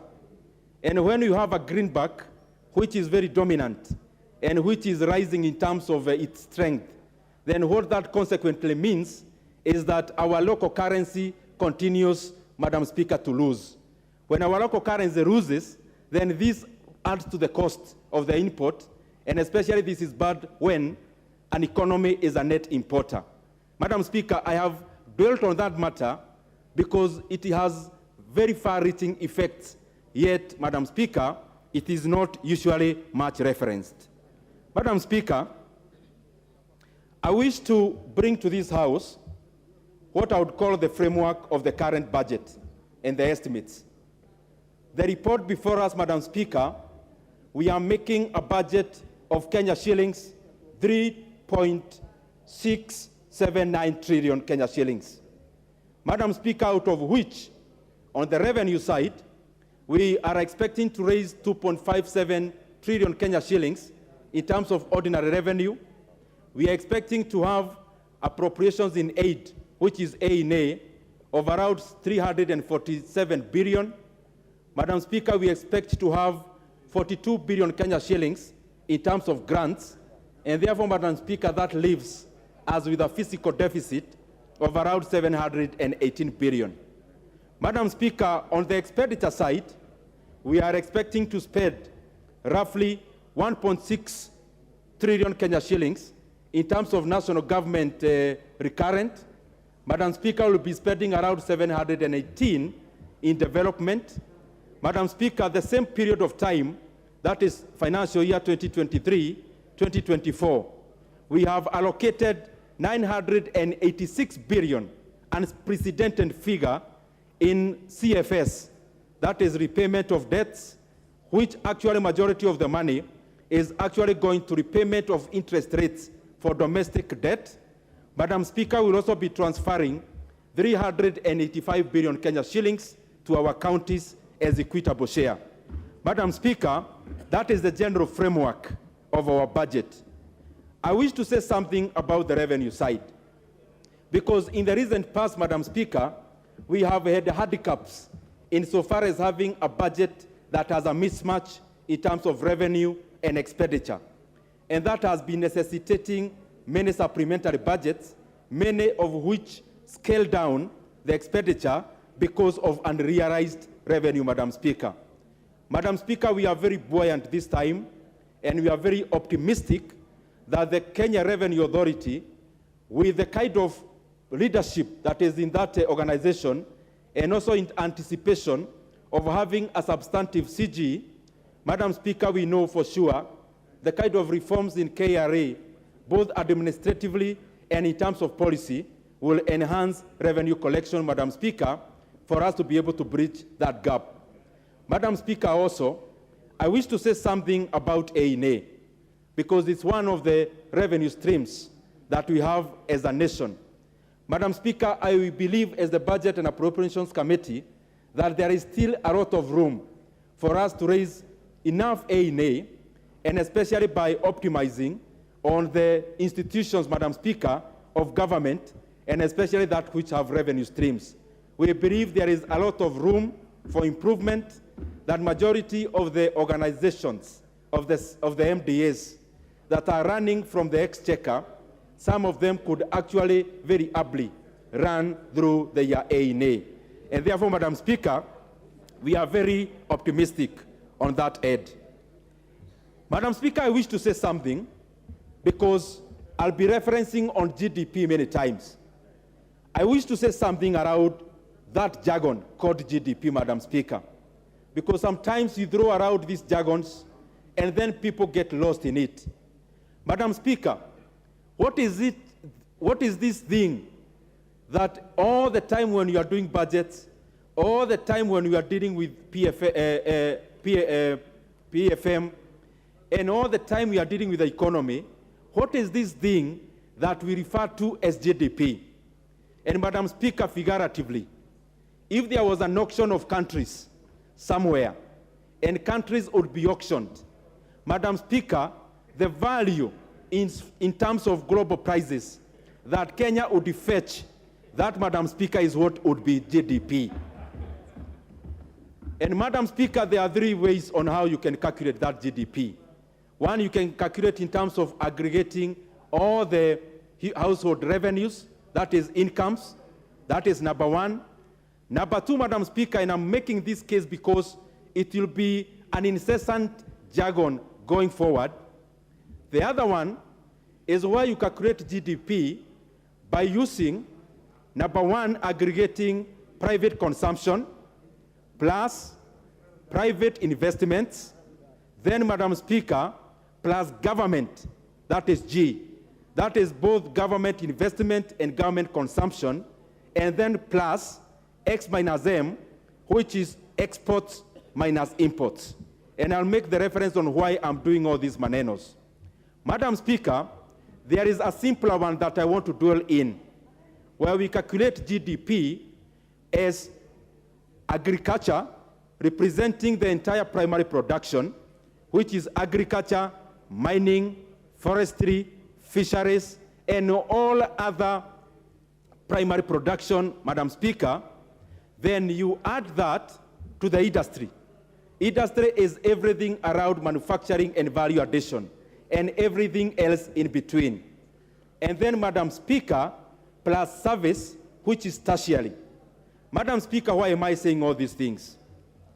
Kenya currently, our GDP, if you put Kenyan GDP as a pie, Madam Speaker, what is agric or primary production accounts for around 18.2% of our GDP. Madam Speaker, industry, value addition, and everything in between accounts for 16.8% of our GDP. That leaves service industry, which is tertiary, accounting for 65% of our GDP. Now, what are we doing so that we grow our economy, and especially using the two formulas? And now I'm using the allocations that you have made in our budget and other policy issues that will be coming along. Madam Speaker, we must spur our primary production because there is still a lot of room for improvement. And that is the reason why we are giving fertilizer to our farmers so that they can capitalize on their yield, which is still at the primary level. Madam Speaker, it is the same reason, Madam Speaker, that even through policy, we are necessitating our forestry, Madam Speaker, to be a revenue stream, because this is a great wealth we have, but economies are not run by wealth. Economies are run by income. So we must, Madam Speaker, turn around the wealth that we have to become revenue streams. And it is the same reason, Madam Speaker, in this budget, we have allocated 500 million Kenya shillings to go to the mining department for ground truthing. Because, Madam Speaker, recently, we did what we call geospatial survey, Madam Speaker. But we need to identify, out of around 900 minerals that we have in the country, the quantity, the yield, Madam Speaker, and also the quality. That can be established through ground truthing. And in these estimates, Madam Speaker, we have allocated Kenya shillings 500 million to go into mining and specifically into ground truthing. Madam Speaker, on the same, we have allocated around 20 million to aggregate all the artisanal miners because that is primary production. Madam Speaker, for the industry to thrive, they must have what they are processing. And that is why we are putting resources. The ones I've enumerated, fertilizer, in terms of mining, in terms of forestry, because that primary production is the one then that necessitates industry by giving industry something to process.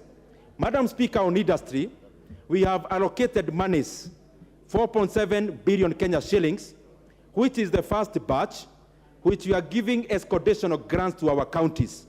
Because, Madam Speaker, in all the 47 counties of Kenya, we are building aggregation centers. And therefore, Madam Speaker, national government will be giving our counties 4.7 billion. Our counties will be giving 4.7 billion. And each 200 million we take off, then we capitalize as we go along. Madam Speaker, on the same, we have allocated 3 billion Kenya shillings to start industrial parks in 6 gazetted EPZ sites. Madam Speaker, we'll also be going forward after they absorb that monies. We seek to be allocating a similar amount for us to have very modern and robust 6 industrial centers across the country, Madam Speaker. Madam Speaker, on the tertiary, I need to say something that we deliberated upon. Madam Speaker, if you look at the economy of Kenya, there is a little imbalance. Because yes, we are doing what we can in terms of primary, we are doing a lot in terms of industry, but Madam Speaker, service seems to leap forward ahead. Because, Madam Speaker, if you look at our economy, 65% being generated by service. What is service servicing? That is the question. And for a solid economy, Madam Speaker, the other two must be given the wherewithal, Madam Speaker, to increase in terms of percentage. That is why you see in our country, which is a mismatch, service industry, which is banking, insurance, fintech, and all the others.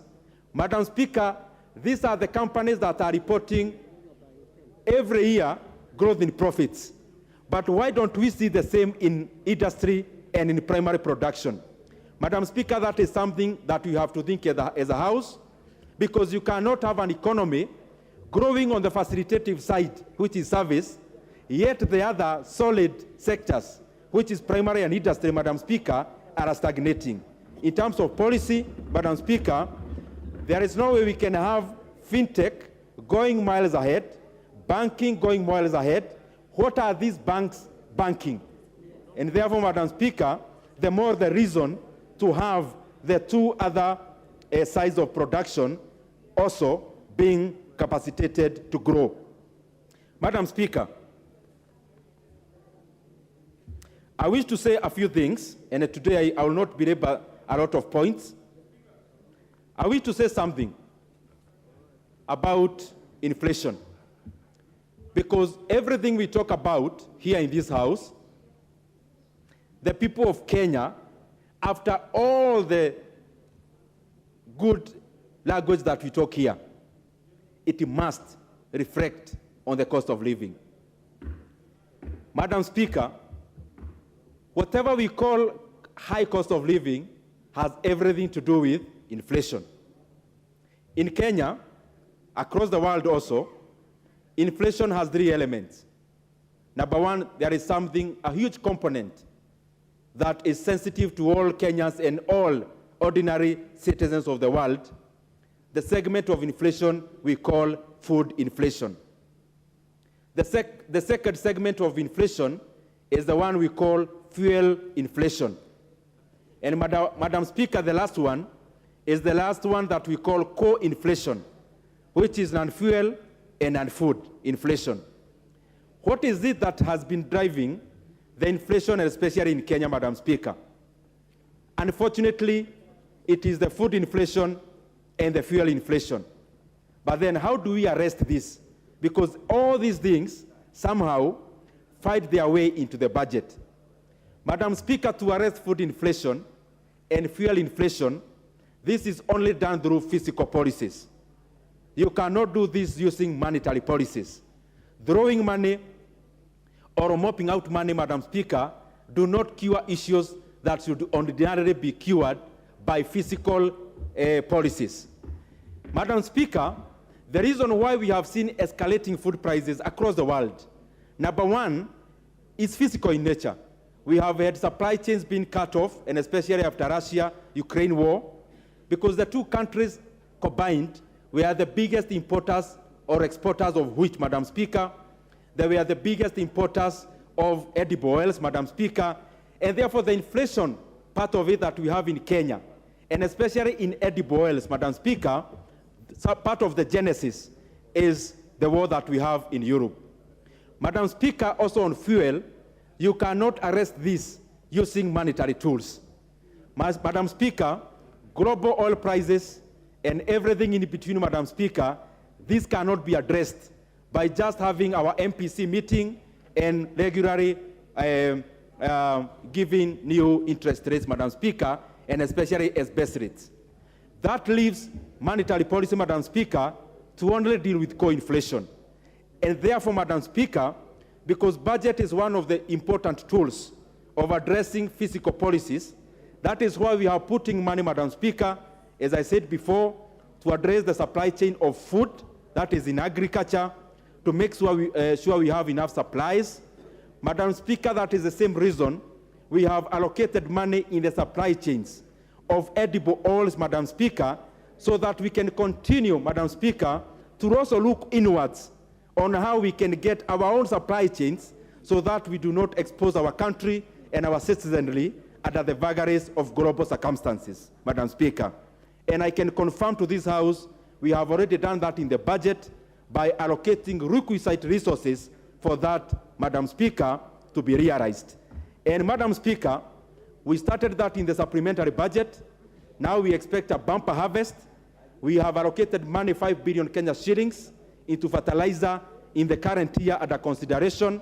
And these are the fiscal policies, Madam Speaker, that will enhance food production and therefore consequently lower the cost of living, because you address such issues at the production level, not at the consumption level, Madam Speaker. Madam Speaker, allow me to say something on the highlights, just a few highlights. But before I go to highlights, let me say something about our fiscal deficit.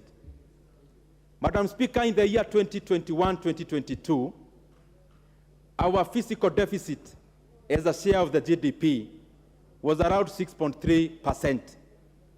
It was actually closing to 900 billion.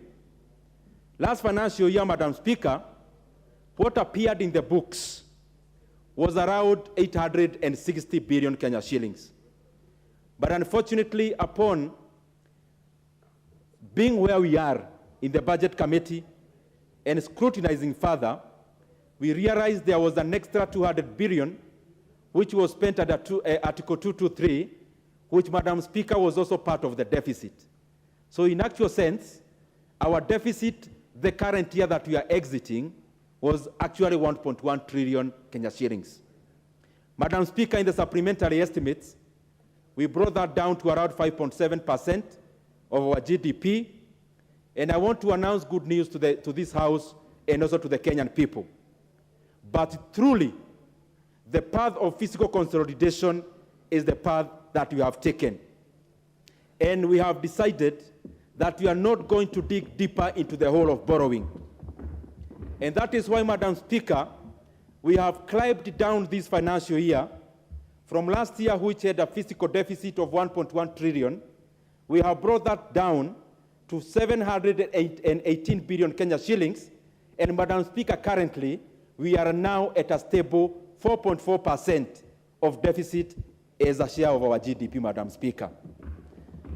Madam Speaker, we anticipate to lower that in the next financial year, and we expect to actually lower that to 3.6% as a deficit as a share of our GDP, Madam Speaker, so that our country must continue relying on its internal resources. There is a reason why we are doing this, Madam Speaker. We have not seen a country, and especially an emerging economy, that has grown on the basis of borrowing. Even the biggest economies like Japan, which have borrowed to a tune of 250% as a share of their GDP in terms of their debt portfolio, Madam Speaker, Japan has not realized any real growth since 1994. One of the reasons why we must not continue overborrowing as a country and as an economy. Madam Speaker, that is the same reason that even in terms of policy, we want our borrowing not to be exceeding 55% in terms of the entire debt portfolio of our GDP. Madam Speaker, all these compounds and all this, Madam Speaker, has an effect to our budget. And Madam Speaker, how? I've just said there before and enumerated that we are spending 986 billion Kenya shillings into CFS. CFS basically, Madam Speaker, is the monies that go into repayment of debts. Madam Speaker, we are spending more money to pay debts than we are spending to pay our entire civil service. Madam Speaker, we are spending much more money to pay our debts, interest rate alone, Madam Speaker, than the money we are spending for development as a country. Madam Speaker, this cannot continue. It cannot continue as business as usual, and that is why we are climbing down in terms of borrowing. Madam Speaker, I just wish to say a few highlights, then I sit down. I do wish that members can capture this because this is now where the resources are. Number one, Madam Speaker, our biggest ticket in terms of spending this financial year of consideration is education. Madam Speaker, we have allocated 630 billion Kenya shillings into our education sector. Madam Speaker, of all the factors of production that we have as a country, as the Budget and Appropriations Committee, and as this House, Madam Speaker, the highest priced, Madam Speaker, is the people of Kenya, the human capital. And that is why we are putting a third of our budget into refining, into adding value to our labor, Madam Speaker. We are putting 26 billion Kenya shillings into capitation of our JSS. Madam Speaker, in other words, we are almost doubling our JSS capitation because we want to take care of the next year's class, Madam Speaker, which will be a new class in January. Mr. Speaker, yes, I've seen how we have a Mr. Mr. Speaker, we have also allocated monies for school feeding program for the children who go to school, Mr. Speaker, coming from areas that are ravaged by drought. Madam Speaker, we have allocated 5 billion Kenya shillings. Mr. Speaker, sorry, I'm mixing Mr. and Mrs. Mr. and Madam, because we have had a change of the Speaker on the chair. Mr. Speaker, I can see my time is almost up. I just want to highlight the others in a quick succession. We have allocated, Mr. Speaker, an extra 10 billion Kenya shillings into NGCDF. In the next financial year, we have allocated an extra 1 billion Kenya shillings into GAF, Mr. Speaker.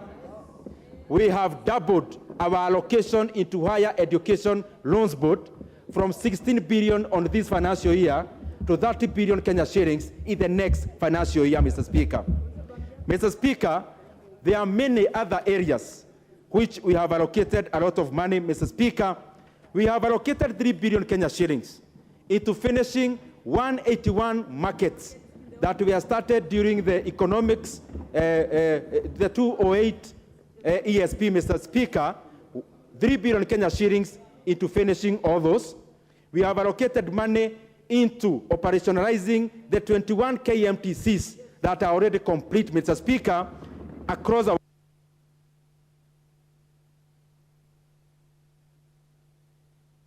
Order. Order, honorable members. It's not your discretion, it's the discretion of the chair. Proceed and have your 2 minutes. Order. Proceed. Mr. Speaker, allow me to refer to these ones, the rest we had, because I want to mention all of them.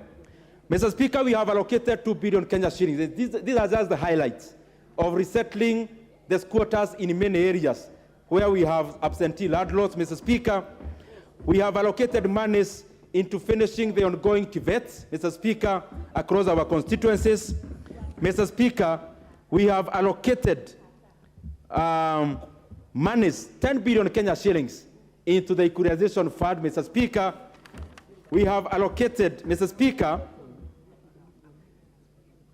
I had said about 5 billion Kenya shillings into fertilizer and other, Mr. Speaker, value chains within agriculture and the rest.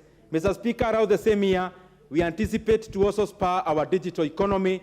We have allocated money into fiber optic. Mr. Speaker, we are receiving some money from the Universal Fund, and we'll be receiving some money also from World Bank. Mr. Speaker, I want to add by saying that this particular financial year, we have not just thrown money into projects. Mr. Speaker, we have made a collective decision that we are going to finish all the ongoing projects, and especially in roads, Mr. Speaker, so that the people of Kenya can start enjoying the utility of those roads.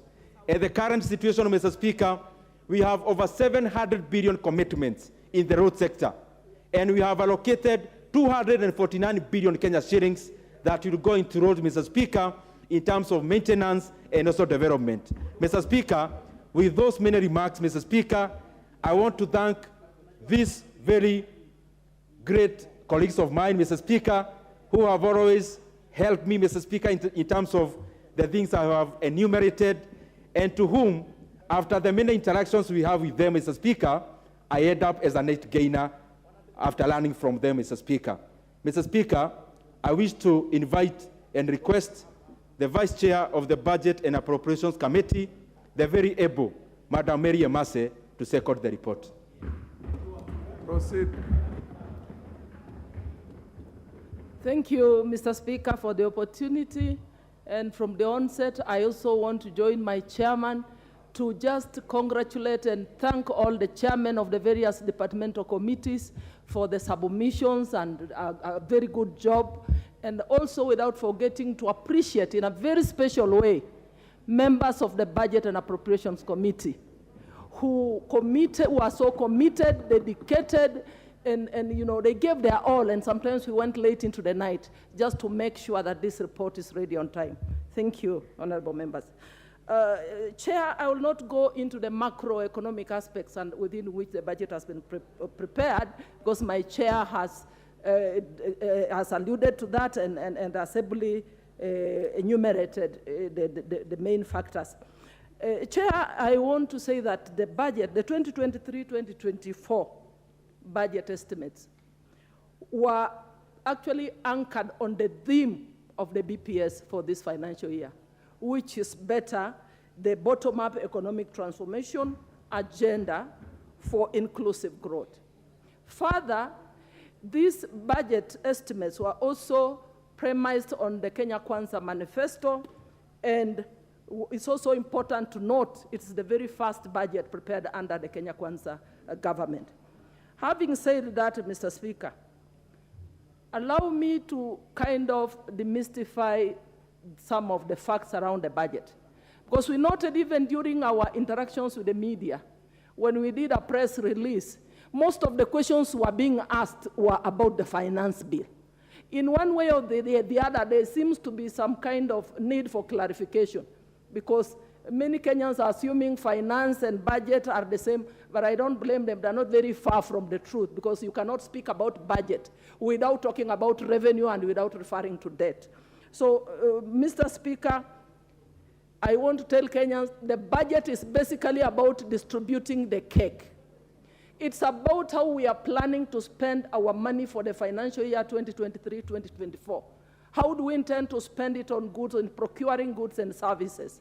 How do we plan to spend it on development projects, on transfer payments? And by transfer payments, I'm just referring to payments that we make to programs like Inua Jamii, like the money for elders, which is normally an exchange that does not, a transfer of money that does not involve transfer of goods and services. So, Mr. Speaker, having said that, again, I want to say this budget, we all know that during the campaigns, the president went around the country and promised Kenyans what he was going to do. Further, he has continued to visit the country and is given promises. And I know he's visited many parts of this country, including my own county, Busia. And whenever the president is in our regions, whenever we get the platform to speak, we say how we want these roads done, how we want our hospitals equipped and upgraded, how we want the roads, how we want, money for security in the northern regions, how we want money for mitigation of floods. So basically, this budget speaks and resonates with the aspirations of Kenyans, seeks to address the challenges Kenyans are facing, and seeks to meet the obligations of the nation. And as a budget committee, again, we are mandated by the Constitution, we did travel Kenya. We traveled to most parts of Kenya to seek the opinions of the people, their views about what they expect, what they want from government to be factored in this budget. And after doing that exercise, honorable members, I want to assure you that we have also factored the concerns of members of the public in the processing of this budget. However, I want to also, like I said, I want to clarify the difference. I say that we cannot talk about the budget without making reference to the finance. Because this is an equation. Basically, as budget distributes the money, there is another arm that has got to look for this money and tell us where the money is coming from, and that is the finance. And I think that's why the finance bill kept on coming up. So revenue has got to be generated so that the budget part, the arm of the equation, does the distribution. So money that we propose to distribute must actually be raised. And this money would be raised through A&A, would be raised through taxes, would be raised through donors. We may get some donor funding from some friendly countries. So like Chair has already said, I want to speak up a little bit about the deficit. He has already alluded to the deficit that we have.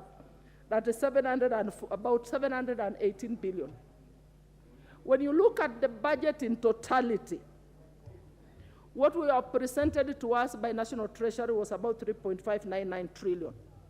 But as you all know, the work of the Budget and Appropriations Committee is to review, is to interrogate, and in certain cases, in the interest of equity and many other factors, we do make some adjustments.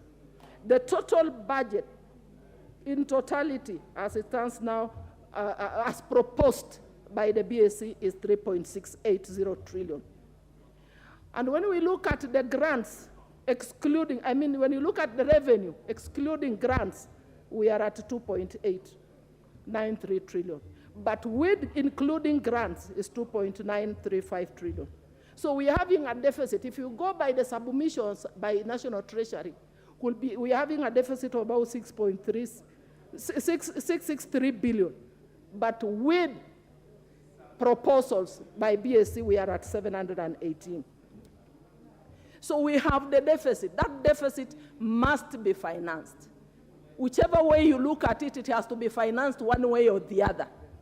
And it can be financed by borrowing internally or externally, or sometimes by borrowing a mix of the two for us to be able to generate revenue to finance our budgets. But honorable members, we also need to remember that we've received a lot of pressure from Kenyans, that we need to be cautious on the manner in which we are going to borrow, or with the trends we set with respect to borrowing, so that we do not burden future generations with a lot of debts. We are also reminded every day by Kenyans about the spiraling cost of living, the high cost of living, and we are reminded that we need to be very careful in the manner in which we even budget and appropriate our money. So generally, we are preparing this budget amidst a lot of challenges and in very difficult times. And therefore, that is why in preparing this budget, the committee has been very keen to ensure that the sectors, the areas that we are allocating money, are addressing the challenges experienced by Kenyans. And we say borrowing is not bad, but what is important, what Kenyans want to see is how accountable are we in spending this money. Kenyans want to see accountability and transparency on both sides of the equation. How are we generating this money? How are we raising it? And how are we spending it on the other side? Kenyans expect to see value for money.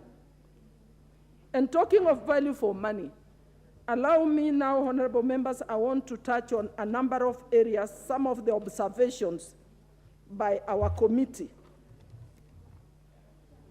Our committee, while scrutinizing and interrogating the budget, we noted a number of issues that should be of concern. For example, there's the issue of duplication of roles. I'll give an example of water. We are saying that let water be domiciled within the sector that it should be, so that we do not see water in the blue economy and irrigation. We do not see water in education. We do not see water again in another department. We are saying there is need to rationalize, to ensure that a particular program is domiciled only within one ministry, so that we're able to see value for money. Again, on the same, we also noted with concern that some MDAs, some ministries, departments, and agencies are pursuing so many projects at the same time. You find a ministry has a project, an irrigation project, probably it's a dam for 1 billion. The allocation is 150 million or 200 million. And there are probably 6 or 5 of them. Another one is worth 500 million. It's being allocated 50 million or 70 million. So for how long will such kind of a project take to complete? So we are saying in our recommendation that there is need for a ministry or a department or an agency to pursue one project, complete it, and then probably the next financial year pick up on another project. Also, another area of concern is the area of unemployment in this country. It is a concern. Many ministries have frozen employment in the last 3 to 5 years.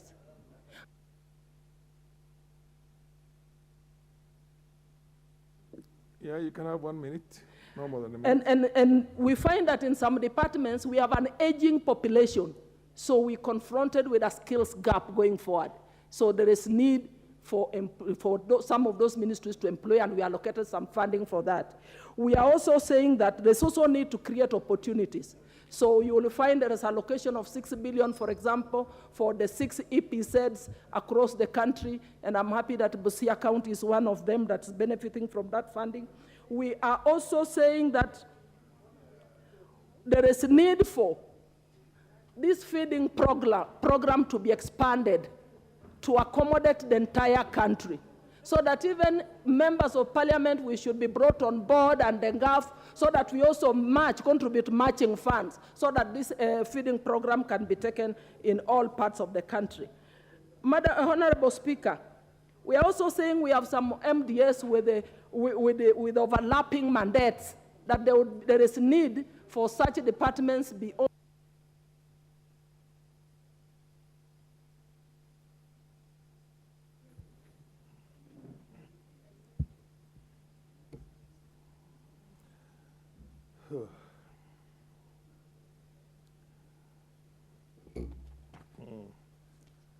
Honorable members, I now propose the question that this House adopts the report of the Budget and Appropriations Committee on budget estimates for the national government, the judiciary, and Parliament for the financial year 2023-2024, laid on the table of the House on Tuesday, the 6th of June, 2023, and pursuant to the provisions of Article 221 of the Constitution, Section 39 of the Public Finance Act of 2012, and Standing Order number 239. 1. Approves the issuance of a sum of Kenya shillings 308,310,410,784,957 from the Consolidated Fund to meet the expenditure during the year ending 30th June 2024 in respect of the votes contained in the first schedule, subject to paragraph 3 of the Committee of Supply. 2. Roman 2. Makes the policy and financial resolutions as contained in the second schedule of the order paper.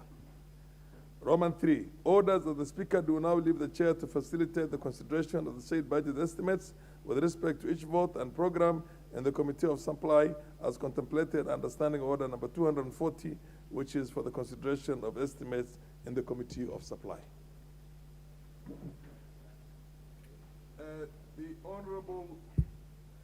The Honorable Chair of the Administration,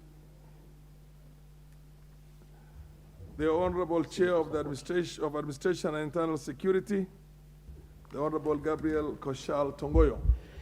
Thank you, Mr. Speaker. Mr. Speaker, the budget estimates were submitted to this House pursuant to Article 221 of the Constitution and Section 337, 38, and 9 of the Public Finance Management Act, as well as our standing orders.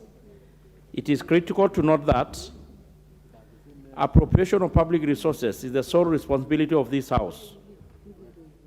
Mr. Speaker, the standing orders number 235 of the National Assembly provide that the estimates, upon being laid in the House, are deemed to have been committed to respective departmental committees, after which the committee shall consider, discuss, and review the estimates according to their mandate and make recommendation to the Budget and Appropriation Committee within the 21 days of tabling. Mr. Speaker, based on that provision, I want to confirm that my committee took time and went through the estimates of the MDS within the purview of the committee pursuant to the Standing Order 216 and the second schedule of the same. Mr. Speaker, allow me to speak to some of the critical issues which were canvassed during the process. Mr. Speaker, under the National Police Service, my committee observed that the government had completed the construction of the NPS, that is the National Police Service Level 4 Hospital, along the Bangadi Road, majority of you must have seen, but had not been operationalized due to the lack of resources to procure drugs, parts for medical equipment, chemical, food ratio, and uniform, and the rest. The NPS was seeking for an additional 50 million toward this, but was not provided in the budget estimates. I'm happy that my committee rationalized the allocation across the MDS to provide for the 50 million to enable the NPS operationalize this hospital to give the needed service to our police officers. I believe that with this gesture from the committee and subsequent adoption of the report by the House, the hospital will soon be up and running. Mr. Speaker, the committee observed that service delivery by the Directorate of Criminal Investigation on the production of the Certificate of Good Conduct was hampered by the breakdown of the automated palm fingerprint identification system known as AFIS. Majority of us may probably have had a lot of complaint from the public, and they had resulted to manual. Mr. Speaker, we provided, the committee provided 106.3 million to cater for the same. Consequently, the Directorate of Criminal Investigation could not process certificate of good conduct for thousands of applicants. I think I'd mentioned that. And I'm happy to note that my committee, while exercising their constitutional mandate, also rationalized the resources across the MDS and realized the saving of the same amount to enable this critical service to resume as soon as possible when the financial year begins. I think it's good to report good news. The service has been reverted as per even now. We managed, the DCI managed to negotiate on the promise that this money is going to be available. Mr. Speaker, my committee observed that the number of police officers was rapidly declining on account of natural attrition, but there was no allocation for the recruitment to replace such officers. There was a need to recruit 5,000 officers to replace the ones that have left the service and further boost their dwindling numbers, and the resources amounting to 3.3 billion for recruitment of an additional 5,000 officers could not be realized.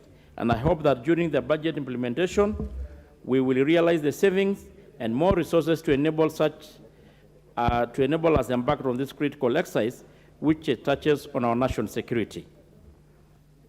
Mr. Speaker,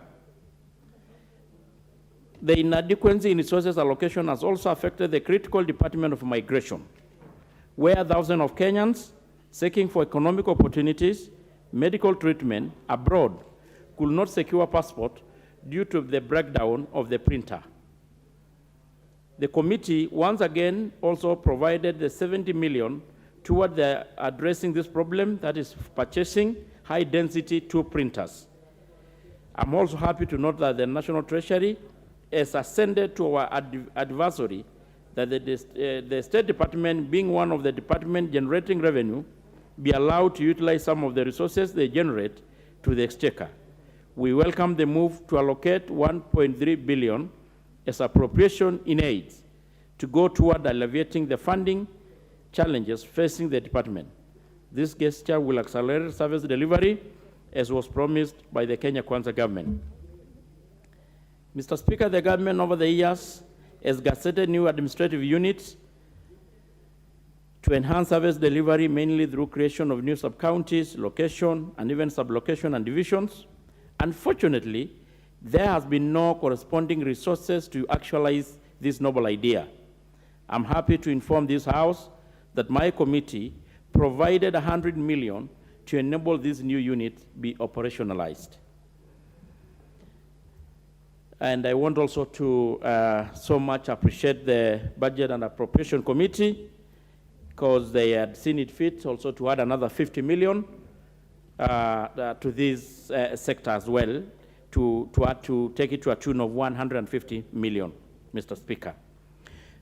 We are cognizant of the fact that even the unit which has been operationalized still face funding challenges. And I think that is admission, Mr. Speaker. Mr. Speaker, admission that the Budget and Appropriation Committee, having tabled a request, added further amount, actually totaling 200 million, sorry, it was not 50, to take this to a total of 300 million. So majority of members, you know, in your sub-counties and your constituencies, some of the unit that has been gazetted, but we never realized the operationalization due to shortage of funds. At least it's good to announce that when you approve this, we will be able to be in a position to take these critical services to Mwananchi. Mr. Speaker, there are other critical areas which affected service delivery which could not be funded. These include the multi-agency, which undertaking operation in Mboni and North Rift and even Northeastern.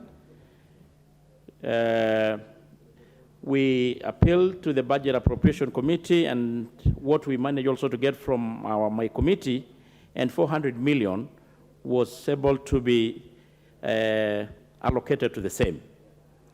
The program on acquisition of motor vehicles for the DCs, ACCs, through the leasing, which has not been provided for, and there was a need for about 1.4 billion for the same.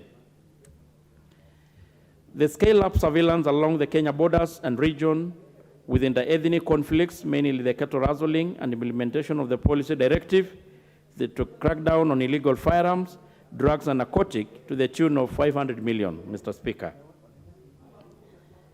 Mr. Speaker, some sagas under the State Department for Internal Security were poorly funded, with the bulk of the resources channeled toward personal enrollment, leaving them with little resources for operationalization.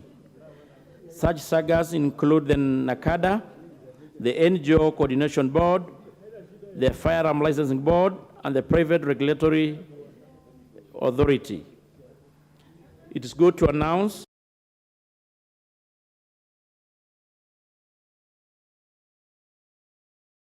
to enable it execute their mandate. The firearms, the committee managed to get small funds, 200 million, to add to what was already appropriated to the Firearms and Licensing Board, and 20 million to the betting control, respectively, Mr. Speaker.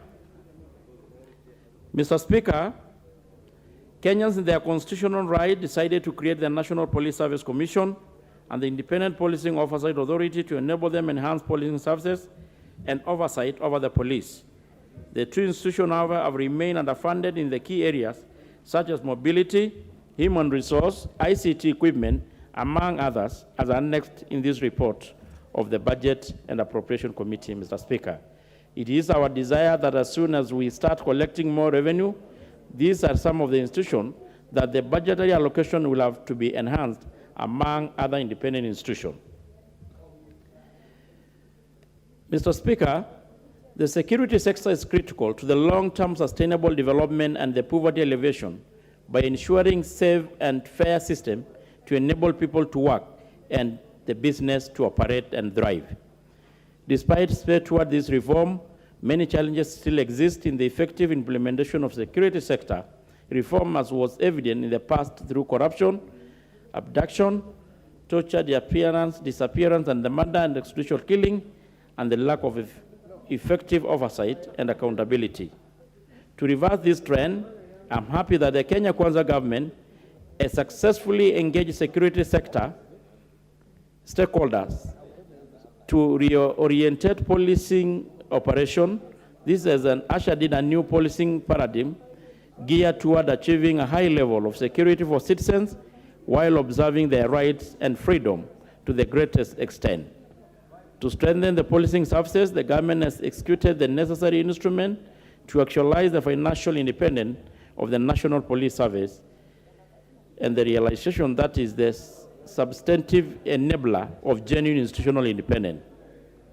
The operational independence of the police is necessary for its efficiency, professionalism, and accountability.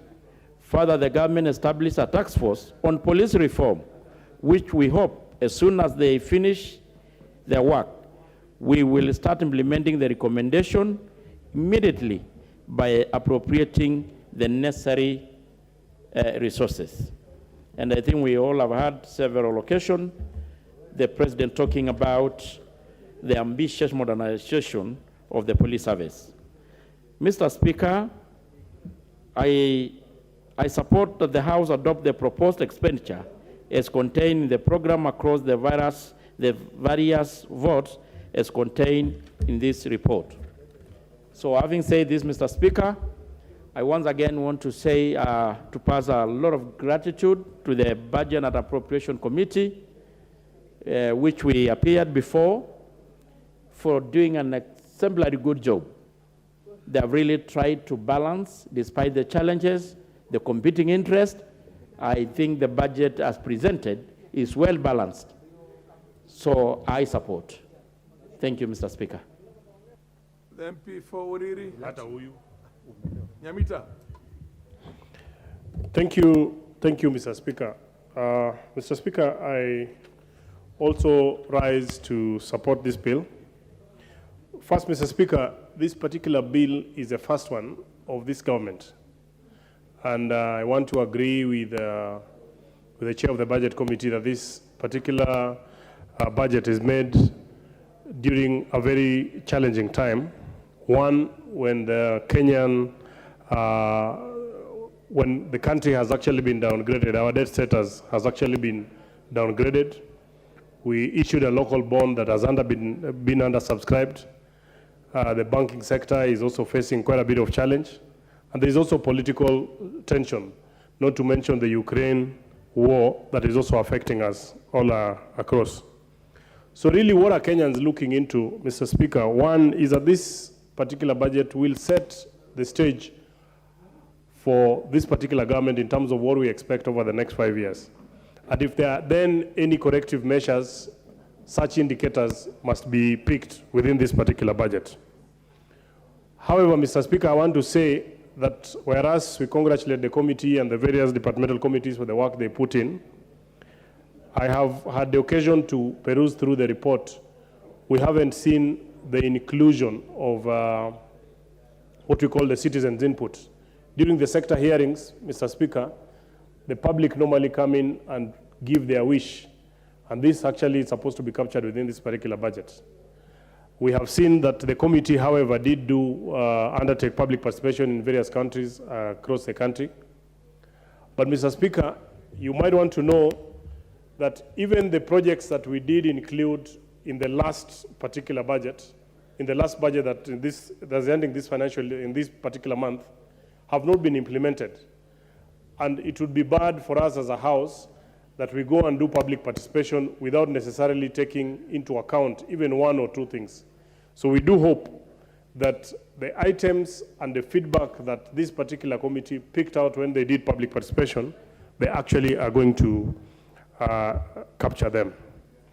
Mr. Speaker, the revenue projections as indicated in this particular budget show an increase of about 17%, which I find a bit unrealistic because, traditionally you've seen our GDP is growing by 10% every year on year. So when you do about 17%, it may appear a bit unrealistic, and that can only add to the deficit, which then we have to rationalize during the supplementary. So I don't know what maybe the Finance Committee will be representing to us when they do, because I know the revenue projections of 2.5 trillion might be a bit unrealistic, considering the background upon which this budget is actually being done. Mr. Speaker, today, and this is very important for members of this House, the disbursement of CDF is way below 50%. Whereas we have got commitment, which we are yet to actualize from the ministry, from the Treasury, that they're going to release CDF for this financial year coming to an end. We are being realistic to note that they might not be able to release the whole amount. And I actually want to urge my colleagues that if the full amount of CDF for the year 2022-2023 is not released by the end of this particular financial year, that very arrears must be captured within this particular budget. Because in the absence of the arrears being captured in this particular budget, it means that we will have to wait for a further supplementary whose date we do not know, and we are likely to suffer. So I'm hoping that before we go into the Committee of Supply, Mr. Speaker, that the Treasury would have come back to us with the exact amount that they're actually releasing, and the balance of which, that on this particular floor, we may be able to amend and include in this particular one. Going into a bit of the specifics, Mr. Speaker, in the Ministry of ICT, under what we call a government advertising agency, today the government continues to spend a lot of money. And they spend money advertising MyGov through an insert in daily newspapers. And they pay a lot of money, sometimes between 18 to 24 million every single week. There used to be the Audit Bureau of Circulation in the Postal Corporation, a unit which died. There is no value for that particular money, because if you ask MyGov how many newspapers Nation Media, when they do an insert, how many newspapers does Nation Media distribute every particular week, they cannot tell you. They will rely on what the printing house is actually telling them. So there is no proper monitoring and evaluation. And sometimes they do even an insert in the People Daily. Mr. Speaker, of a report that I saw that was done by the sector shows that, a paper like the People Daily has only 3% of the market share, of what you call the newspaper market share. When you give them and you pay them 18 million, it's actually not giving us value. We are investing a lot in ICT, and we want to ask that maybe to give value to the taxpayers, that going forward, there needs to be a monitoring mechanism so that we know whether the money that we're actually putting in advertisement serves its purpose. Speaking about which, Mr. Speaker, we continue to spend a lot of money in maintaining the NOFB network across the country. And we know, and my colleagues will agree, that even in our sub-county headquarters, that NOFB network is not actually working. If you actually total the amount of money that we are using in the maintenance, we are almost equaling the amount of money that we have used to put up the same infrastructure. Maybe it is also something for them to be able to do. The money for old people, the old people in this country, year in, year out, continue to cry that the money is not coming in good time. I sit in the Committee on Social Protection, and we have challenged the ministry, and we are hoping that the money that we're giving them this time, even before they begin dispersing it, can they present to this House a list by constituency of the existing beneficiaries, the ones who've been listed who are not benefiting, and the ones who are actually exiting, And that becomes, if possible, a quarterly report, so that we can monitor that against how much then we allocate them through this particular project. I want to finally, Mr. Speaker, support one of the policy initiatives that I saw in this particular report that says the money that we're giving to the Ministry of Education for infrastructure funding be given to CDF as a conditional grant, because actually it is intended for our schools. So all that money, if it is about 5 billion, I'm yet to check the exact figure, Mr. Speaker, can be distributed across each and every constituency, and we use the model of CDF because that is the model that actually has worked. And with those very many remarks, Mr. Speaker, I beg to support, sorry. Thank you. MP for Molo, Korea. Chair of the Finance Committee. Proceed. Proceed.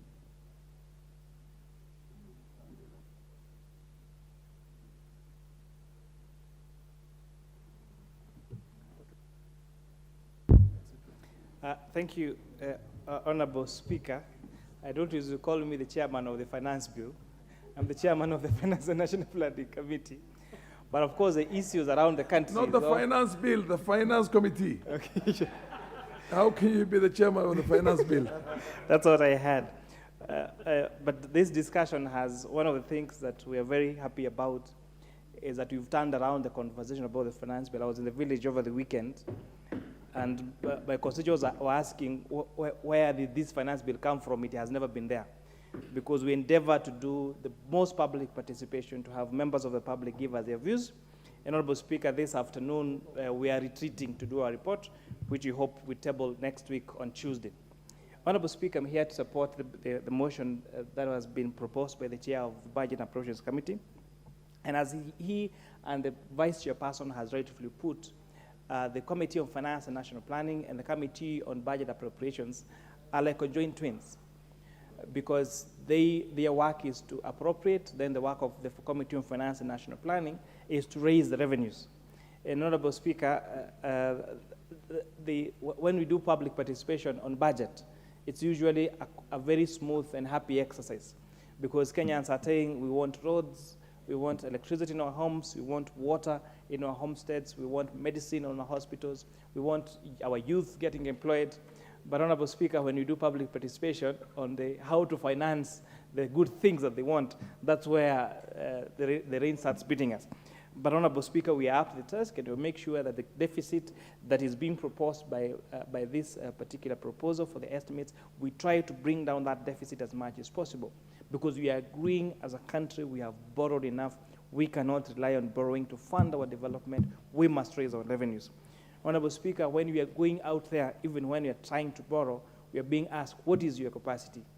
Just like the banks will ask you, show me your bank statements. Let me see how much turnover you have in your bank account. The same applies to our country, Honorable Speaker, and that is why we're working day and night to make sure that we finance our budget and we raise as many resources locally as we possibly can. I'll take a few minutes to just highlight, and I just pick two issues. And one is the Committee on Finance and National Planning is concerned about the huge balances that are held by several MDAs and SAGAs across the government. We have funds that are being allocated to departments for particular purposes, and when they delay, then we have those particular monies earning interest. And these are at the expense of other MDAs that probably would have a more urgent need of absorbing those particular funds.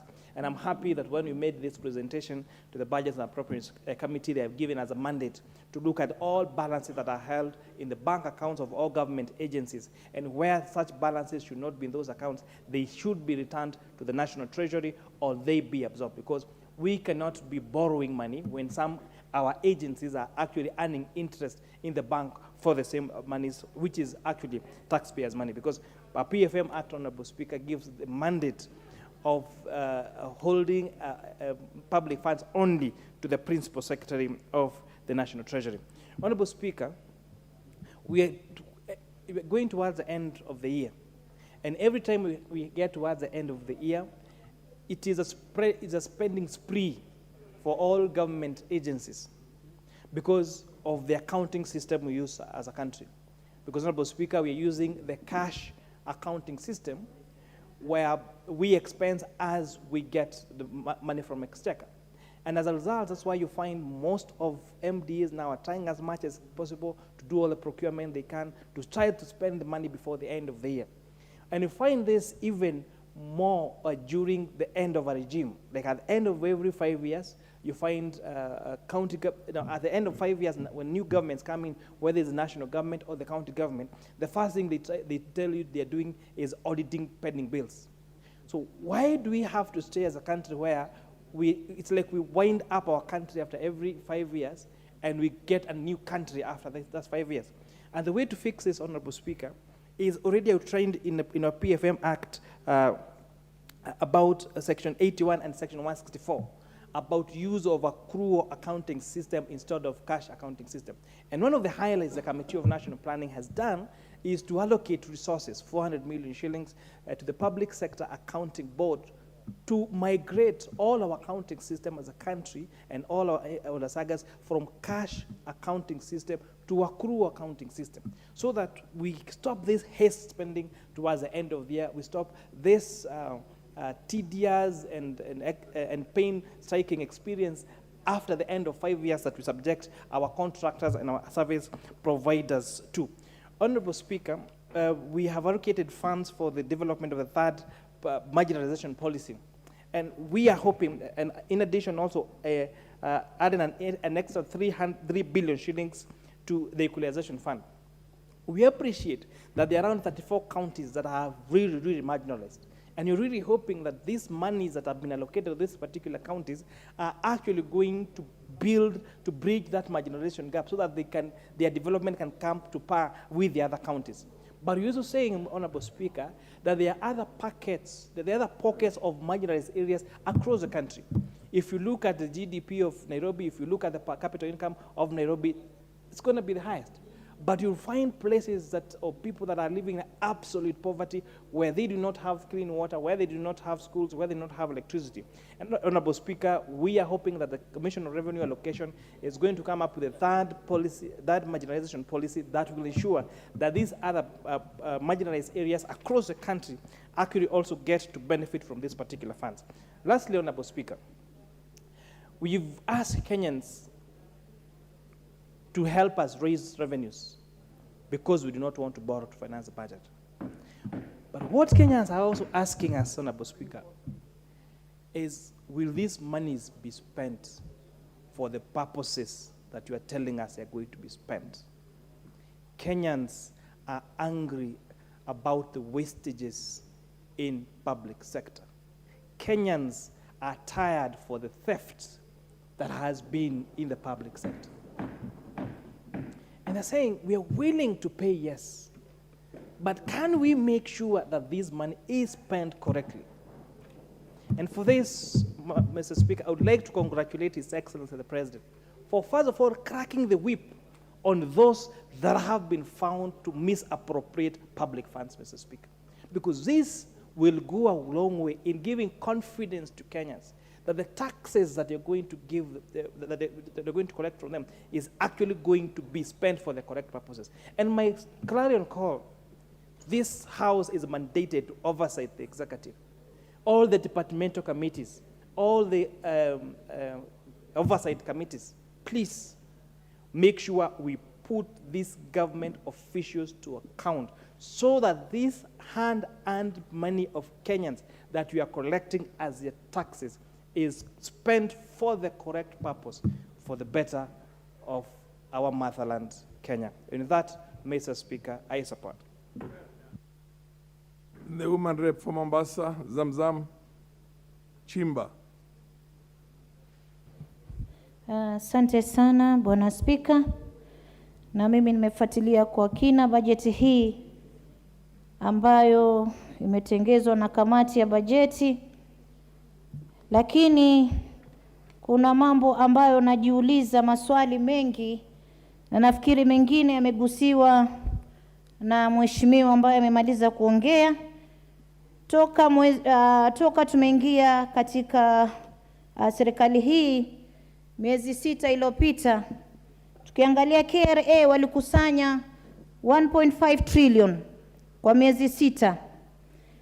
lakini bado tunaona NHIF wanadai bilioni 20. Tukiangalia katika shule za public schools wanadai bilioni 28. Wazee wa mitaa pia hawakusazwa, wanadai bilioni 10.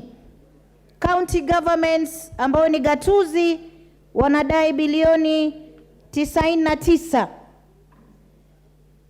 Na kuangalia kule wanavyokopa hizi pesa, pia wamekopa pia bilioni 689. Kitu ambacho mimi najiuliza, hizi pesa huenda wapi? Pengine kamati mtafanya bajeti, tunapiga bajeti vizuri, tunaangalia kuwa hizi pesa zikikusanywa ziweze kusaidia mwananchi wa Kenya. Lakini yale mashimo ambayo yako katika taifa hili, yale mashimo ambayo yako ndani ya KRA, yale mashimo ambayo yako ndani ya maofisi ya umma, hizi pesa huwa hazifiki kwenye huduma ambazo ni malengwa. Na mimi nataka niseme hivi, kila mwaka tutakuwa sisi twakaa, tufanya bajeti, na kila mwaka tutakuwa tuingia katika mifuko ya Wakenya. Tunachimba mifuko ya Wakenya, tunawanyang'anya pesa zao, lakini hizi pesa ikifika kwenye matumizi haijulikani pesa zimetumika vipi. Nimeona amezungumzia mambo ya migration pale mheshimiwa, akasema kuwa wametoa bajeti ya kuweza kutengeneza haya mashine. Mimi nataka nikuelezee, niko katika gatuzi ambayo iko na immigration office, na wananchi haswa ndani ya Mombasa wanahangaika sana. Siku na kipande mashine imeharibika, siku na kipande mashine imeharibika, enda tengezwa sijui Pakistan, sijui enda tengezwa India.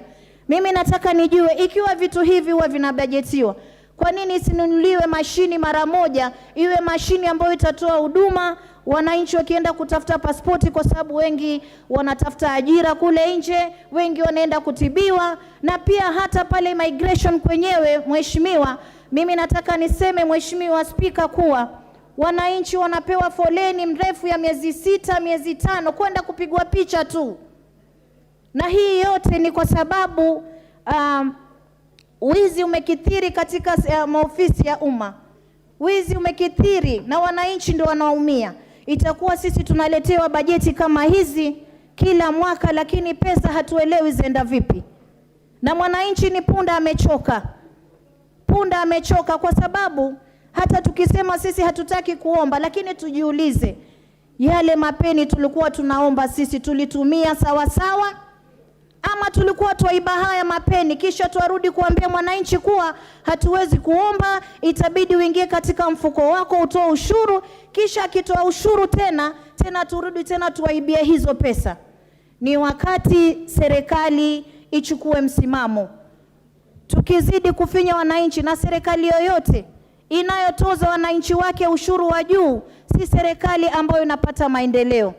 Kwa sababu serikali nyingi ambazo zimeendelea ni serikali ambazo ziliweka ushuru chini, zikaweza kuzidisha mazao, wananchi wakaja kupata mapato ya kutosha, na kisha kutokana na mapato wakawa hata na kufuraha ya ile kutoa ushuru wa zaidi katika serikali.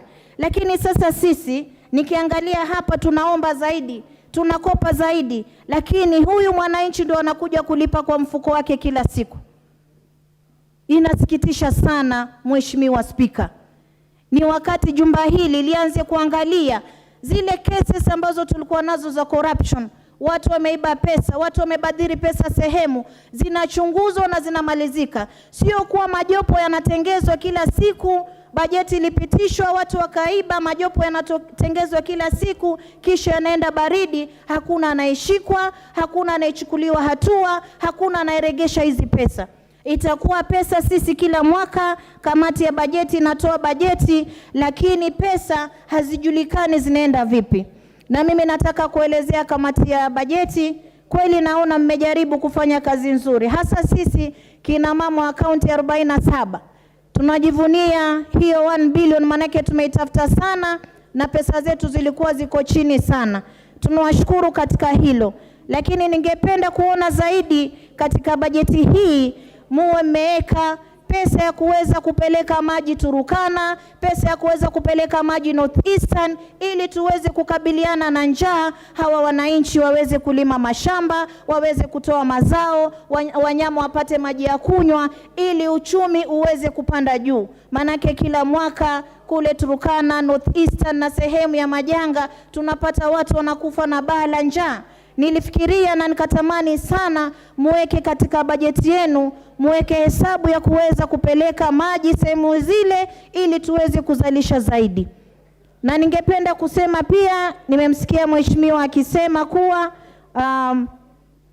amezungumzia kuwa kuna kazi, mambo ya ukosefu wa ajira, na wale ambao wanahudumu katika maofisi ya taifa, maofisi ya serikali, wengi wako ni watu wazima wamezeeka. Mimi nauliza hivi, ikiwa watoto wetu watakuwa wanaenda wanasomea masomo ya uhandisi, masomo ya ufundi, masomo tofauti tofauti, kwa nini tusiwapatie mwanya wa kuweza kuingizwa katika makazi haya ambao watu wamehudumu miaka mingi, wamezeeka, ili hawa waliozeeka tuwachukue kama wale wa kuwafunza hawa na kuwa oversight, kuangalia kazi zao zinaenda vipi, wakishika vizuri hawa wazee tuwatoe, tuwape mgao wao, warudi nyumbani, waweze kujiangalia, na hawa vijana ambao tumewasomesha waweze kupata hizi ajira. Katika sekta nyingi, Mheshimiwa Spika, wazee wamebaki pale muda mrefu, mpaka hata ikifika anakwenda hakuna mtu wa kumchukua. Lakini katika bajeti wanasema kwa sababu ya unemployment wanajaribu kutafuta mwanya wa kuingiza hao vijana. Mwanya utapatikana ikiwa sisi tutawapa vijana nafasi na tuweze kuwapa msukumo katika bajeti wa kuweza kuwasaidia ili wapate masomo zaidi, wakiingia pale waweze kuhudumia taifa. Na mimi ningesema hivi, kuomba, watu wameomba sana pesa nje. Tumeangalia miradi mingi ya serikali, na naona katika miradi ambayo imesomwa hapa, miradi mingi Bwana Spika, ya serikali imekaa kule, yani zimezembea, zimekaa tu, watu, kuna mijengo imejengwa, imetumia pesa ya serikali, lakini haitumiki, haifanyi kazi. Na kuna watu mahali ambao wanahitaji zile pesa zilizotumika katika hizi miradi zingeweza kusaidia sehemu nyingine ambayo ingeweza kuinua uchumi zaidi. Kwa hiyo miradi kama hii, kama alivyosema, pengine hawa wanaomba wanataka wapate dump, au wanaomba wanataka sijui project gani, kisha unapata pesa kidogo inawekwa pale ambayo ni makadirio, na ile bajeti yake ilikuwa ni pesa kubwa, ingine inawekwa kwenye mradi mwingine mdogo, na unapata miradi hii haiishi. Kwa hiyo Bwana Spika, mimi ningesema katika kamiti ya bajeti, ekeni mradi mmoja, tuangalie huu mradi mmoja mpaka uishe, uanze kufanya kazi, kisha tuweze kubajetia mradi mwingine wa pili, nao pia uanze kufanya kazi. Tukienda hivi taratibu, itakuwa sisi hizi pesa hatuzibadhiri. Lakini kila siku kuingia kwa mfuko wa Mkenya, na yule Mkenya ambaye inafaa inuke, tunamuomba pesa, tunachimba zaidi, kisha pesa tunakuja tunazitumia vibaya, itakuwa sisi kweli hatuna uaminifu kwa wananchi wa Kenya. Na nikisoma hapa, tumewekewa katika bango hili, tumeandika for the welfare of society and the just government of the people. Jumba hili linatakiwa liweze kumsimamia Mkenya, liweze kumhurumia Mkenya, liweze kuweka bajeti ambayo itakuwa friendly kwa Mkenya, sio bajeti ambayo itakuja kumuumiza Mkenya. Naona mmebonyeza kidude, kwa hiyo mimi nitamalizia hapa Bwana Spika nikisema bajeti ni nzuri, ila kidogo wafanye marekebisho wasiweze kuingia sana kwa mifuko ya Kenya. Asante sana Bwana Spika. The Chair of the Agricultural Committee, the Honorable Mutunga MP for Tigania West. Thank you, Honorable Speaker, for the opportunity to also contribute to this debate. Honorable Speaker, I would like to thank the members of the Agriculture Committee for looking through the BPAs and also scrutinizing the budget and rationalizing what we think could be done in the next financial year. Honorable Speaker, I would also like to thank the Budget and Appropriation Committee for receiving our report and for interrogating our report in a positive sense and finding it necessary for us to be supported in one way or another. Honorable Speaker, looking at the agricultural sector in this country, the agricultural sector is the supporter of over 75% of the population. Most of the people live in agriculture, or they derive their livelihood in agriculture, and therefore it means that without supporting this sector properly in the budget, we are not doing the right thing. It is also the main foreign exchange earner in the country. It is also the main employer of most of the people, especially those who are engaged in informal sector employment. And it provides the best avenue for us to feed ourselves. A country that cannot feed itself is not a country that can call itself proudly sovereign. Honourable Speaker, when you look at the bottom-up economic model that is being used, promoted, or rather which is the core concern of the current government, out of the 9 value chains that have been picked as the beta value chains to drive the economy, 6 of them are in agriculture. Having seen that, when I look at the budget, and as members of the budget and our professional, as the members of the Agriculture Committee, we were unable to make huge adjustments in this budget. The issue being that very little money has been allocated to agriculture. Kenya is signatory to the Maputo Protocol. Kenya was there 10 years later to basically sign off the Malabo Declaration, which has specific targets. Kenya is being assessed every 2 years under the Comprehensive African Agriculture Development Program, where we always are given below average assessment in overall, because we are not funding agriculture the way it should be funded. Honourable Speaker, agriculture is number 8 priority out of 10, which means we miss basically putting money in other sectors. Looking at the budget, Honourable Speaker, and before we even allocate the resources, I think the question is, what does agriculture do for this country, besides the few that I've just mentioned? Over the last 1 year, we have realized serious achievements within the ministry, or within the sector itself. We have realized achievements in animal health, where we have graduated many students who are becoming private sector players in supporting the industry. There is a lot of improvement in terms of the veterinary surveillance and vaccination. We have seen a lot of improvement in the testing of the milk so that we can have clean milk and good milk for consumption. Still in the livestock sector, we have seen a lot of production of the semen and packaging of the semen, and also establishment of liquid nitrogen, so that we may produce liquid nitrogen plants that may produce enough to distribute the semen across the country, which means we are trying to improve our dairy hand as a country which is a center of excellence for dairy. We also moved the technology further into sex semen, where we can produce what we want, if it is females or males, and also upgraded it further to the point where we can actually transport embryos. So we are saying the sector is key and important, and is modernized in the sense that we have the best scientists in the country anchored in this particular sector. On the other hand, the crop sector has also improved a lot over the last 1 year, and I don't need to mention the specific improvements. But Honourable Speaker, we have serious deficit in the budget. The budget presented to us by the ministry, by the sector, was 104 billion shillings. We were only able to give them 64 billion shillings, which means we have a deficit of 40 billion shillings. This deficit is key in terms of slashing out or reducing the allocations to the various sectors and the allocations to various functions and activities within the sector itself. When you look at that reduction, specific scrutiny into the crop sector, subsector, the crop will suffer in terms of recurrent 20.7 billion reduction, and the livestock, and in terms of development, 16.4 billion. That means around 37.16 billion is going to be a reduction that we are seeing.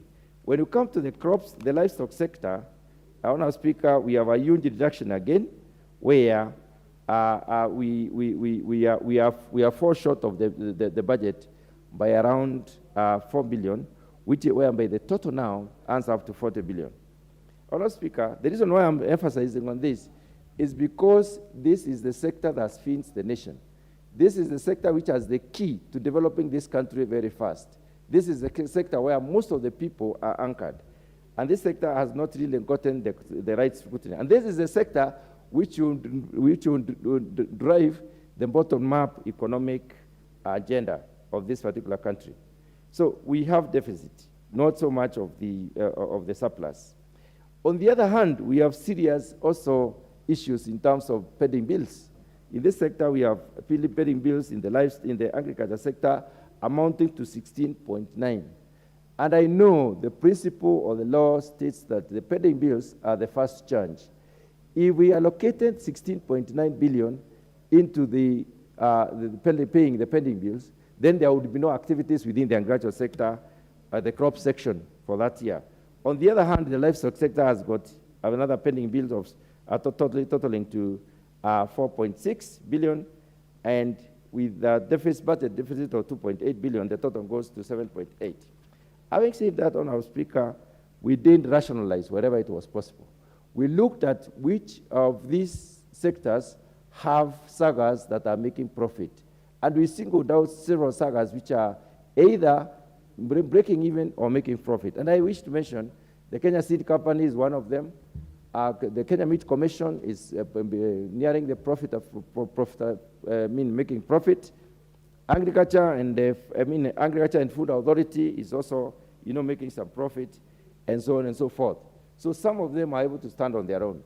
Still within the same sector, we have sagas or semi-autonomous government agencies that require support and therefore need some budgetary support. I may wish to mention that most of the sugar millers, which are public, will need support. I want to single out a sugar milling company called the South Nyanza, the sugar milling company, which requires around 1.2 billion to be supported in. In this issue, Honourable Speaker, we've not been able to do much, and in that respect, then the budget has not probably been able to respond effectively to the sector. But the question is, why shouldn't the private millers make profit and the public millers are not making profit? We have made it our business as a committee to visit all those millers, the sugar milling companies, and we have been able to be appraised on the issues that they are going through. Some of them have got historical debts that they are addressing right now. Some of them have got renovation and the improvement issues that they are going through.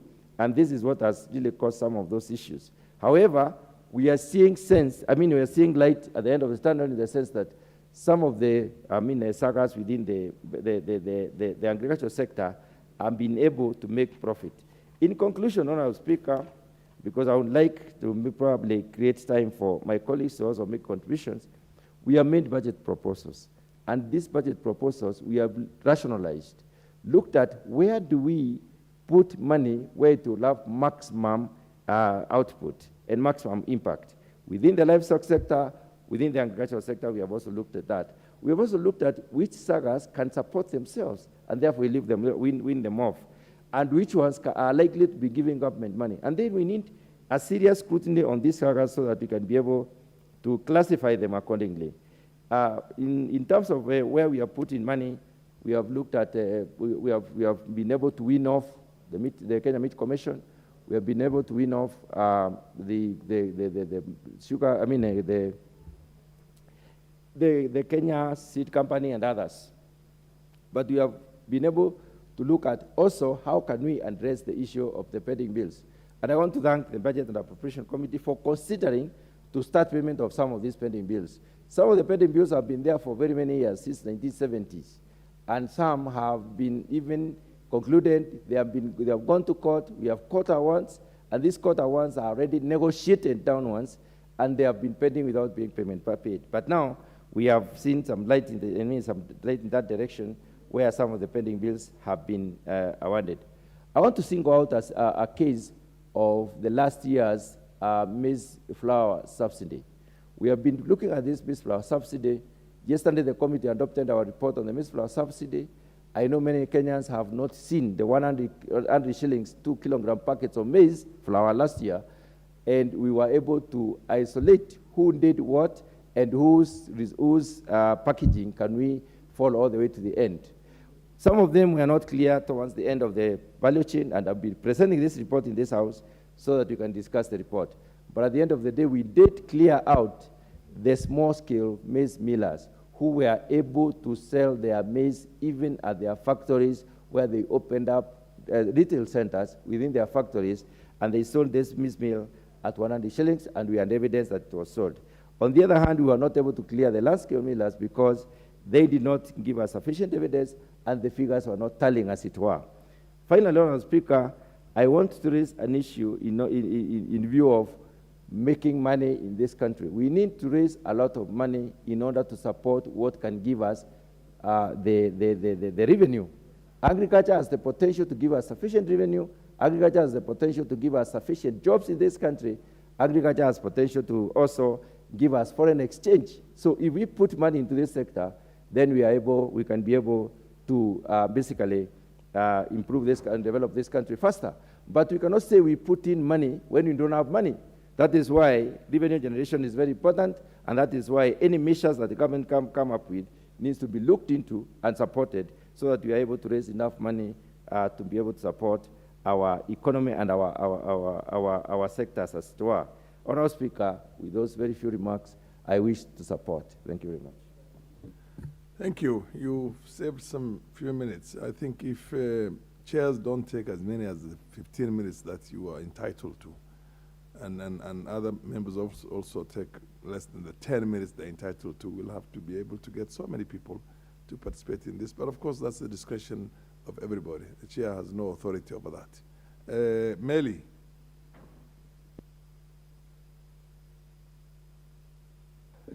He is the chair of communication. Education. Education. No. Anyway, you are lucky you got it because I thought you are a farmer and you should weigh in a little bit because I'm doing right now an intercession. Every time a chair contributes, I would want to allow an opportunity to another member to. Yes. If you are a farmer, proceed. But yes. Of course, you'll spend all your time, including the chair's time. Thank you, Honourable Speaker, for this time. And Honourable Speaker, before I begin my presentation on education, I just want to thank the Chair of Budget and Appropriation Committee and the entire Budget Committee for the work well done. Honourable Speaker, actually the Budget and Appropriation Committee has a big task of ensuring that the tax raised by the Finance and Planning Committee of the National Assembly are well utilized, are well distributed, equitably across the country and across the various sectors. But the sector that has taken the huge chunk of that particular money is the Department of Education and Training. Honourable Speaker, in the 2023-2024 budget, the department has been allocated 628 billion shillings, which accounts 27% of the total national government budget. Mr. Speaker, this points out that the current government has a lot of importance on education as a sector in recognition of the central role the sector plays in supporting socio-economic development agenda. Honorable members, I think we all know that education is very central to our country and more so to the socio-economic development of our nation.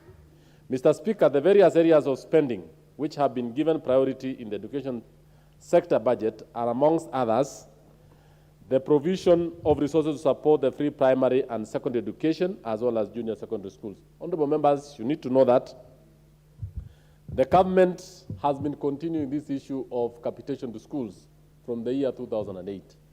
The successive governments have actually tried to increase that budget from 10,000, from 8,000 in the year 2008, 10,000 by around 2010, and now we have a figure of almost 22,000. For JSS, we have actually a budget of 15,000. This is to enable the schools to run and to buy the essentials which are actually going on those schools. I want to laud the committee because, as earlier presented, the committee had a deficit of almost 10 billion, but the budget committee assented or agreed to our pleas and actually added the money to this sector, which actually takes almost 90 billion of the government's spending in basic education. The other area is school infrastructure improvement and to support the CBC. This is an area where we actually agreed with the ministry that the National Government Constitutional Development Fund will actually work together with the ministry so that some of the allocation infrastructure will be placed in your constituencies so that it can actually assist in the development of schools across the country. And actually this one, Honorable Speaker, has been agreed to, and actually some of the infrastructure money will be taken directly to constituencies and will be oversighted by members of parliament. There is also funding to various universities, which I know very well that it is very important, and I shall be pointing out areas where actually the government or the committee sat down and looked at it, that private universities had actually gotten an undue advantage over the public universities, and we reduced their expenditures. We have also resources to Higher Education Loans Board to support students in both universities and TVET institutions, and on this particular case, we have actually increased funding for the Higher Education Loans Board by about 15 billion to almost 30 billion shillings. This is actually to accommodate the issue of the new financing model, and I think you all know, members, that the previous mode of financing, which were relying on grants, and grants that were not actually very specific. Right now, we are talking about student-centered fees in form of scholarships, in form of loans, and in forms of parental or family contribution. So in this case, that particular amount of money to Higher Education Loans Board and also through the University Funding Board has been increased substantially to take care of students at the universities and also in the TVET institutions. We also have quite a big amount of money in the recruitment of teachers, training of teachers on CBC, and support towards the implementation of the new curriculum. Honorable Speaker, the issue of teacher recruitment is very dear to the Kenya Kwanza government, especially on the issue of recruiting 116,000 teachers in the next 5 years. That's why in this financial year, the government is recruiting over 20,000 teachers, again, for actually to make sure that we reduce the number of teacher shortage in the Republic. We've also have the issue of skilling or retooling the teachers on competency-based curriculum. I think you all know that. A number of teachers were actually schooled in the old system of the 844, but now there'll be need to have a lot of seminars, in-service programs to ensure that these teachers are retooled, to ensure that they support that. Mr. Speaker, in terms of sources of funding, the sector largely relies on direct government funding. Over 80% of the money in this sector relies on government funding, actually very little foreign funding. There are also some aspects of support from the development partners, especially in TVET. I think you all know that many TVET institutions, especially on the machinery and even the equipment, we get a lot of it from partner funding, like the Chinese concessions or the Chinese government loans. Mr. Speaker, the proposed allocation to the sector is also well aligned to the bottom-up economic transformation agenda of the government. A total of 20.2 billion for better programs and priorities have been allocated across the sector. I think this is actually very clear, especially in terms of trying to uplift the low income, the low-placed members of the education sector, and this has even been seen in the need to promote the teachers. Mr. Speaker, the better priorities in the education sector, that is the bottom-up economic transformation agenda, is as follows. We have the construction of 52 TTIs. That is 52 new TTIs at a cost of 890 million. This one actually will provide skills to the youth that we so much are in the public, and we really actually require them to get skills so that they can be self-employed. Training of youths on digital skills will cost 120 million. ICT infrastructure to support competency-based based assessment, 53 million. Construction of integrated resource centers at 1.4 billion shillings, and then construction of JSS classrooms at 2 billion shillings. JSS learners capitation has been increased to 25 billion, and support to establishment of Open University of Kenya at a cost of 170 million. This is quite important, especially the Open University is quite important, especially to enable Kenyans access higher education cheaply, even from the comfort of their homes, because this one actually intends to promote the online learning system or the virtual systems, and therefore enable Kenyans to access this. Honorable Speaker, as part of our role in the oversight mandate on the budget matters also, I want to point out that some of the few key issues of concern with the committee observed and which they require concrete policy direction on how to address some of them, which the committee made a number of recommendations. Honorable Speaker, I want to say that as a Committee of Education, we noted a number of issues. And as a committee, we asked the ministry to look into certain policy issues. And as an oversight committee, I want to thank our members of the committee for pointing out quite certain issues that were common in were actually glaring in the sector. One is there quite a number of teachers in the teaching service who have stagnated in one job group for a long time. Honorable Speaker, as far as the teaching service takes a lot of money, more than half the money of this particular sector is in teacher salaries and remuneration. Many of them have actually stagnated, and they need about 2.2 billion to be promoted. And you know the importance of having a motivated staff or a motivated worker. Two, the committee also note there are quite a number of TVET institutions which have considered in offering business and management-related courses. TVET courses are supposed to provide skills like construction, electricals, painting, and all that. But a number of them have gone back to the business courses, procurement, business management, and all this. Actually, this is not the intention of the business, the TVET institutions. The TVET institution is supposed to provide skills, manpower, and actually equip the learner for the job market. But if you give them again the business courses, that is a need. We ask them to really look into it. The other issue is that 780 million had been allocated towards construction of TTIs in the remaining constituencies. We do not have TVET institutions. Through this allocation, 15 TTIs will be constructed and are envisaged to be completed in 2023-2024. The committee appreciates the model adopted in funding the remaining TTIs. However, we have a number of TTIs that are not completed. And as a committee, we sat down and actually looked for resources to ensure that we can't start new TTIs and leave others which are incomplete. And therefore, we got some resources and we allocated money to ensure that all the TTIs that have been constructed are completed and are in working condition.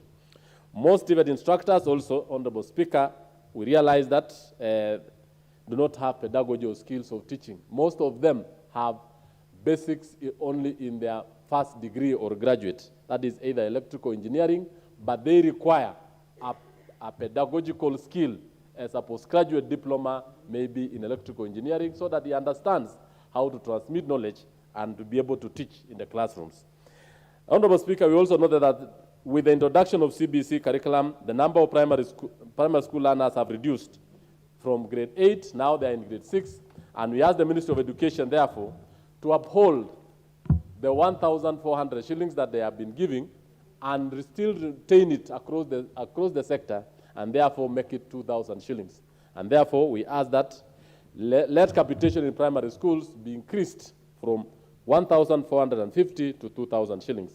The committee also concerned that free primary education capitation has been disbursed to primary schools outside the NEMIS, which we actually discouraged. And even in TVET, we ask that let every child have a number so that to avoid corruption and to avoid misuse of public resources.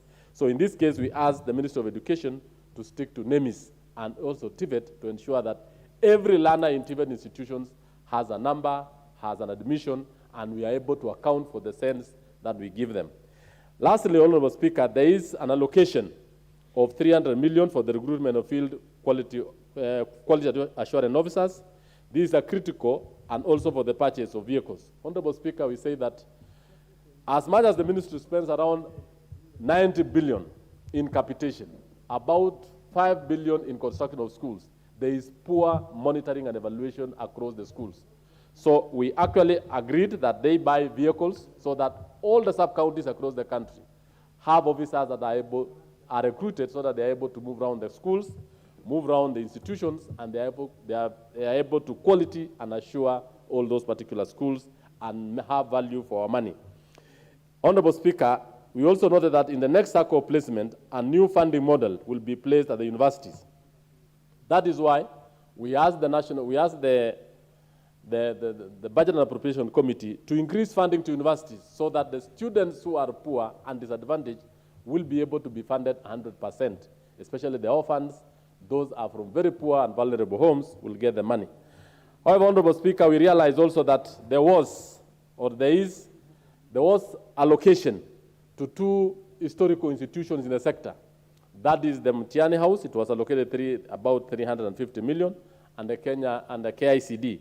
Honorable Speaker, noting that the two institutions have actually this project stagnated for almost 10 years, we decided to reallocate the resources because they cannot make good use of them. The Mitiani House has been in construction since 1986, and the KICD since 2010.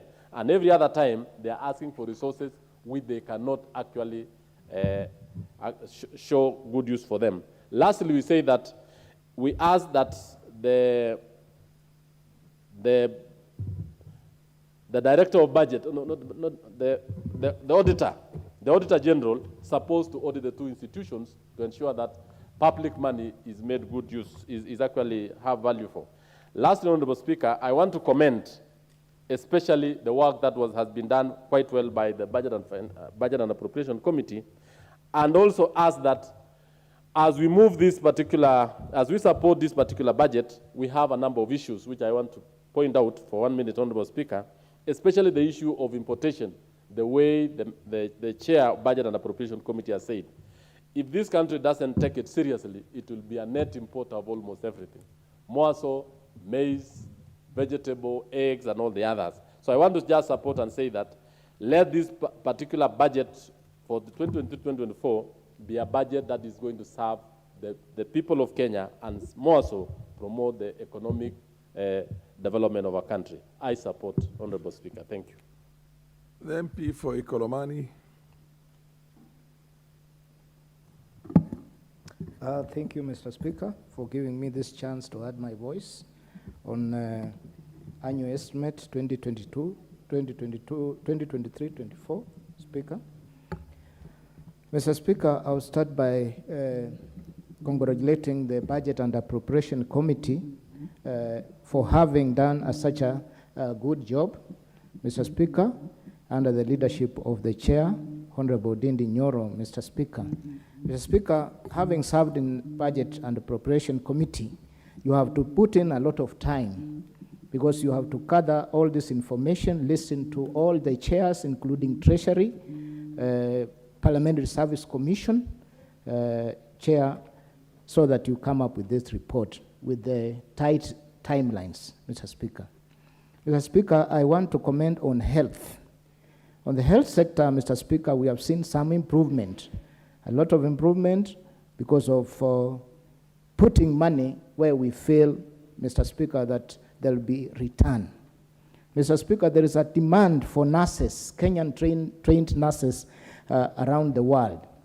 We have seen, Mr. Speaker, money being put in 21 KMTCs to be completed and 1 more billion Kenya shillings for employment of lecturers and staff to make sure the KMTCs across Kenya, Mr. Speaker, are operational. Mr. Speaker, the Budget and Appropriation Committee on that note have requested the members of Parliament in those areas to give back something for the good job which is being done by buying a bus for the KMTCs, Mr. Speaker. Mr. Speaker, the chair for Education Committee presented a very good report, Mr. Speaker, and somehow it happens that I just come to speak immediately after him, Mr. Speaker. Mr. Speaker, we have seen private universities gaining a lot from public money, Mr. Speaker. This is an anomaly that has been corrected in this budget, Mr. Speaker. However, after removing public students from private university, Mr. Speaker, this budget has made sure that there is money to help those students who have been placed there, Mr. Speaker, because they were just placed, they didn't request for that, to make sure that they complete their course, Mr. Speaker. Mr. Speaker, we've seen a recommendation that the infrastructure part of it in schools from Ministry of Education be done through National Constituency Development Fund, Mr. Speaker, because this is purely a function they are specialized in, Mr. Speaker, to allow the educationists, the teachers, Mr. Speaker, to be able to concentrate on their core duty of teaching and running the school, Mr. Speaker. Mr. Speaker, there is also funds to help students from ASAL areas have a meal in a day, Mr. Speaker.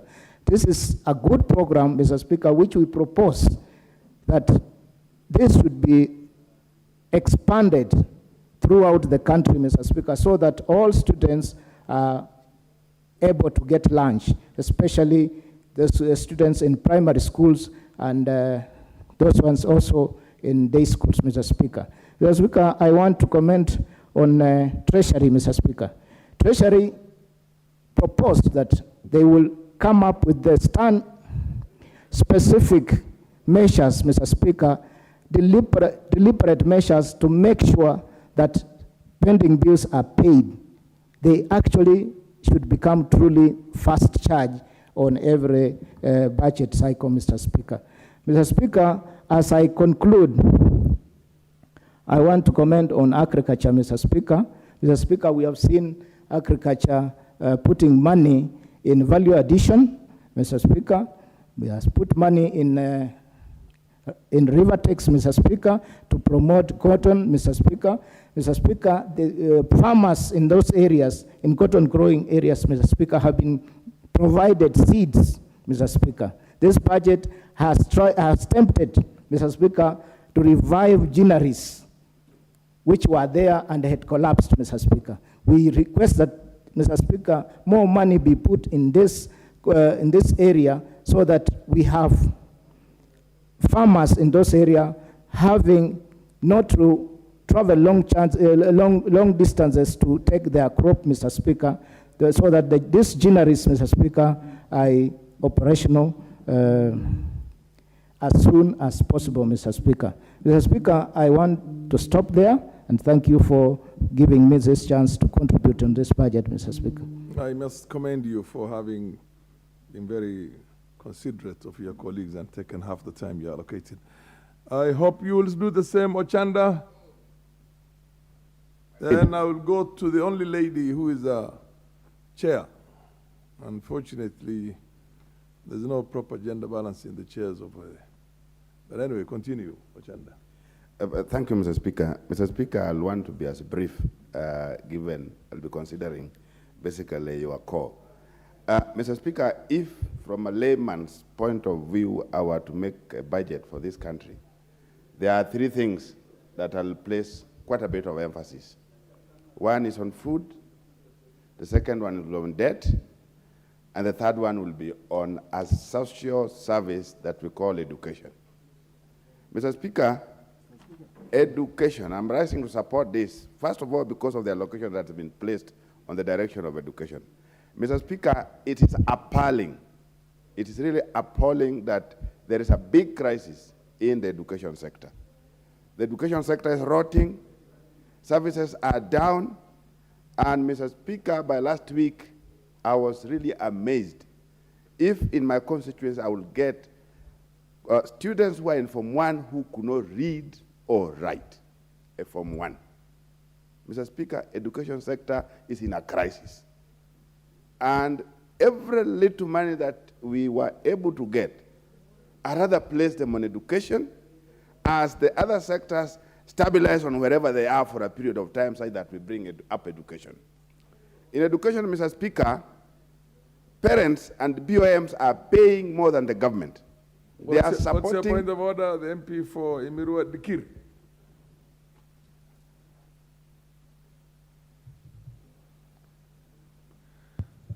Sorry to interrupt my friend, Mheshimiwa Chanda, Mr. Speaker, but I had mentioned something which I think, if it is true, that we need to do a very serious investigation. Which is? Form 1, yes, who doesn't know how to read and write. How did that student even reach Form 1? Not even Standard 4. But So, Mr. Speaker, I think you have raised a very important thing, but how is that a point of order? It is. That's wonderful. Proceed, Ochanda, proceed. Thank you, Mr. Speaker. Thank you, Mr. Proceed. Speaker. What I'm trying to illustrate, Mr. Speaker, I've tried to check that across in the last 3 days, and I'm telling you, it is amazing that we have students in Form 1 who cannot read or write. And I've taken up this with the ministry since the last 3 days. That is a problem. I've mentioned, Mr. Speaker, that parents and BOMs in this country are supporting staff in schools more than the government. They have more teachers that they are supporting more than TSC, including some of the national schools.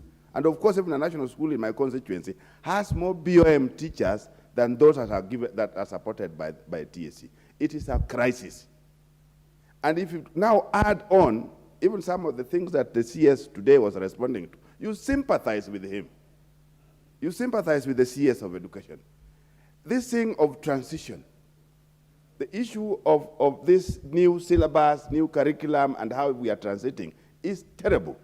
We are in a big crisis, Mr. Speaker. So if money is placed, and I'm happy, and that's exactly why I'm now supporting this budget, that a lot more money is this time round put in education.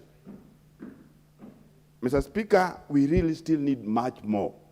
If we are able to really levelize all the other sectors and place all the rest, mop up all the money and take to education, we can recover as a country. Otherwise, we are in a crisis. Mr. Speaker, the second thing that I was mentioning was the issue of debt. I'm happy with the budget, that the budget is closing in the deficit. We are talking about 400 billion plus, which was not there before. And this is exactly towards the direction of reducing the issue of debt. The third thing that I was talking about, Mr. Speaker, is the issue of food. The issue of food. If we were able to place food, money on food, production, food reserves, to make sure that because we've been in a crisis for the last 3 years, food pricing and food availability we are in a crisis because of that. So if this budget will focus on that direction, I'm happy there's quite a bit of money, but it's not enough that is placed on the direction of food production. We are talking about here agriculture, whether it's crop or livestock. We are talking about fisheries here. And there's quite a bit of money that I've seen has gone into irrigation and stuff like that. But then there are elements of caution that I wanted to bring, Mr. Speaker. One, they are scattered across many other sagas and the departments. There is a department dealing with irrigation, and we have the irrigation authority. There's money that has been placed there. Then you have a lot more other monies placed on other aspects of agriculture in the name of, again, of irrigation, different departments. I think that's where we are going to have a problem. The money that's gone to agriculture, we have to recognize that agriculture is a devolved function. So when we place money, and we are placing much more money, where is that money going to be reposited? The amount of money that we are talking about here is outside the monies that we are placing for purposes of counties, the 370 billion or so that are going to the counties. But then we have 100+ billion that's still going to agriculture. Where is this money going to be placed? Where is it going to be reposited? How are we able to increase the issue of food production? Is it the national government taking the bulk of the money again, or the money headed to counties where agriculture is practiced, where agriculture is done as a function, where livestock is done as a function, where fisheries is done as a function? Who is producing food, or who is helping Kenyans produce food? Is it county governments, or is it the national government? I think these are hard questions that we must address moving forward. There's no need of placing money. We place money for agriculture, and all that money is placed in Nairobi, yet agriculture is devolved. Mr. Speaker, that's an area where, in my view, we really need to look at very, very seriously. So, Mr. Speaker, in all, if we refocused on placing more money in agriculture, we are experiencing acute shortage, but as we are doing that, we are now talking about a potential for bumper harvest.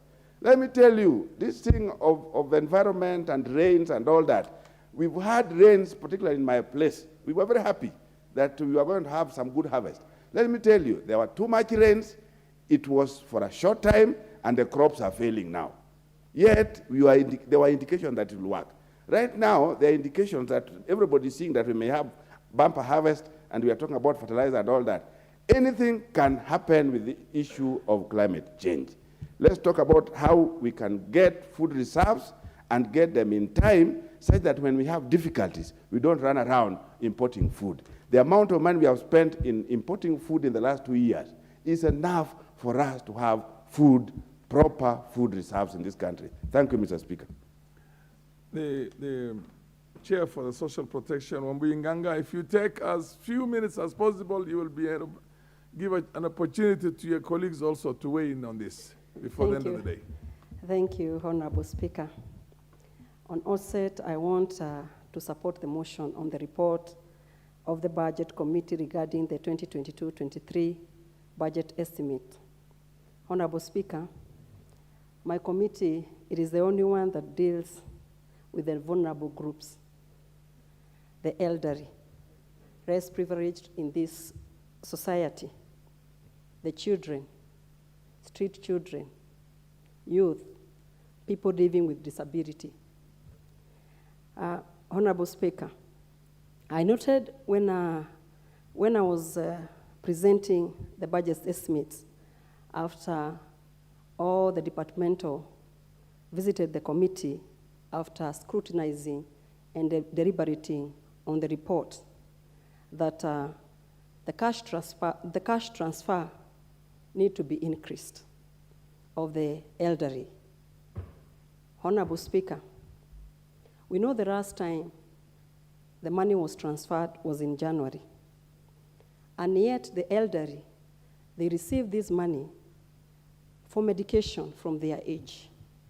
So once the cash is delayed, there's a lot of problems with our elderly persons. But I am happy, though not a lot of money has been added, but 500 million will add to the kitty. It is not enough. We know right now we are constrained of money, but in the future, we need to audit the cash transfer. Because we know it started in 2017. There are many elderly who have passed that age or who have reached that age and they have not yet been enrolled to this program. And we need to do that because we need to treat everybody equally. And that's when we went to do the presentation. We said we need to look into it.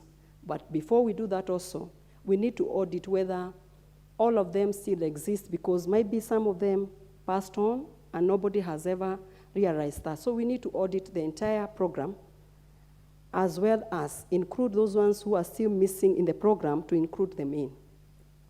Honorable Speaker, as we speak right now, we also know their challenges. As these elderly are going to get their money, they also suffer a lot, because maybe even the telephone number that was given those years is still not the same one they use. Also, the money to go and pick their money from the houses to where they collect the money, we also see it is a challenge. So we need to audit this program and you see what is best so that we can be able to help our elderly as they are aging. We give them their dignity. We take good care of them because they also took good care of us when they were young. Honorable Speaker, another matter that raised in the budget estimate is the youth factor.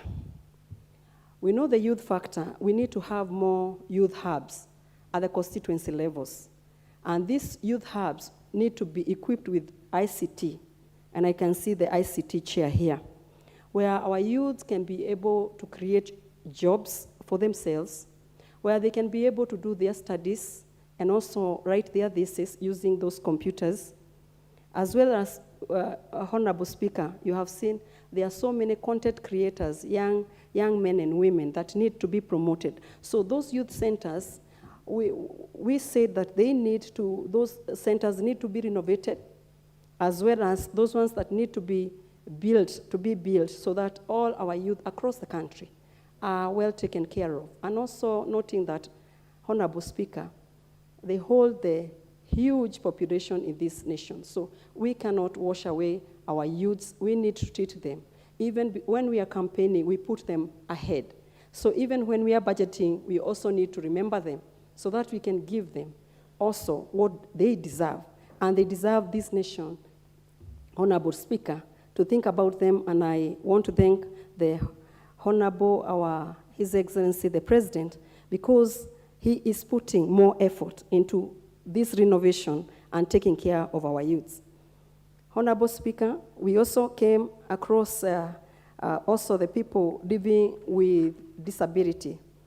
We have two bodies, National Council for the Disabled of Kenya and National Council for Persons with Disability. And as a community, we found that we need to merge these two bodies so that they can be able to take care of all those others, all those people living with disability, because when they are two, even as a committee, we wonder who are we oversighting, because it's only one that comes to us. There's another one that does not come to us, and yet they receive government kitty, and yet the parliament does not oversight them. So as a committee, we felt like we needed to merge the two bodies so that they can be efficient and effective. Honorable Speaker, I also want to say that this budget is also taking good care of markets. From where we come from, a big population in our constituencies, they earn their livelihood from markets. And we need to upgrade these markets to a position that when it rains, they are covered, or when the hot sun comes, they are also covered, and they can transact their businesses well. Right now, as we speak here, when it rains, the price becomes very pathetic, or when it is very hot, their properties and their produce are spoiled by the hot sun.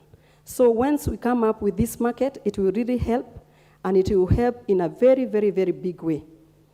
Honorable Speaker, there is also a chunk of money that we said we also gave the social protection department, because they have so many pieces of land across the country that are not fenced.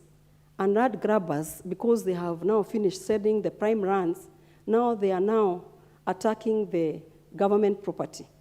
So there's also money that we set aside for those, the land that belong to the government, if it can be fenced and given proper care so that these land grabbers can stay as far away as it comes, so as they come, because they steal everything. They steal even things they know that does not belong to them. They steal even things that are coming to help even their children. That when their children come of age, they will not even have a facility where they can go and have a field to play, or even a place where they pass time, not only staying in the house, they can also go outside there and play football outside. But they have grabbed all these properties, and that's why we gave money to social protection department to make sure that those properties are safeguarded for the future of our children. Honorable Speaker, I would also want to state that there is a very good will in this nation, and everybody now has joined to support His Excellency the President. And I know even with the finance bill that we are going to be debating next week, why I am supporting it, one, is because I need more money to be put in the Inua Jamii program, where all our vulnerable groups are going to benefit, and they can only benefit if the nation has money. But I also want to go on record to say this time round, let us not do business as usual. Corruption at this time, we cannot tolerate or engage. And I know, Honorable Speaker, I know you know these matters very well, that let us say anybody who is caught in the corruption cases and they are found guilty, so that we can set a record to this nation. These people, one or two, they need to be hanged, Honorable Speaker. If we hang one or two, then it will make corruption will be a thing of a past in this nation. Because we mean well, even we are going to correct money. Moving forward, we are going to correct money. The mood of the nation is we are going to correct money from the taxes. But also let us give our people back at home confidence that this money is going to the proper use. Anybody, including myself, anybody who is going to be caught on the wrong side of this money that we are going to collect, let us not spare our people to say they are from our tribe or they come from our region. It is a high time as readers, we take up this mantle and we say enough is enough. Once money is corrected from the public, it needs to go to the use that it was intended to go and do. Not when the money is corrected and the people say, it is our time to eat. And that's why I am proposing 1 or 2 of them. Anybody found guilty of taking government coffers money, they need to be hanged. And it is me who is saying, seated from here. They need to be hanged like other countries where they have progressed. Singapore has progressed because it is a corrupt-free nation. Another nation, they are a corrupt-free nation. With this one, with the money that we are going to correct, it will be enough for our programs to succeed. We have medicine in our hospitals.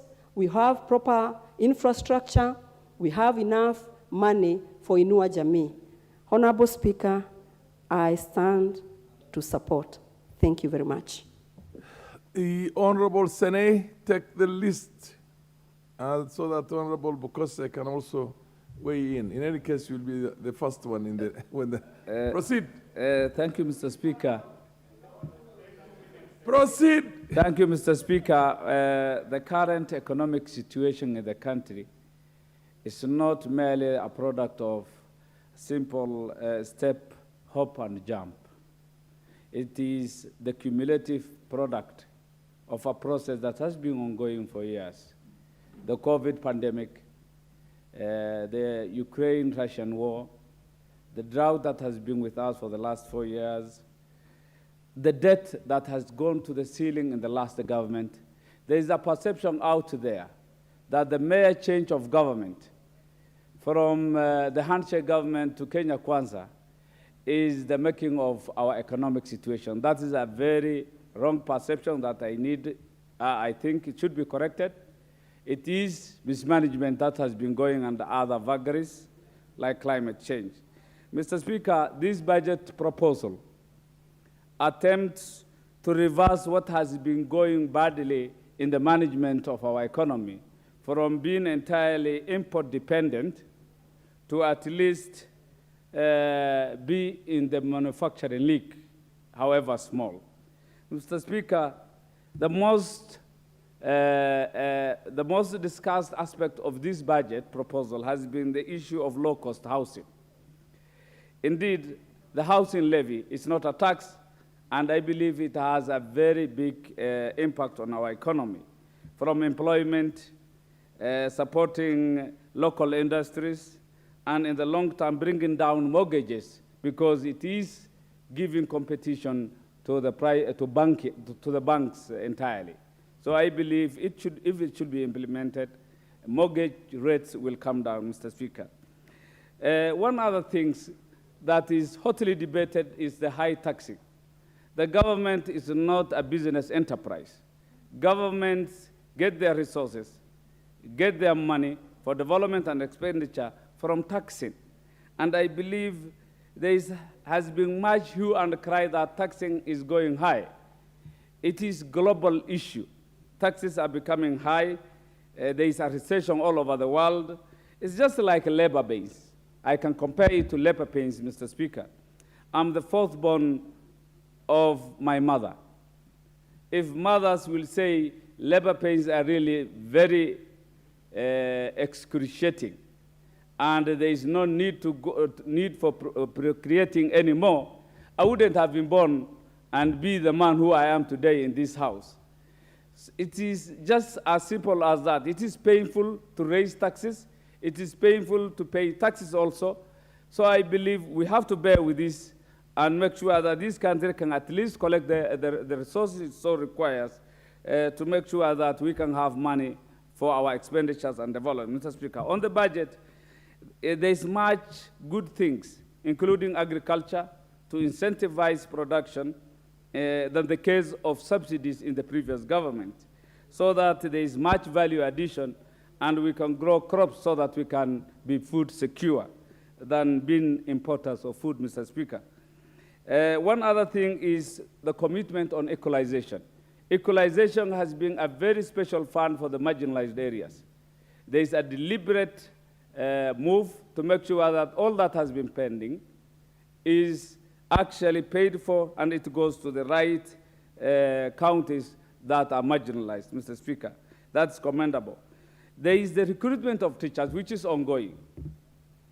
There has been the recruitment of 35,000 teachers last year, and this brings me to the concern Honorable Fozia has raised, that this government spends funds.